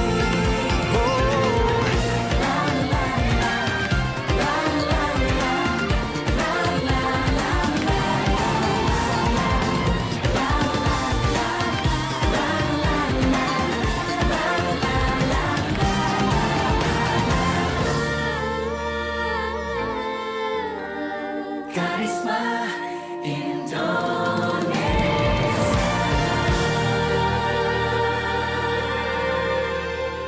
serunya menikmati wisata Karisma Indonesia dengan standar protokol CHSE hanya di Indonesia aja.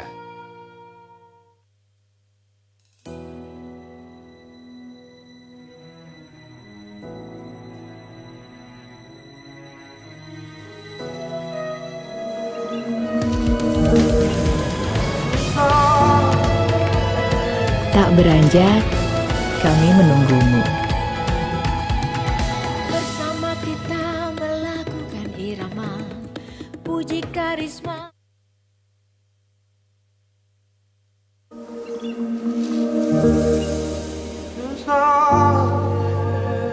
Tak beranjak, kami menunggumu. Merindukan tatapan kagummu.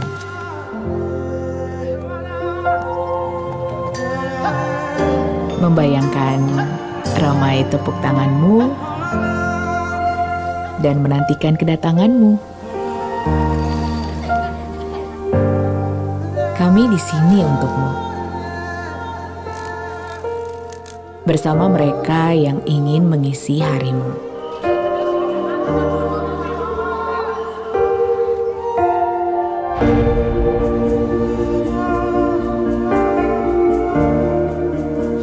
Dan yang ingin dekat denganmu.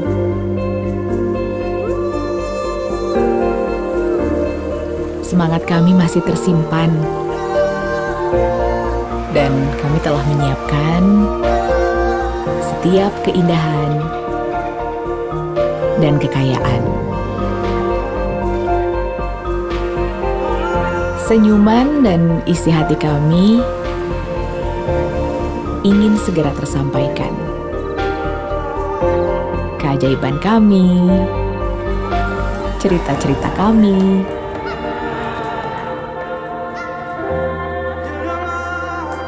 dan tradisi kami ingin segera bertemu.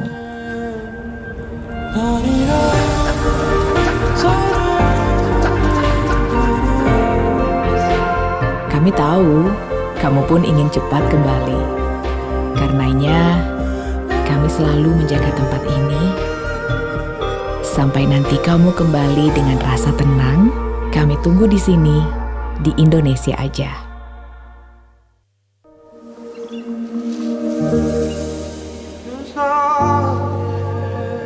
Tak beranjak, kami menunggumu. Merindukan tatapan kagummu.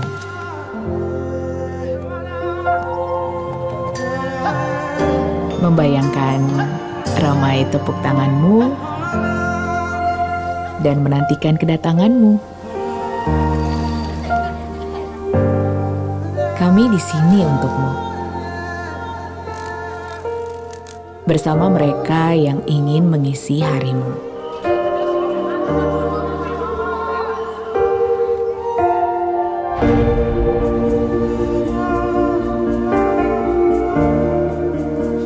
Dan yang ingin dekat denganmu.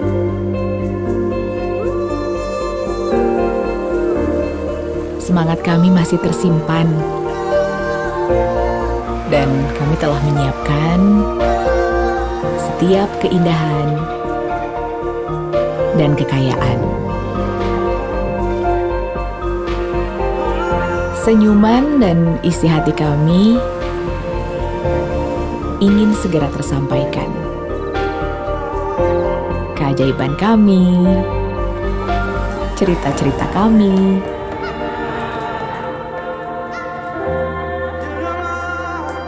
dan tradisi kami ingin segera bertemu.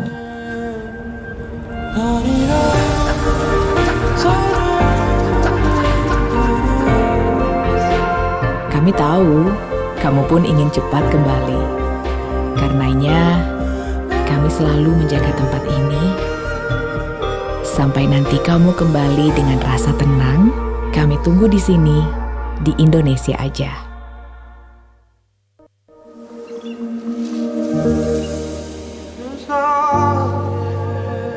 Tak beranjak, kami menunggumu. Merindukan tatapan kagummu.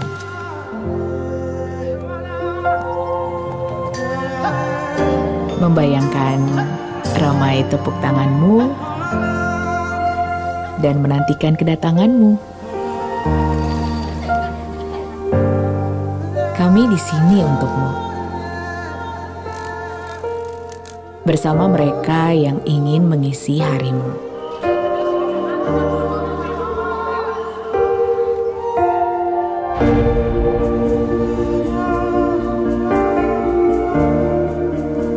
Dan yang ingin dekat denganmu.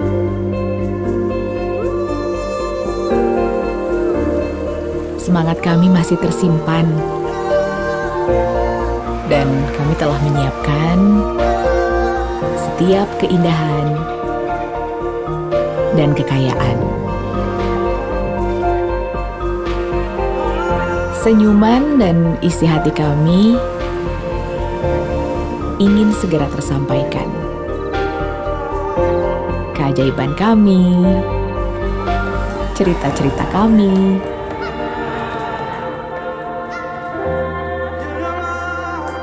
dan tradisi kami ingin segera bertemu.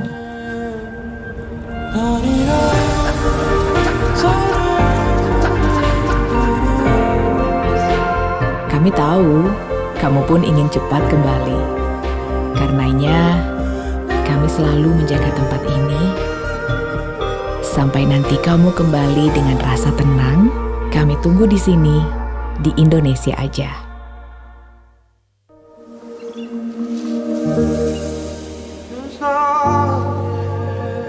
Tak beranjak, kami menunggumu. Merindukan tatapan kagummu.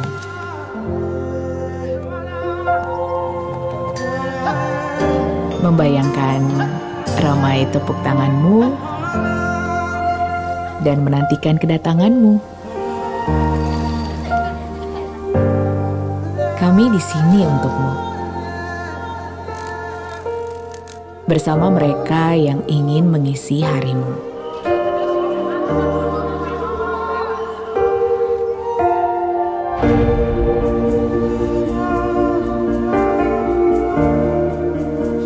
Dan yang ingin dekat denganmu.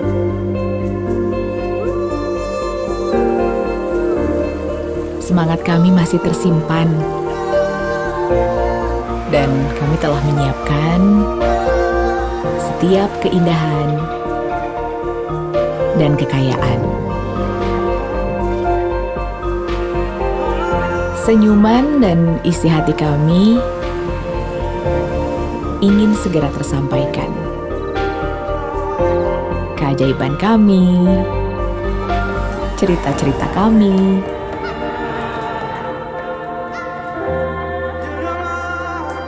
dan tradisi kami ingin segera bertemu.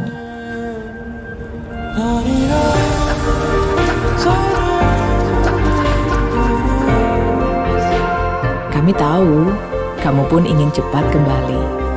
Karenanya, kami selalu menjaga tempat ini.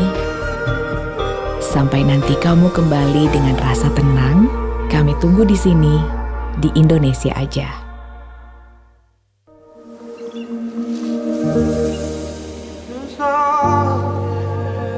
Tak beranjak, kami menunggumu. Merindukan tatapan kagummu.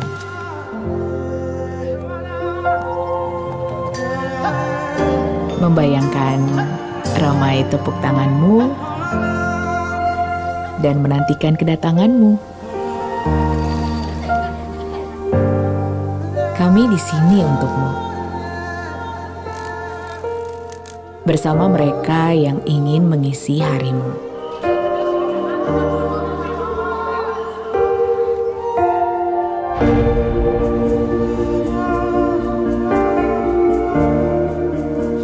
Dan yang ingin dekat denganmu.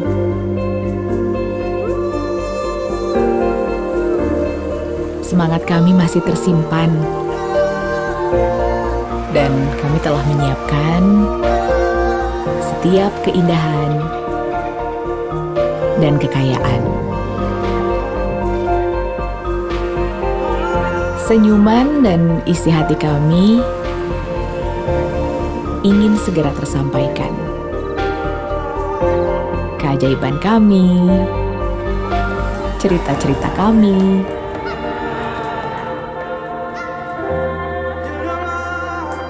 dan tradisi kami ingin segera bertemu.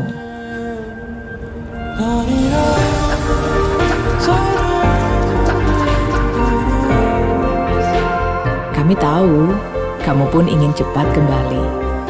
Karenanya, kami selalu menjaga tempat ini. Sampai nanti kamu kembali dengan rasa tenang, kami tunggu di sini, di Indonesia aja.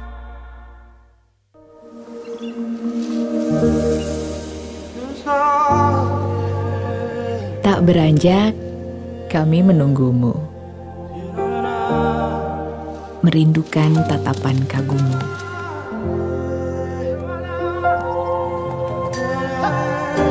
Membayangkan ramai tepuk tanganmu dan menantikan kedatanganmu.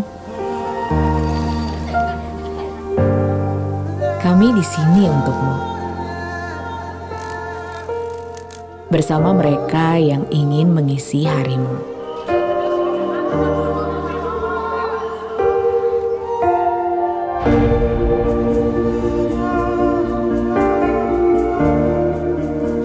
Dan yang ingin dekat denganmu.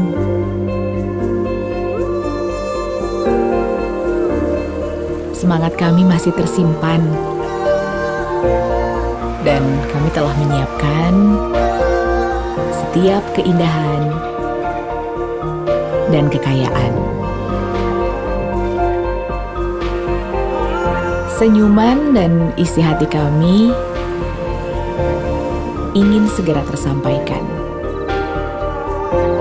Keajaiban kami, cerita-cerita kami,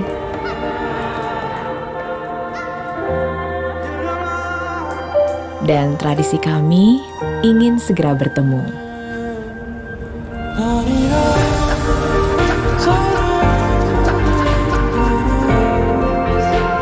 Kami tahu kamu pun ingin cepat kembali.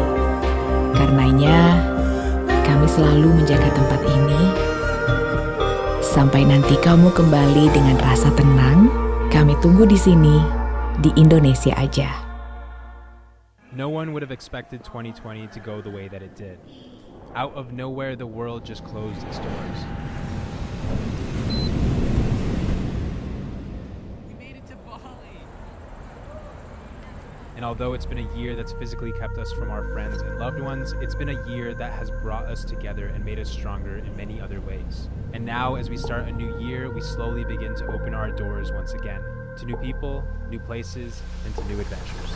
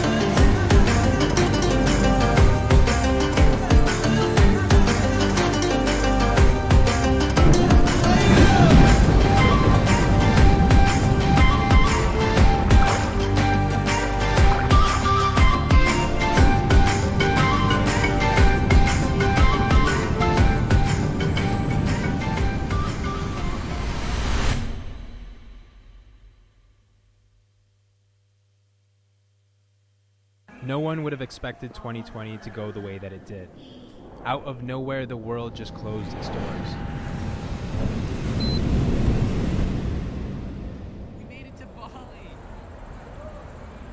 And although it's been a year that's physically kept us from our friends and loved ones, it's been a year that has brought us together and made us stronger in many other ways. And now, as we start a new year, we slowly begin to open our doors once again to new people, new places, and to new adventures.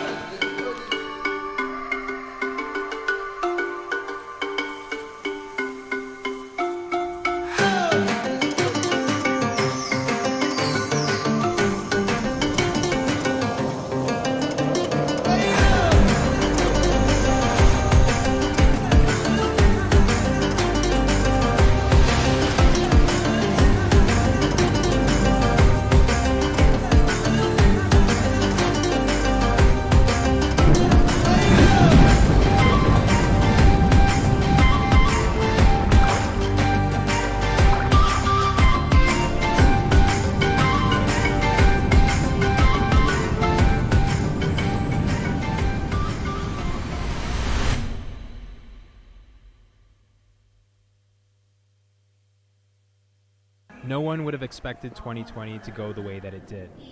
Out of nowhere, the world just closed its doors.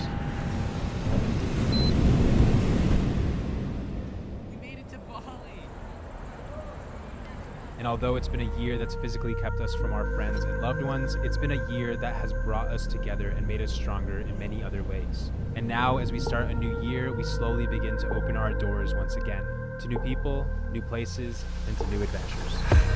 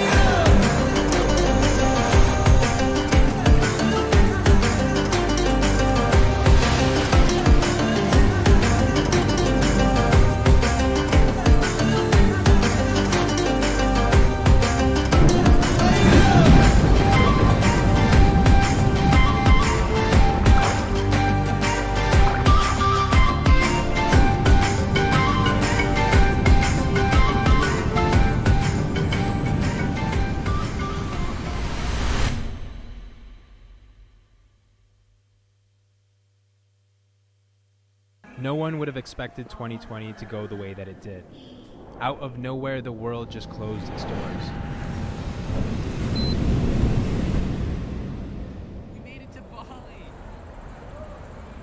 And although it's been a year that's physically kept us from our friends and loved ones, it's been a year that has brought us together and made us stronger in many other ways. And now, as we start a new year, we slowly begin to open our doors once again to new people, new places, and to new adventures.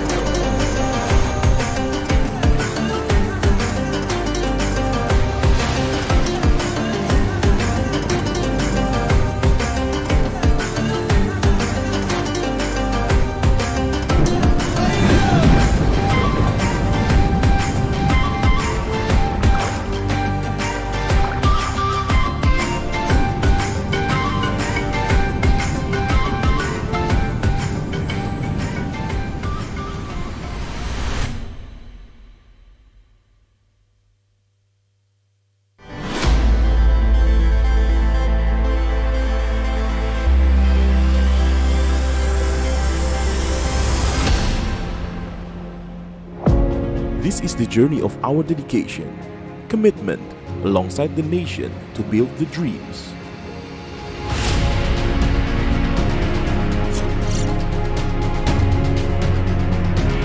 It begins from Kali Brantas expansion project in East Java, Indonesia. Since 1980, history justified that PT Brantas Abipraya were the first BUMN Karya that officially created by Indonesia government. Since that day, we were being inseparable part from Indonesia development. We learned, growing and transforming become the living company that surely proven can step up and facing the challenge.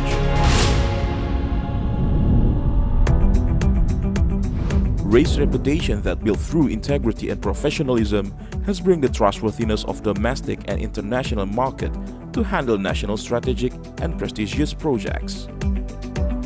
The global competition demand an efficient and effective technology by utilized building information modeling or BIM and supported with lean construction, ensure every project that we handled is precisely planned, digitized, connected, and synergize every essential element.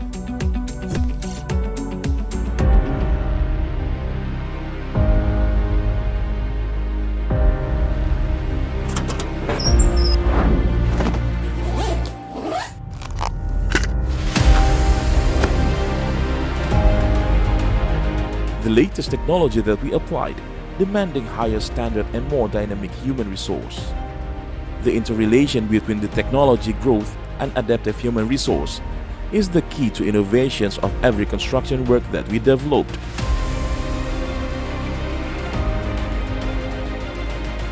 We believe the harmony of technology and skill regeneration will evolve the way of thinking and sculpting a process-oriented character.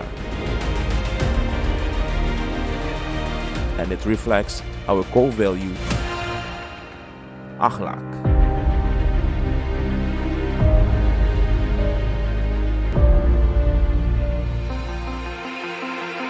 Well known with the Holistic Services Construction Company, which capable handling national strategic projects, currently PT Brantas Abipraya supported with 7 business units and 1 subsidiary that are productively and independently strengthen PT Brantas Abipraya position as one of the best construction company in the market. Abipraya Sumber Daya Air.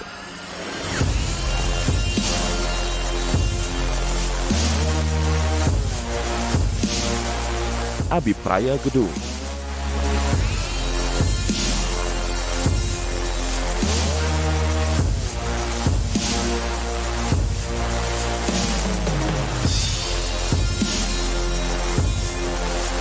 Abipraya Infrastruktur.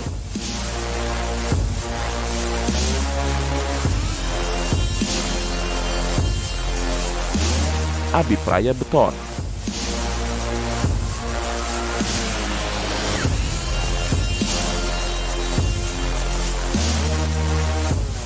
Abipraya Alat.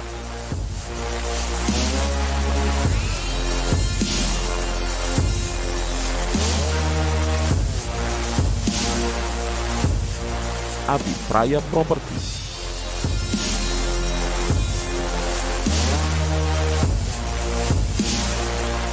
Abipraya Tol.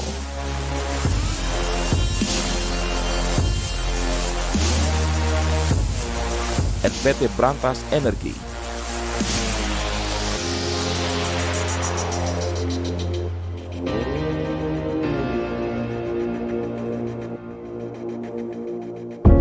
The existence of PT Brantas Abipraya in construction industry scene is also noticeable from the company involvement and various public partnership projects, such as Cisumdawu Toll Road, Probowangi Toll Road, Jalintim Sumatra Preservation Activity in South Sumatra Province. Our journey and experience has brought us to the acknowledged from various entities. It pushed our spirit further, a commitment to bring out the best potential of nation.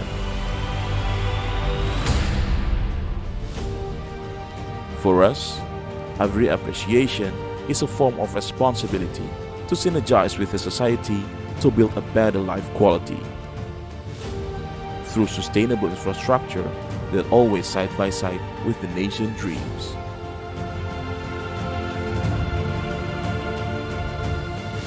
Our best dedication for Indonesia and the world.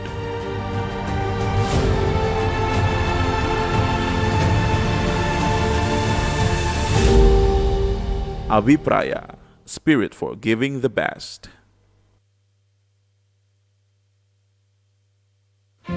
Era digital terus bergerak, berpacu, berlomba, menggapai kemajuan teknologi dan globalisasi. Bank Negara Indonesia bangga ikut mengambil peran dalam era digital perbankan Indonesia. Saat ini, kami bergerak menciptakan platform digital serta menyiapkan tenaga ahli untuk akselerasi dalam digital banking. Konsep Go Global yang kami lakukan merupakan salah satu peran dalam percepatan perubahan ekonomi untuk menjadi lebih baik. Dengan hadirnya Expora, kami ikut mendorong digitalisasi UMKM serta perusahaan-perusahaan di Indonesia untuk go internasional dengan memanfaatkan jaringan BNI di luar negeri. BNI, melayani negeri, kebanggaan bangsa.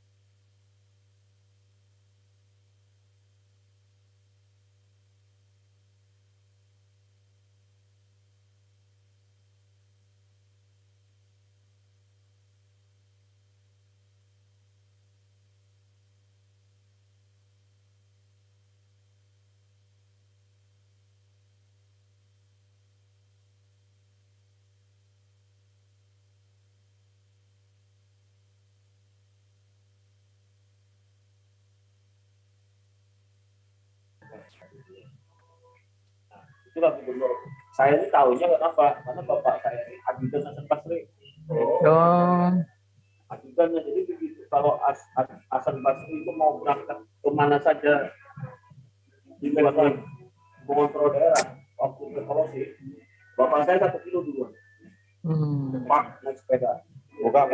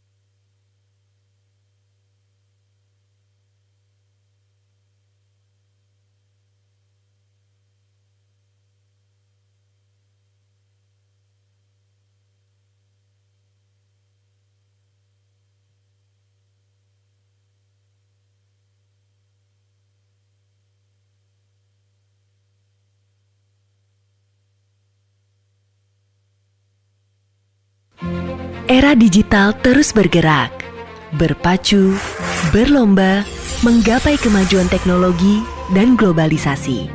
Bank Negara Indonesia bangga ikut mengambil peran dalam era digital perbankan Indonesia. Saat ini, kami bergerak menciptakan platform digital serta menyiapkan tenaga ahli untuk akselerasi dalam digital banking. Konsep Go Global yang kami lakukan merupakan salah satu peran dalam percepatan perubahan ekonomi untuk menjadi lebih baik. Dengan hadirnya Expora, kami ikut mendorong digitalisasi UMKM serta perusahaan-perusahaan di Indonesia untuk go internasional dengan memanfaatkan jaringan BNI di luar negeri. BNI, melayani negeri, kebanggaan bangsa.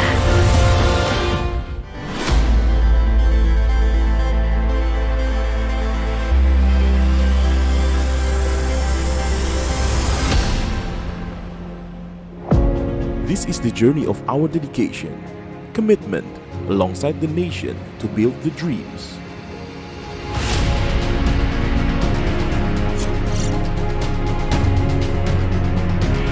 It begins from Kali Brantas expansion project in East Java, Indonesia.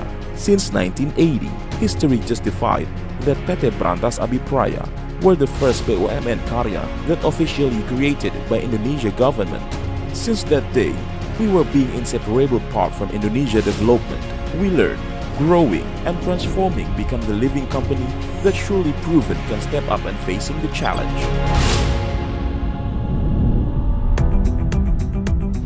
Raised reputation that built through integrity and professionalism has bring the trustworthiness of domestic and international market to handle national strategic and prestigious projects. The global competition demand an efficient and effective technology by utilized building information modeling or BIM and supported with lean construction, ensure every project that we handled is precisely planned, digitized, connected, and synergize every essential element.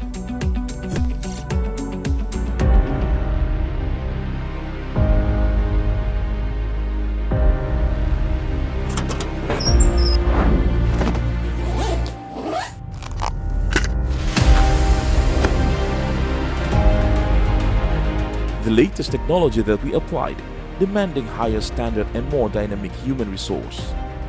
The interrelation between the technology growth and adaptive human resource is the key to innovations of every construction work that we developed.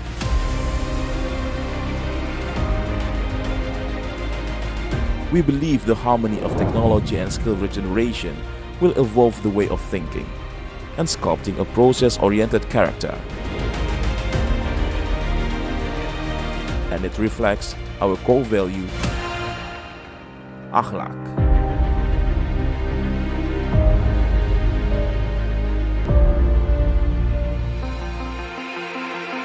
Well known with the holistic services construction company, which capable handling national strategic projects, currently PT Brantas Abipraya supported with 7 business units and 1 subsidiary that are productively and independently strengthen PT Brantas Abipraya position as one of the best construction company in the market. Abipraya Sumber Daya Air.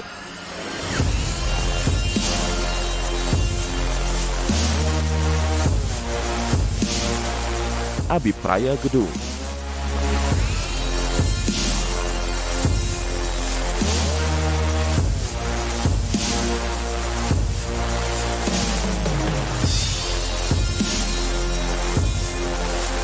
Abipraya Infrastruktur.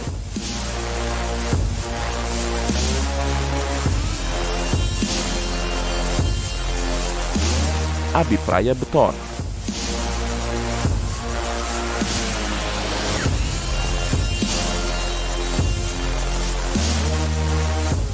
Abipraya Alat.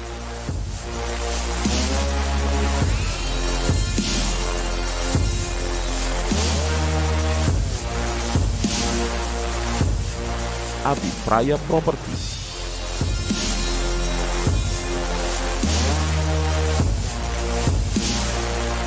Abipraya Tol.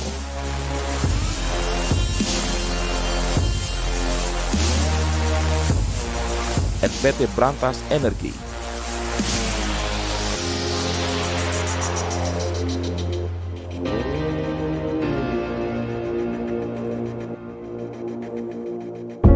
The existence of PT Brantas Abipraya in construction industry scene is also noticeable from the company involvement and various public partnership projects, such as Cisumdawu Toll Road, Probowangi Toll Road, Jalintim Sumatra Preservation Activity in South Sumatra Province. Our journey and experience has brought us to the acknowledged from various entities. It pushed our spirit further, a commitment to bring out the best potential of nation.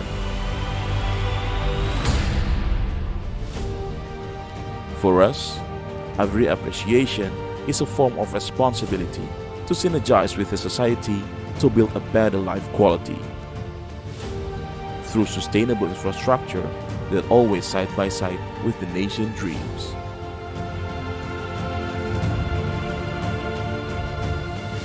Our best dedication for Indonesia and the world.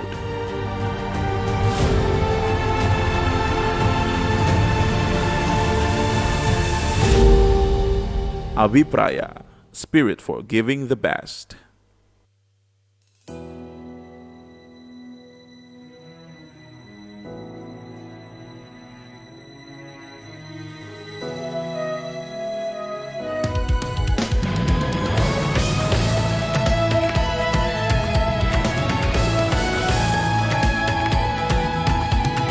Bersama kita melakukan irama, puji karisma alam Indonesia, bangsa yang ramah, marilah semua bersatu, bersatu.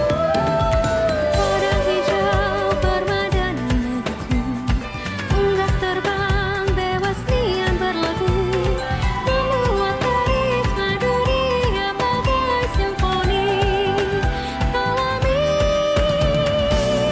Hidup di Indonesia, tak jua di marcapada,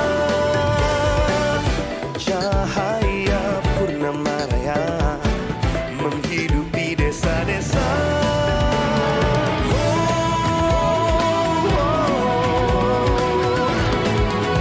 Biar di pantai bakal melambai, bukit hijau menjutai, berhasil kan ku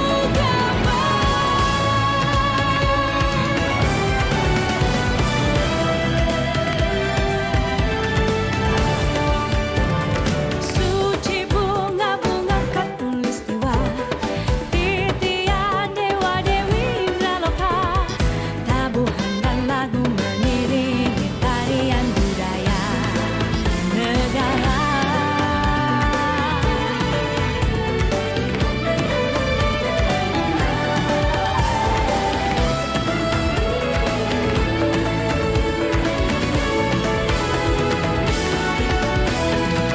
Bersama kita melakukan irama, puji karisma alam Indonesia, bangsa yang ramah, marilah semua bersatu, berpadu.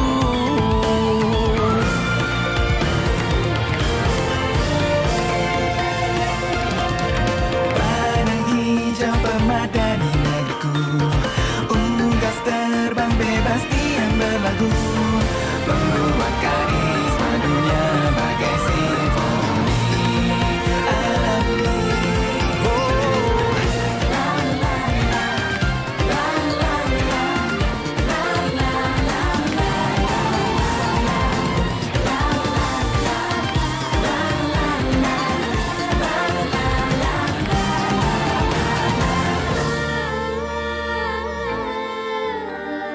Karisma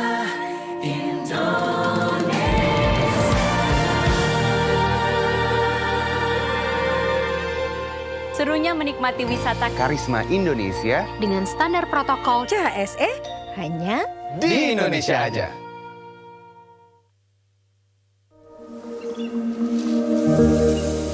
Nusa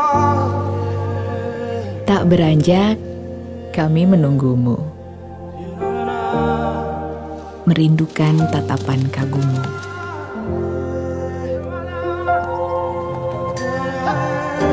Membayangkan ramai tepuk tanganmu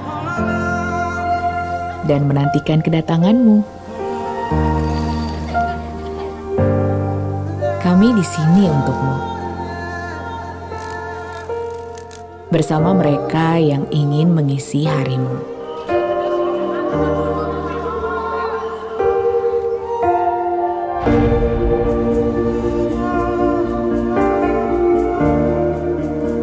Dan yang ingin dekat denganmu.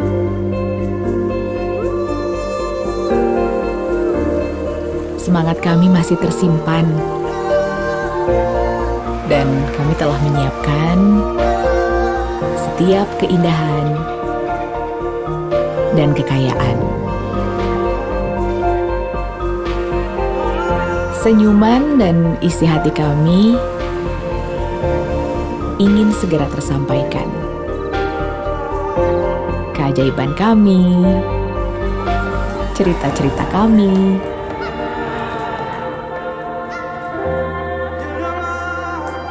dan tradisi kami ingin segera bertemu.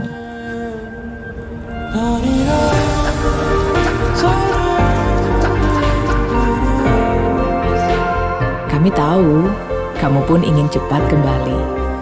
Karenanya, kami selalu menjaga tempat ini. Sampai nanti kamu kembali dengan rasa tenang, kami tunggu di sini, di Indonesia aja. No one would have expected 2020 to go the way that it did. Out of nowhere, the world just closed its doors. We made it to Bali. And although it's been a year that's physically kept us from our friends and loved ones, it's been a year that has brought us together and made us stronger in many other ways. And now, as we start a new year, we slowly begin to open our doors once again to new people, new places, and to new adventures.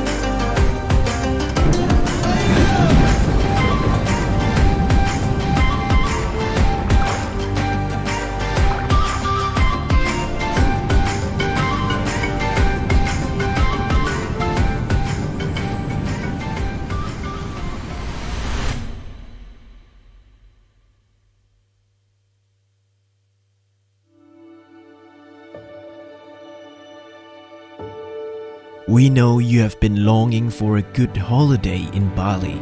Indonesia cares, so it's been preparing for your safe return. Ngurah Rai International Airport has been awarded the Safe Travel Stamp by the World Travel and Tourism Council for its commitment to implement the COVID-19 health protocols.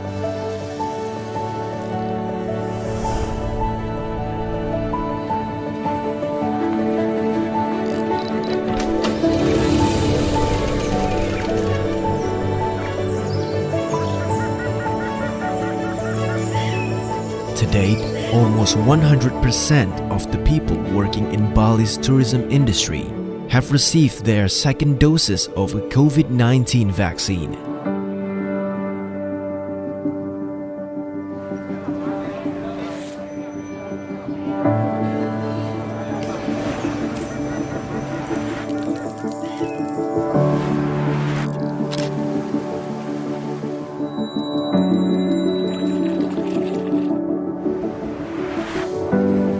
Furthermore, 1,006 tourism businesses in Bali, including hotels, restaurants, tourism attractions, and others, have been granted the Indonesia Care certification from the Ministry of Tourism and Creative Economy for their consistent implementation of COVID-19 health protocols.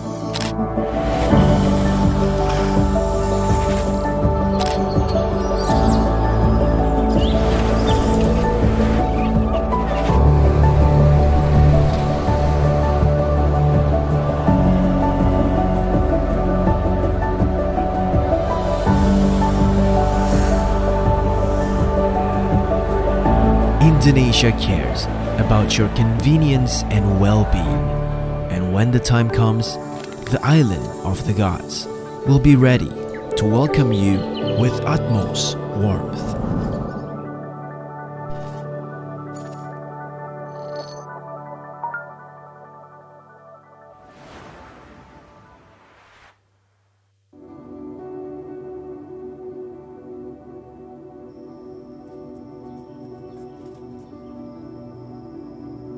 Indonesia.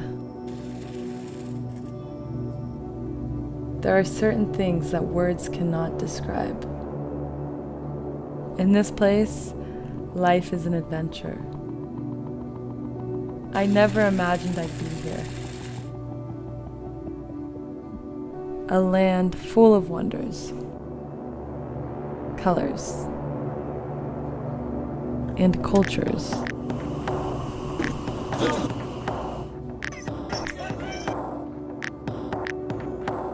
Where beauty lies in every corner, and nature showing its best side. From the oceans to the mountains,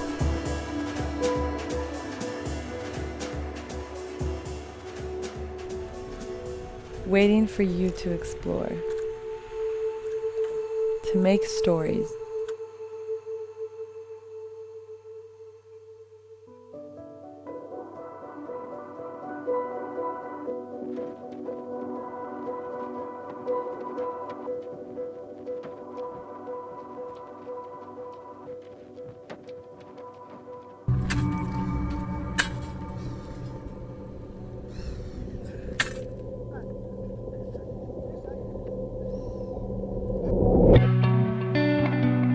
The sea rises to the shore.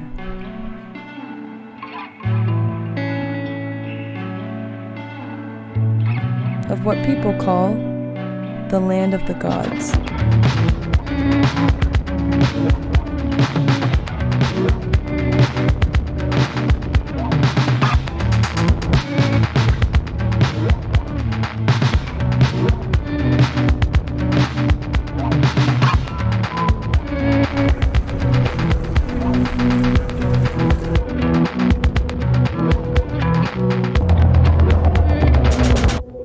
What would it be like to explore this place?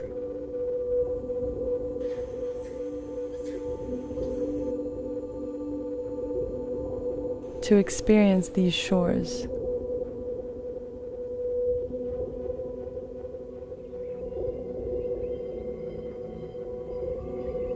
to witness the wonders of this land every day.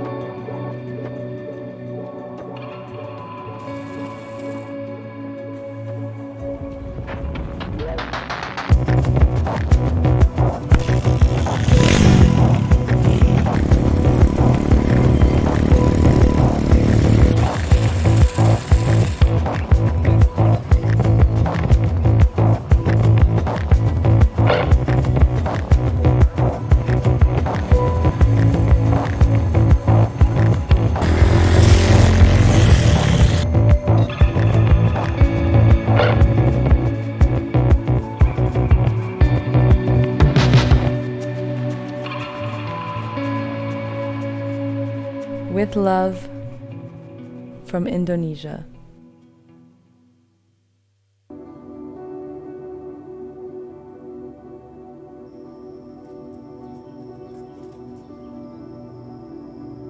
Indonesia. There are certain things that words cannot describe. In this place, life is an adventure. I never imagined I'd be here. A land full of wonders, colors, and cultures.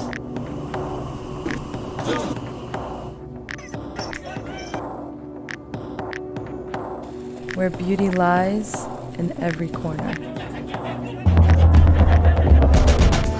And nature showing its best side. From the oceans to the mountains.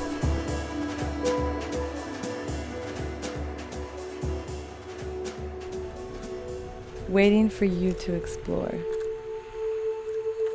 to make stories.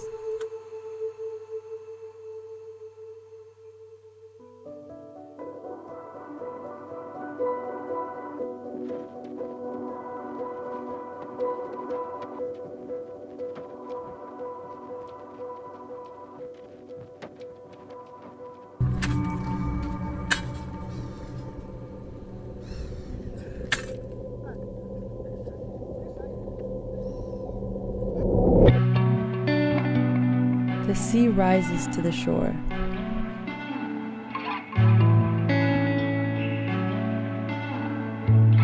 Of what people call the land of the gods.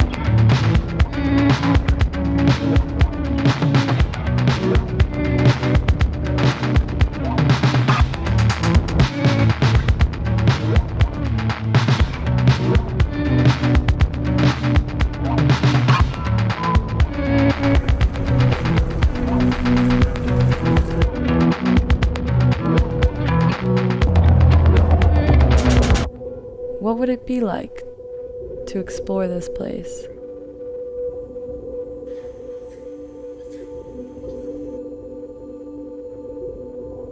To experience these shores?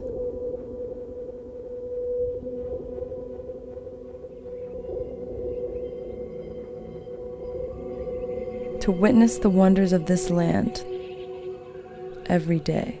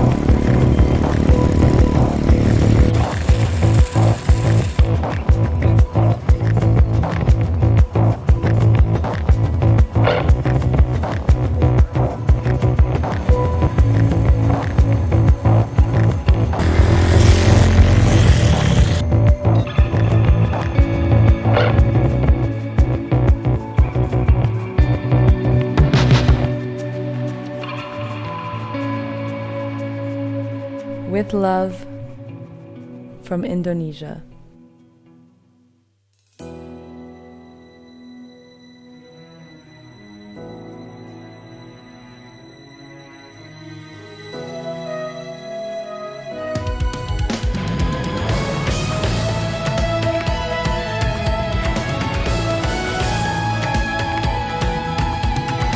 Bersama kita melakukan irama, puji karisma alam Indonesia. Bangsa yang ramah, marilah semua bersatu, bersatu. Padang hijau permadani negeriku, unggas terbang bebas nian berlagu, memuat karisma dunia bagai simfoni alami. Hidup di Indonesia, tak jua di marcapada, cahaya purnama raya menghidupi desa-desa.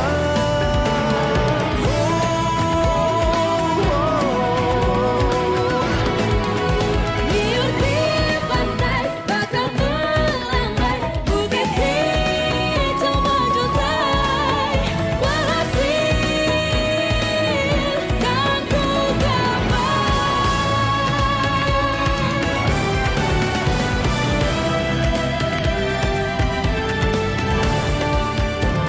Suci bunga-bunga khatulistiwa, titian dewa-dewi Indraloka, tabuhan dan lagu mengiringi tarian budaya negara.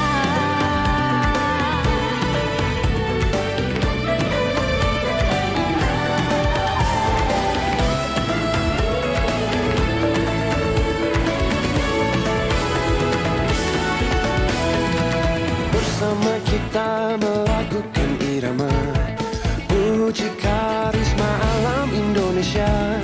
Bangsa yang ramah, marilah semua bersatu, berpadu.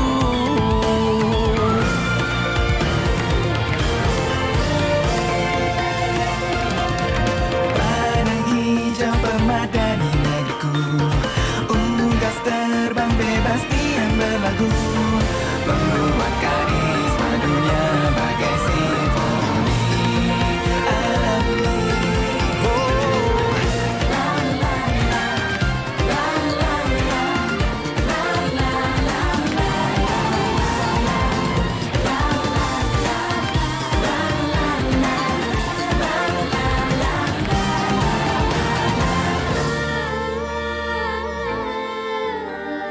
Karisma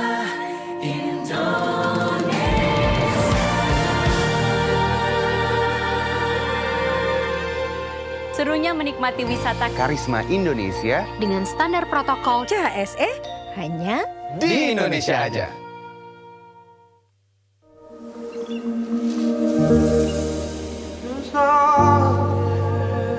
Tak beranjak, kami menunggumu.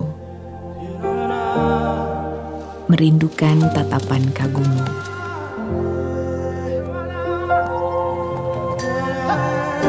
Membayangkan ramai tepuk tanganmu dan menantikan kedatanganmu.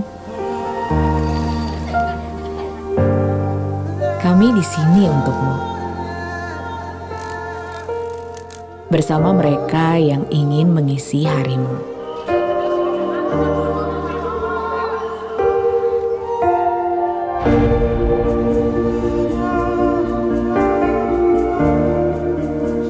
Dan yang ingin dekat denganmu.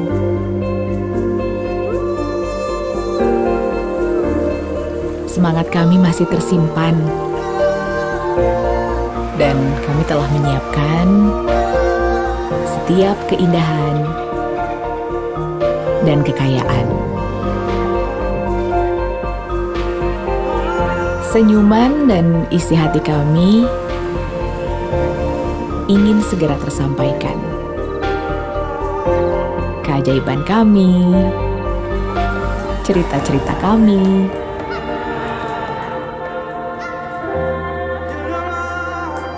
dan tradisi kami ingin segera bertemu.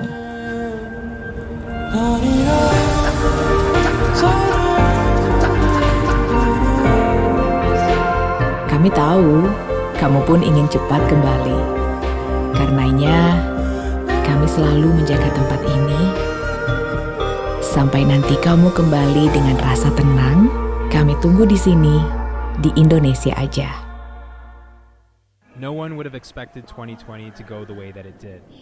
Out of nowhere, the world just closed its doors.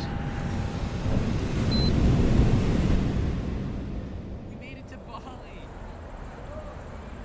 And although it's been a year that's physically kept us from our friends and loved ones, it's been a year that has brought us together and made us stronger in many other ways. And now, as we start a new year, we slowly begin to open our doors once again to new people, new places, and to new adventures.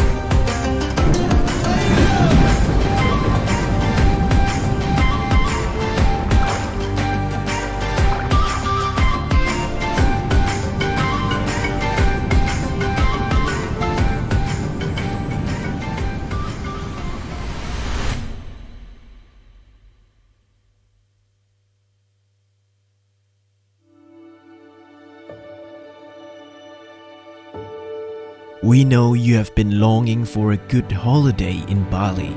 Indonesia cares, so it's been preparing for your safe return. Ngurah Rai International Airport has been awarded the Safe Travel Stamp by the World Travel and Tourism Council for its commitment to implement the COVID-19 health protocols.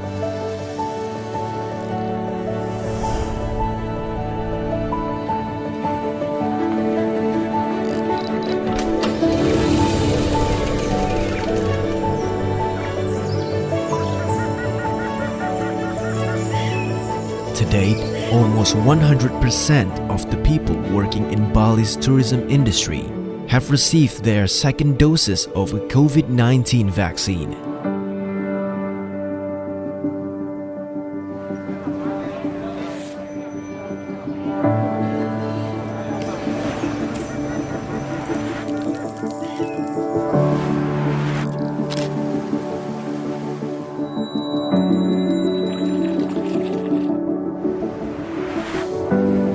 Furthermore, 1,006 tourism businesses in Bali, including hotels, restaurants, tourism attractions, and others, have been granted the Indonesia Care certification from the Ministry of Tourism and Creative Economy for their consistent implementation of COVID-19 health protocols.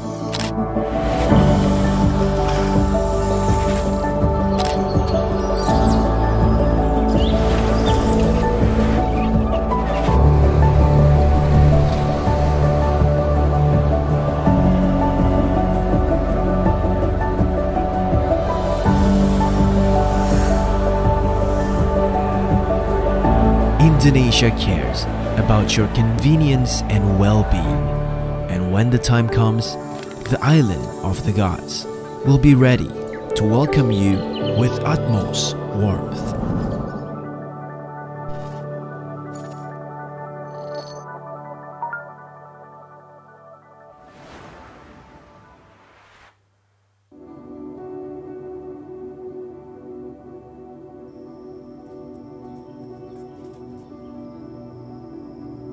Indonesia. There are certain things that words cannot describe. In this place, life is an adventure. I never imagined I'd be here. A land full of wonders, colors, and cultures.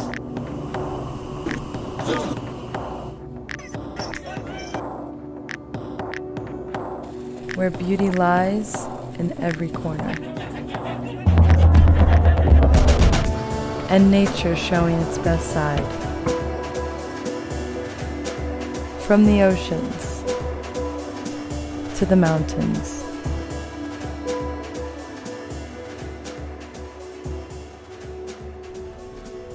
Waiting for you to explore. To make stories.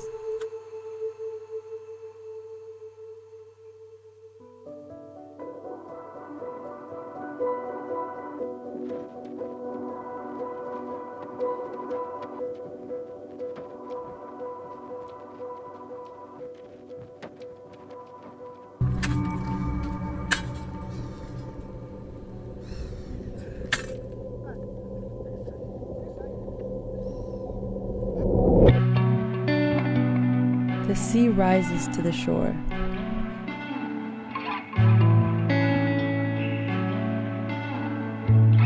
Of what people call the land of the gods.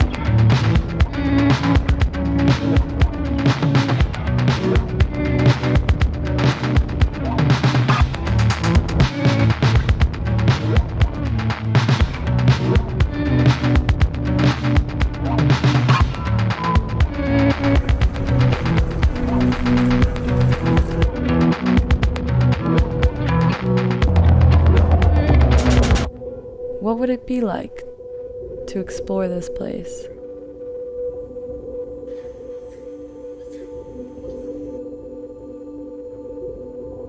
To experience these shores?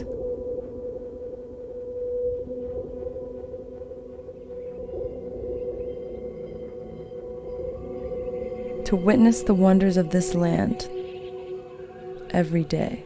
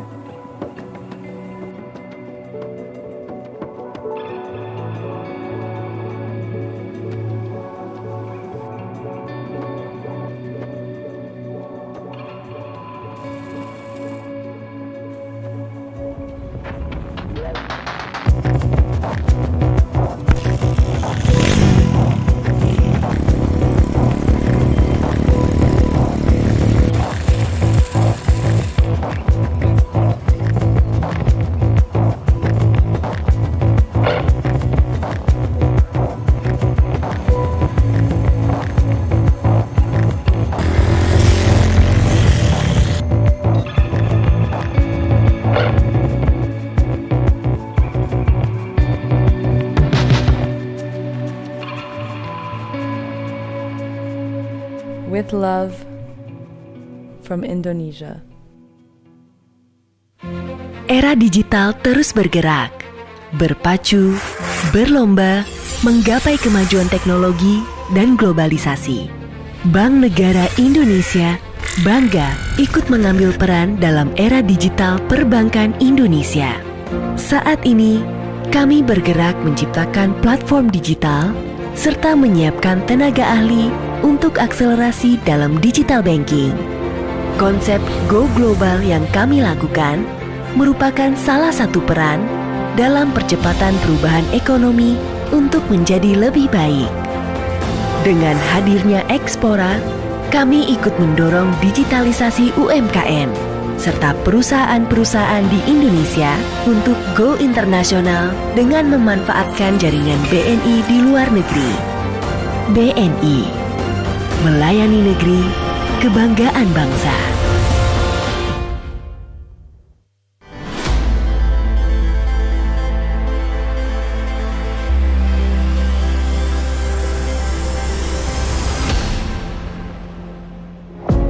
This is the journey of our dedication, commitment, alongside the nation to build the dreams.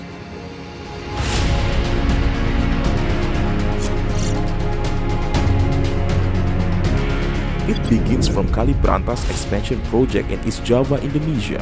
Since 1980, history justified that PT Brantas Abipraya were the first BUMN Karya that officially created by Indonesia government. Since that day, we were being inseparable part from Indonesia development. We learned, growing and transforming become the living company that surely proven can step up and facing the challenge.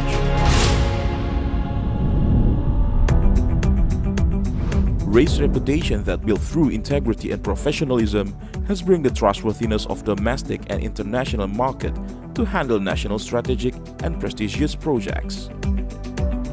The global competition demand an efficient and effective technology by utilized building information modeling or BIM and supported with lean construction, ensure every project that we handled is precisely planned, digitized, connected, and synergize every essential element.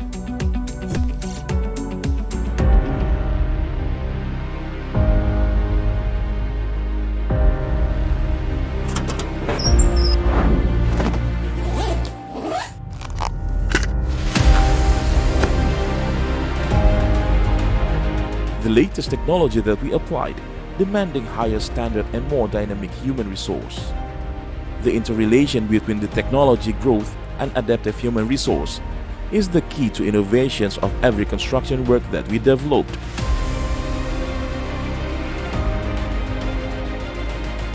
We believe the harmony of technology and skill regeneration will evolve the way of thinking and sculpting a process-oriented character.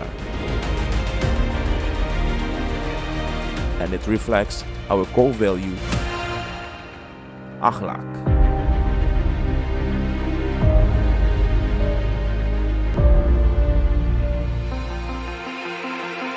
Well known with the holistic services construction company, which capable handling national strategic projects, currently PT Brantas Abipraya supported with 7 business units and 1 subsidiary that are productively and independently strengthen PT Brantas Abipraya position as one of the best construction company in the market. Abipraya Sumber Daya Air.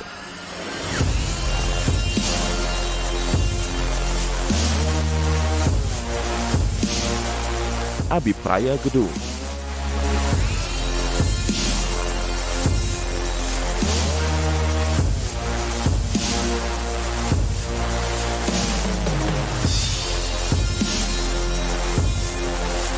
Abipraya Infrastruktur.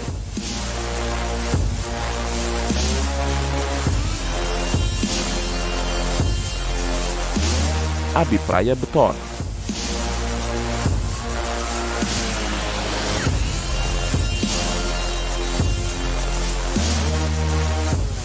Abipraya Alat.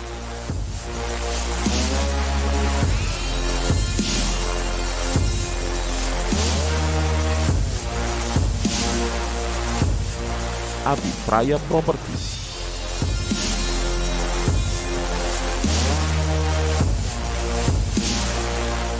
Abipraya Talk.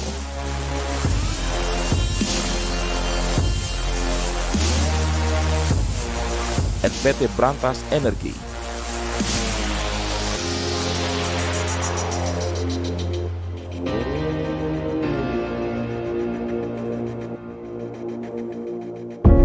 The existence of PT Brantas Abipraya in construction industry scene is also noticeable from the company involvement and various public partnership projects, such as Cisumdawu Toll Road, Probowangi Toll Road, Jalintim Sumatra Preservation Activity in South Sumatra Province. Our journey and experience has brought us to the acknowledged from various entities.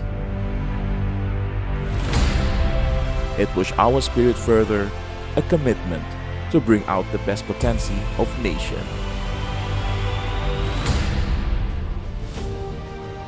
For us, every appreciation is a form of responsibility to synergize with the society to build a better life quality through sustainable infrastructure that always side by side with the nation dreams.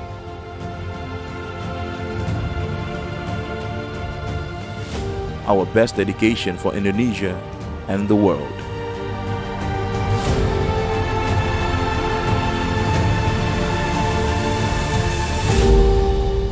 Abipraya, spirit for giving the best.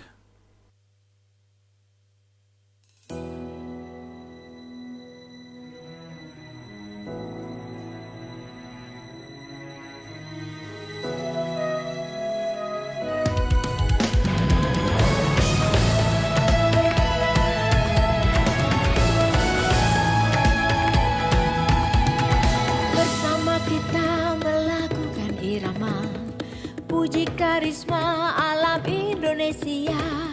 Bangsa yang ramah, marilah semua bersatu, bersatu. Padang hijau permadani negeriku, unggas terbang bebas nian berlagu, memuat karisma dunia bagai simfoni alami. Hidup di Indonesia, tak jua di marcapada, cahaya purnama raya menghidupi desa-desa.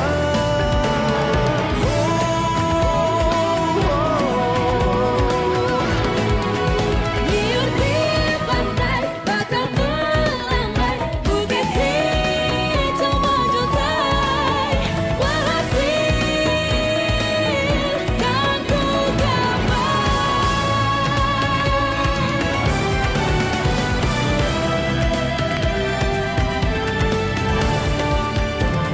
Suci bunga-bunga khatulistiwa, titian dewa-dewi Indraloka, tabuhan dan lagu mengiringi tarian budaya negara.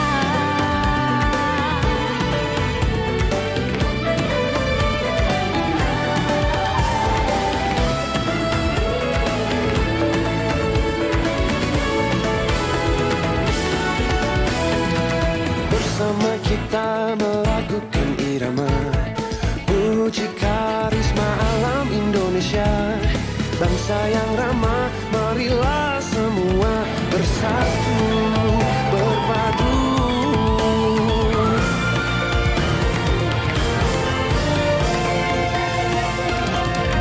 Padang hijau permadani negeriku, unggas terbang bebas diam berlagu, membuat karisma dunia bagai simfoni alami.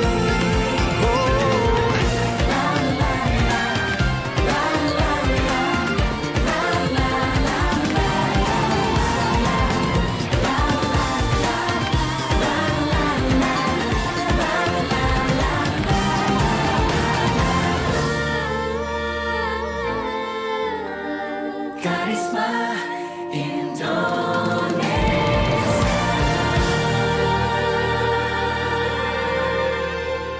Serunya menikmati wisata Karisma Indonesia dengan standar protokol CHSE hanya di Indonesia aja.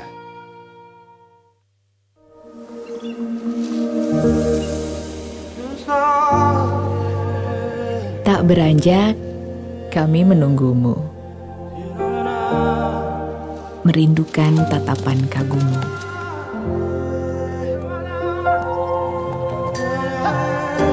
Membayangkan ramai tepuk tanganmu dan menantikan kedatanganmu. Kami di sini untukmu. Bersama mereka yang ingin mengisi harimu.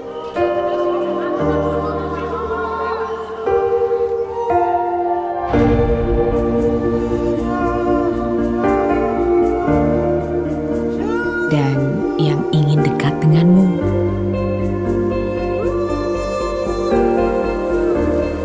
Semangat kami masih tersimpan. Dan kami telah menyiapkan setiap keindahan dan kekayaan. Senyuman dan isi hati kami ingin segera tersampaikan. Keajaiban kami, cerita-cerita kami,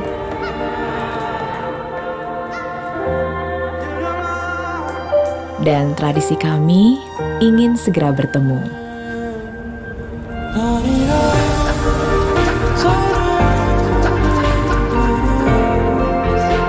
Kami tahu kamu pun ingin cepat kembali. Karenanya, kami selalu menjaga tempat ini. Sampai nanti kamu kembali dengan rasa tenang, kami tunggu di sini, di Indonesia aja. No one would have expected 2020 to go the way that it did. Out of nowhere, the world just closed its doors. We made it to Bali. And although it's been a year that's physically kept us from our friends and loved ones, it's been a year that has brought us together and made us stronger in many other ways. And now, as we start a new year, we slowly begin to open our doors once again to new people, new places, and to new adventures.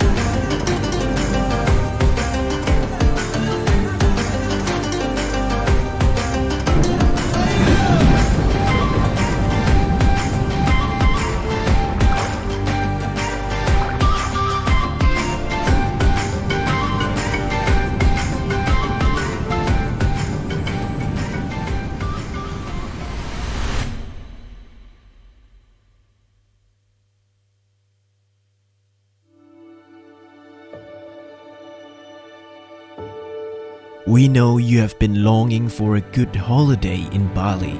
Indonesia cares, so it's been preparing for your safe return. Ngurah Rai International Airport has been awarded the Safe Travel Stamp by the World Travel and Tourism Council for its commitment to implement the COVID-19 health protocols.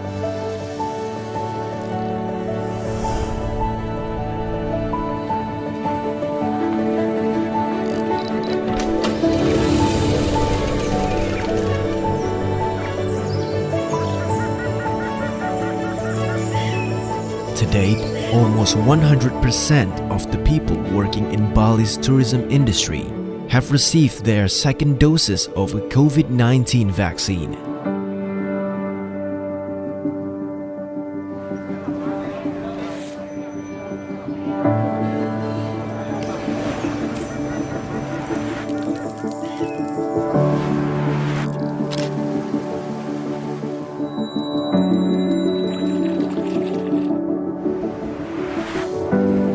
Furthermore, 1,006 tourism businesses in Bali, including hotels, restaurants, tourism attractions, and others, have been granted the Indonesia Care certification from the Ministry of Tourism and Creative Economy for their consistent implementation of COVID-19 health protocols.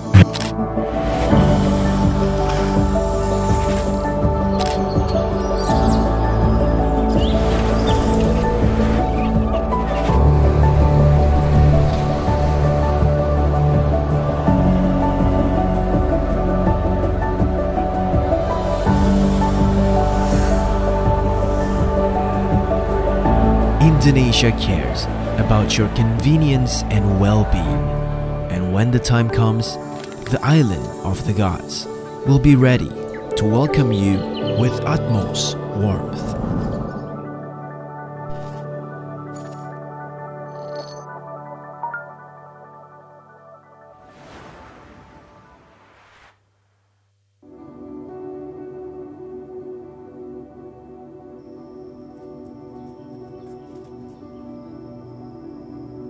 Indonesia.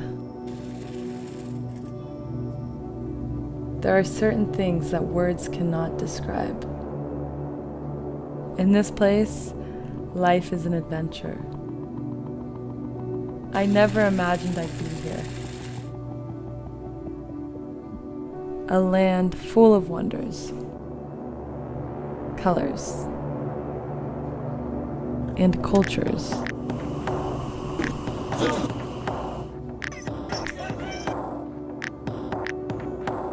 Where beauty lies in every corner,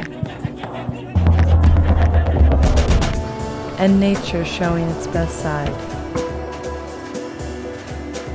From the oceans to the mountains,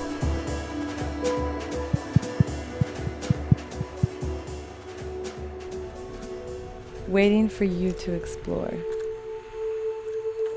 to make stories.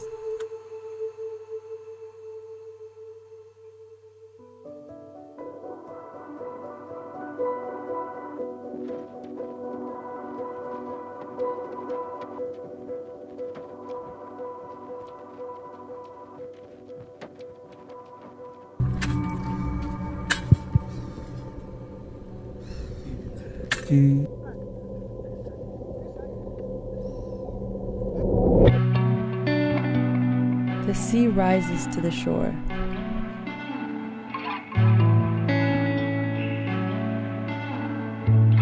Of what people call the land of the gods.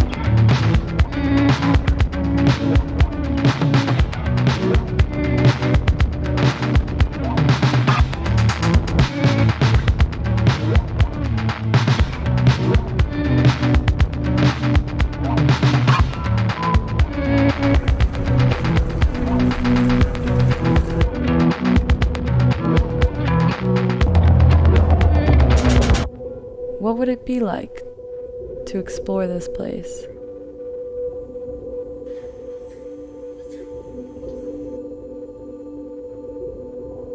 To experience these shores?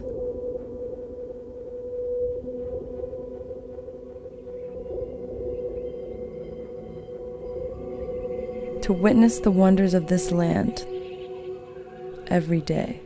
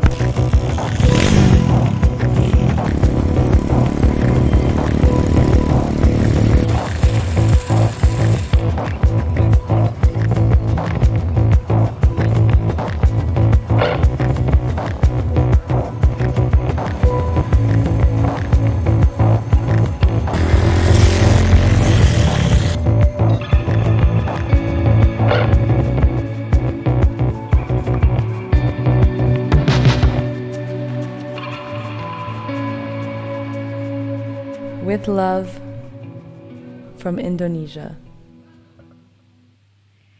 Thank you for all moderator in our breakout room at parallel session and all of participant and oral presentation. Well, we would like to announce the door prize. The door prize will get 60 tap cash, each one 50,000 rupiah, and voucher one night from Emersia Hotel and Resorts in Lampung and Padang. We would like to invite Mrs. Kania Ratnasari, STMIB, Secretary Organizing Committee. The stage is yours.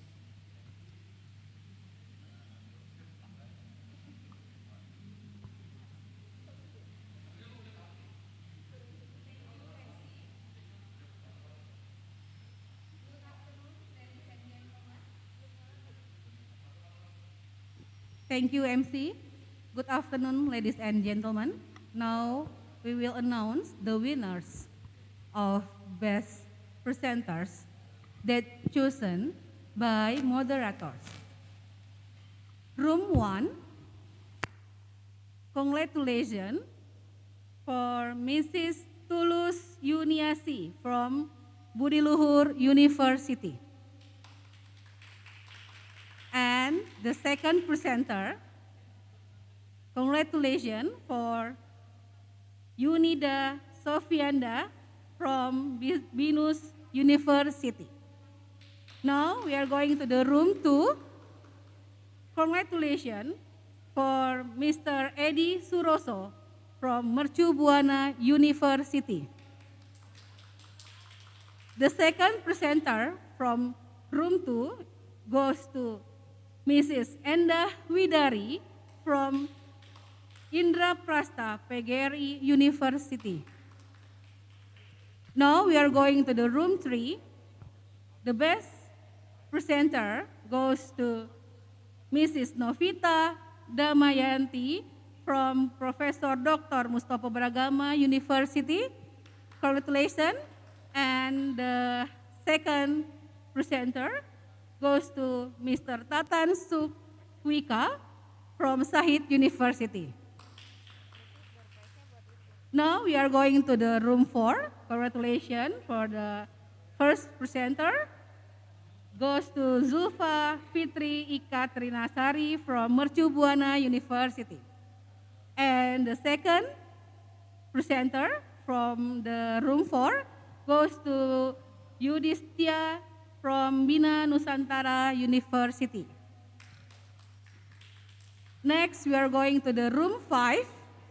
Congratulations for Mr. Muhammad Haldi Widianto from Binus University. We only have one.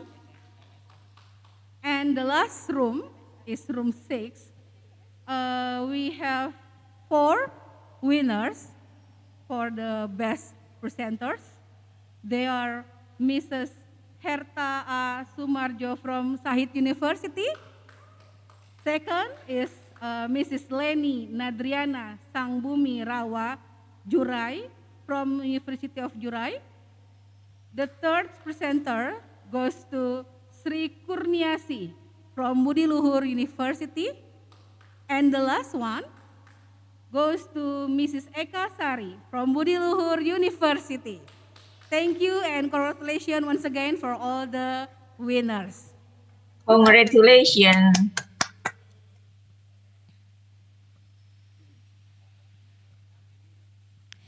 Thank you, Mrs. Kania Ratnasari, STMIB. Congratulations for the winner. And the last announcement for the best presenter and oral presentation will announced by Chair of Committee Iccd 2021. Professor Dr. Giatmi MSE, the stage is yours.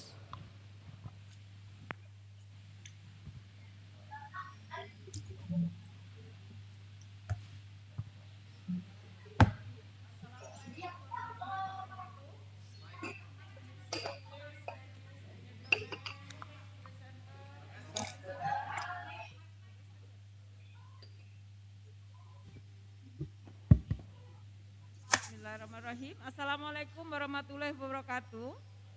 Distinguished ladies and gentlemen, presenters and participants who are still patient in attending this conference until this closing ceremony.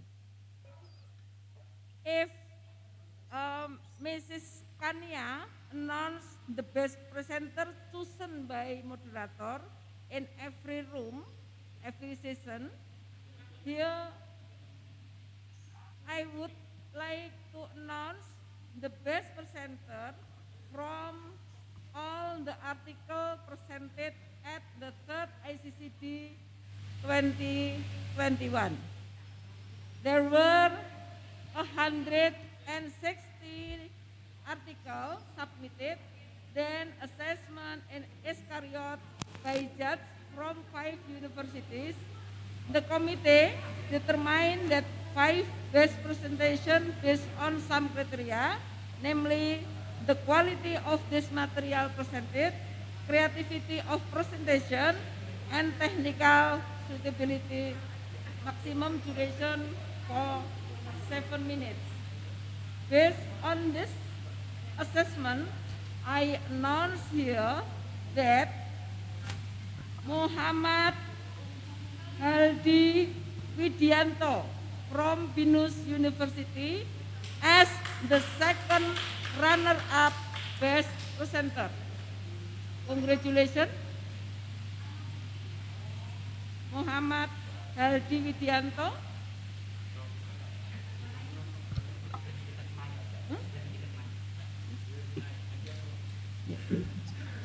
Muhammad Haldi Widianto.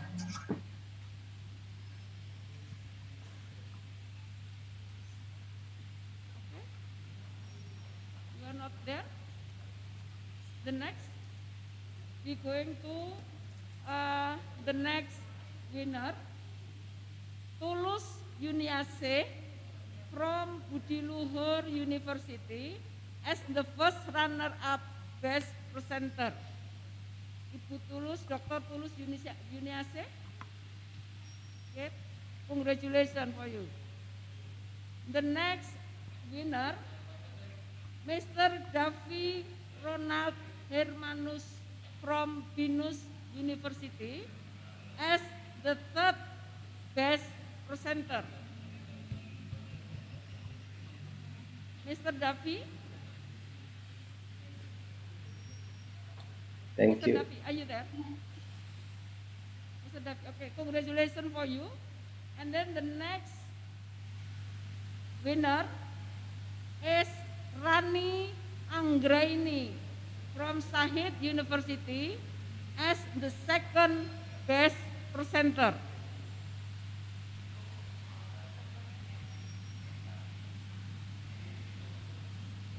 Mrs. Rani, Miss Rani, are you there? Okay. Yes, thank you. Okay, congratulations for you. And the first best winner goes to Nindi Sabrina from Sahid University. Congratulations for you, Nindi. Thank you very much. Okay. Congratulations, Miss Nindi.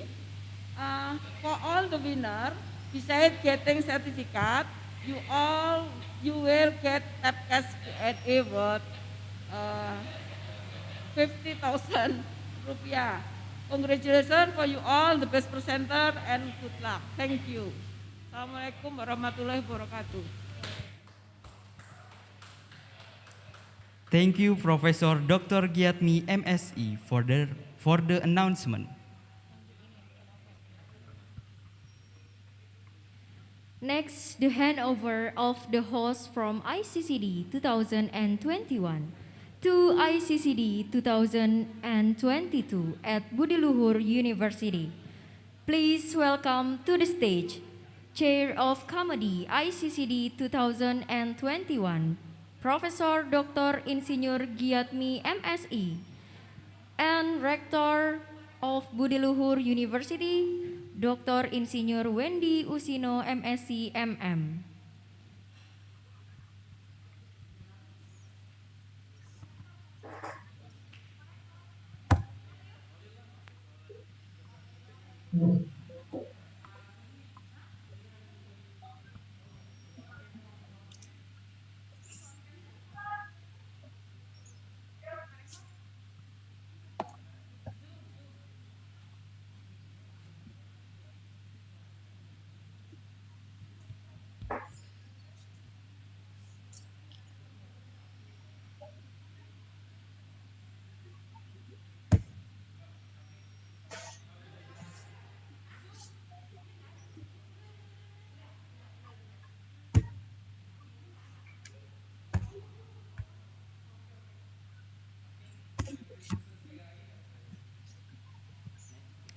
Next, the handover of the host from ICCD 2021 to ICCD 2022 at Budi Luhur University.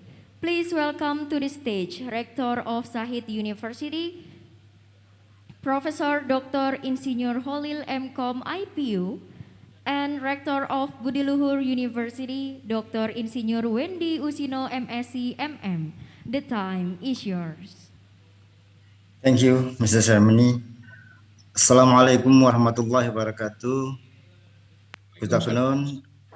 On behalf of Side University, I want to say thank you very much and very high appreciation to all invited speakers and all participants of oral presentation for your attention. So the third ICCD conference 2021 in Side University today was a very success. For the fourth ICCD next year, 2022, the host will be held by Budi Luhur University. So please, Dr. Insinyur Wendy Usino, Rector of Budi Luhur University, to accept this trust. I hope the fourth ICCD next year will be better. See you next year. Thank you. Thank you very much. Bismillahirrahmanirrahim. Assalamualaikum warahmatullahi wabarakatuh. Honorable Rector of Sahid, Professor Dr. Insinyur Khalil MCom IPU. We met before some years ago when I visited Sahid University for our cooperation. I hope everybody will be healthy always and will be protected by our God, Allah Subhanahu wa Ta'ala. Thank you very much for the opportunity for University Budi Luhur to become the host of ICCD 2022. I hope the International Conference of Community Development in 2022 will be held in a good way, and also I will thank to Prof. Khalil who has conducted the conference very well, and then all participants, I congratulate all the participants, all the winner. You are the best, you are dahsyat in Bahasa Indonesia. I hope next year it become better and better and better again. So our consortium, 5 university as the pioneer of this conference, will become more popular, more developed, in education and community development and research also. Thank you very much for the opportunity and trust for us. I hope the committee will be established next week so they can work as earlier as possible to prepare the conference. Thank you very much. Assalamualaikum warahmatullahi wabarakatuh. Salam Budi Luhur.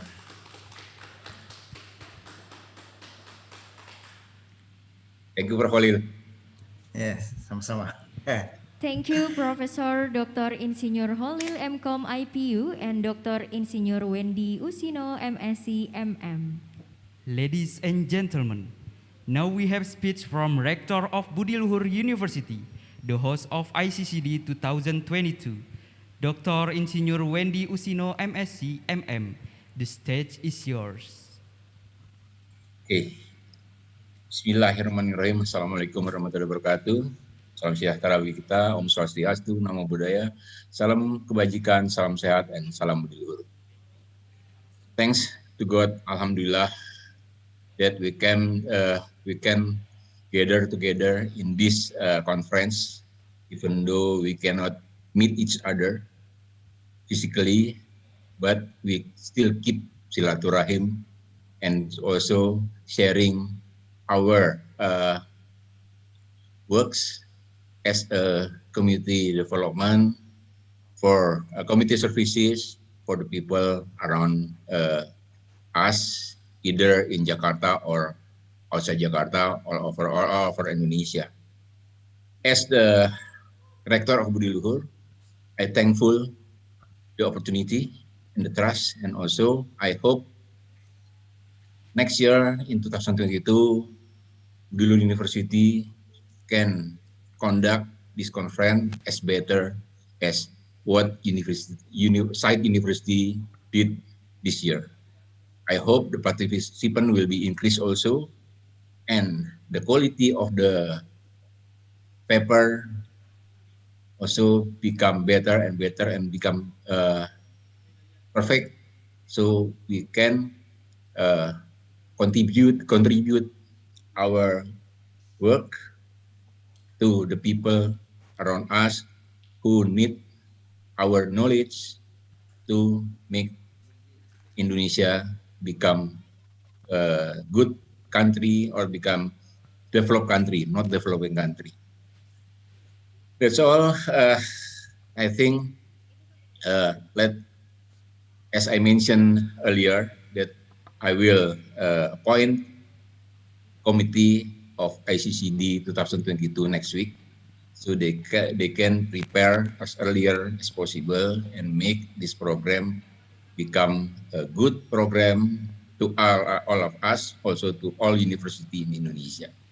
Even I hope we can attract university from ASEAN maybe, or moreover from all over the world. Thank you very much. Wassalamualaikum warahmatullahi wabarakatuh.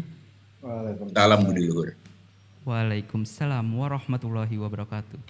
Thank you to Dr. Insinyur Wendy Usino, MSc, MM, for the speech.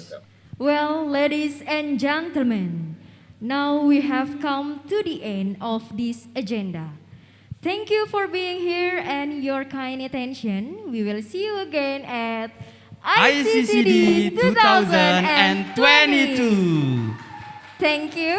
Terima kasih. Matur suksma. And bye-bye. Assalamualaikum warahmatullahi wabarakatuh. Waalaikumsalam.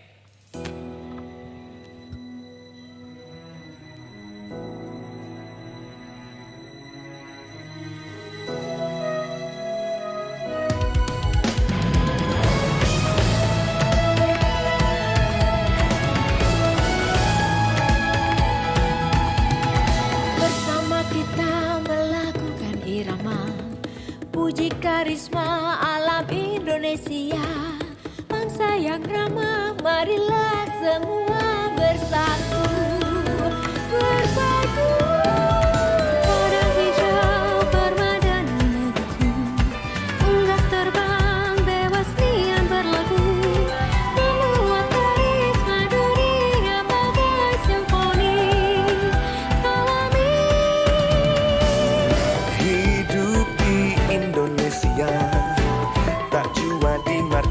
wajah, cahaya purnama raya menghidupi desa-desa.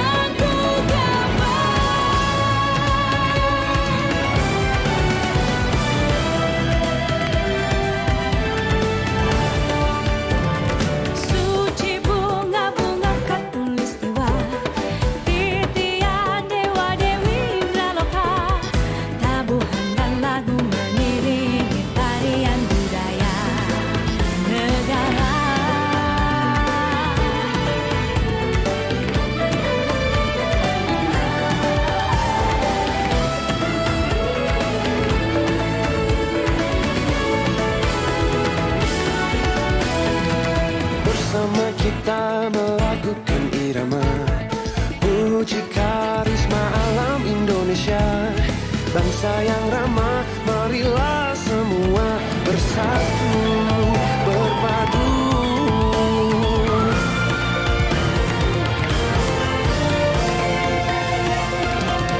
Padang hijau permadani negeriku, unggas terbang bebas diam berlagu, membuat karisma dunia bagai simfoni alami.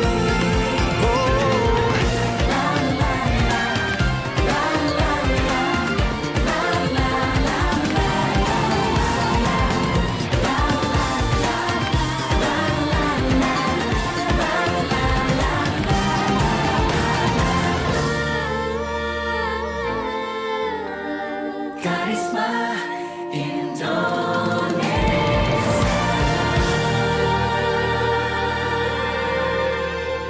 Serunya menikmati wisata Karisma Indonesia dengan standar protokol CHSE hanya di Indonesia aja.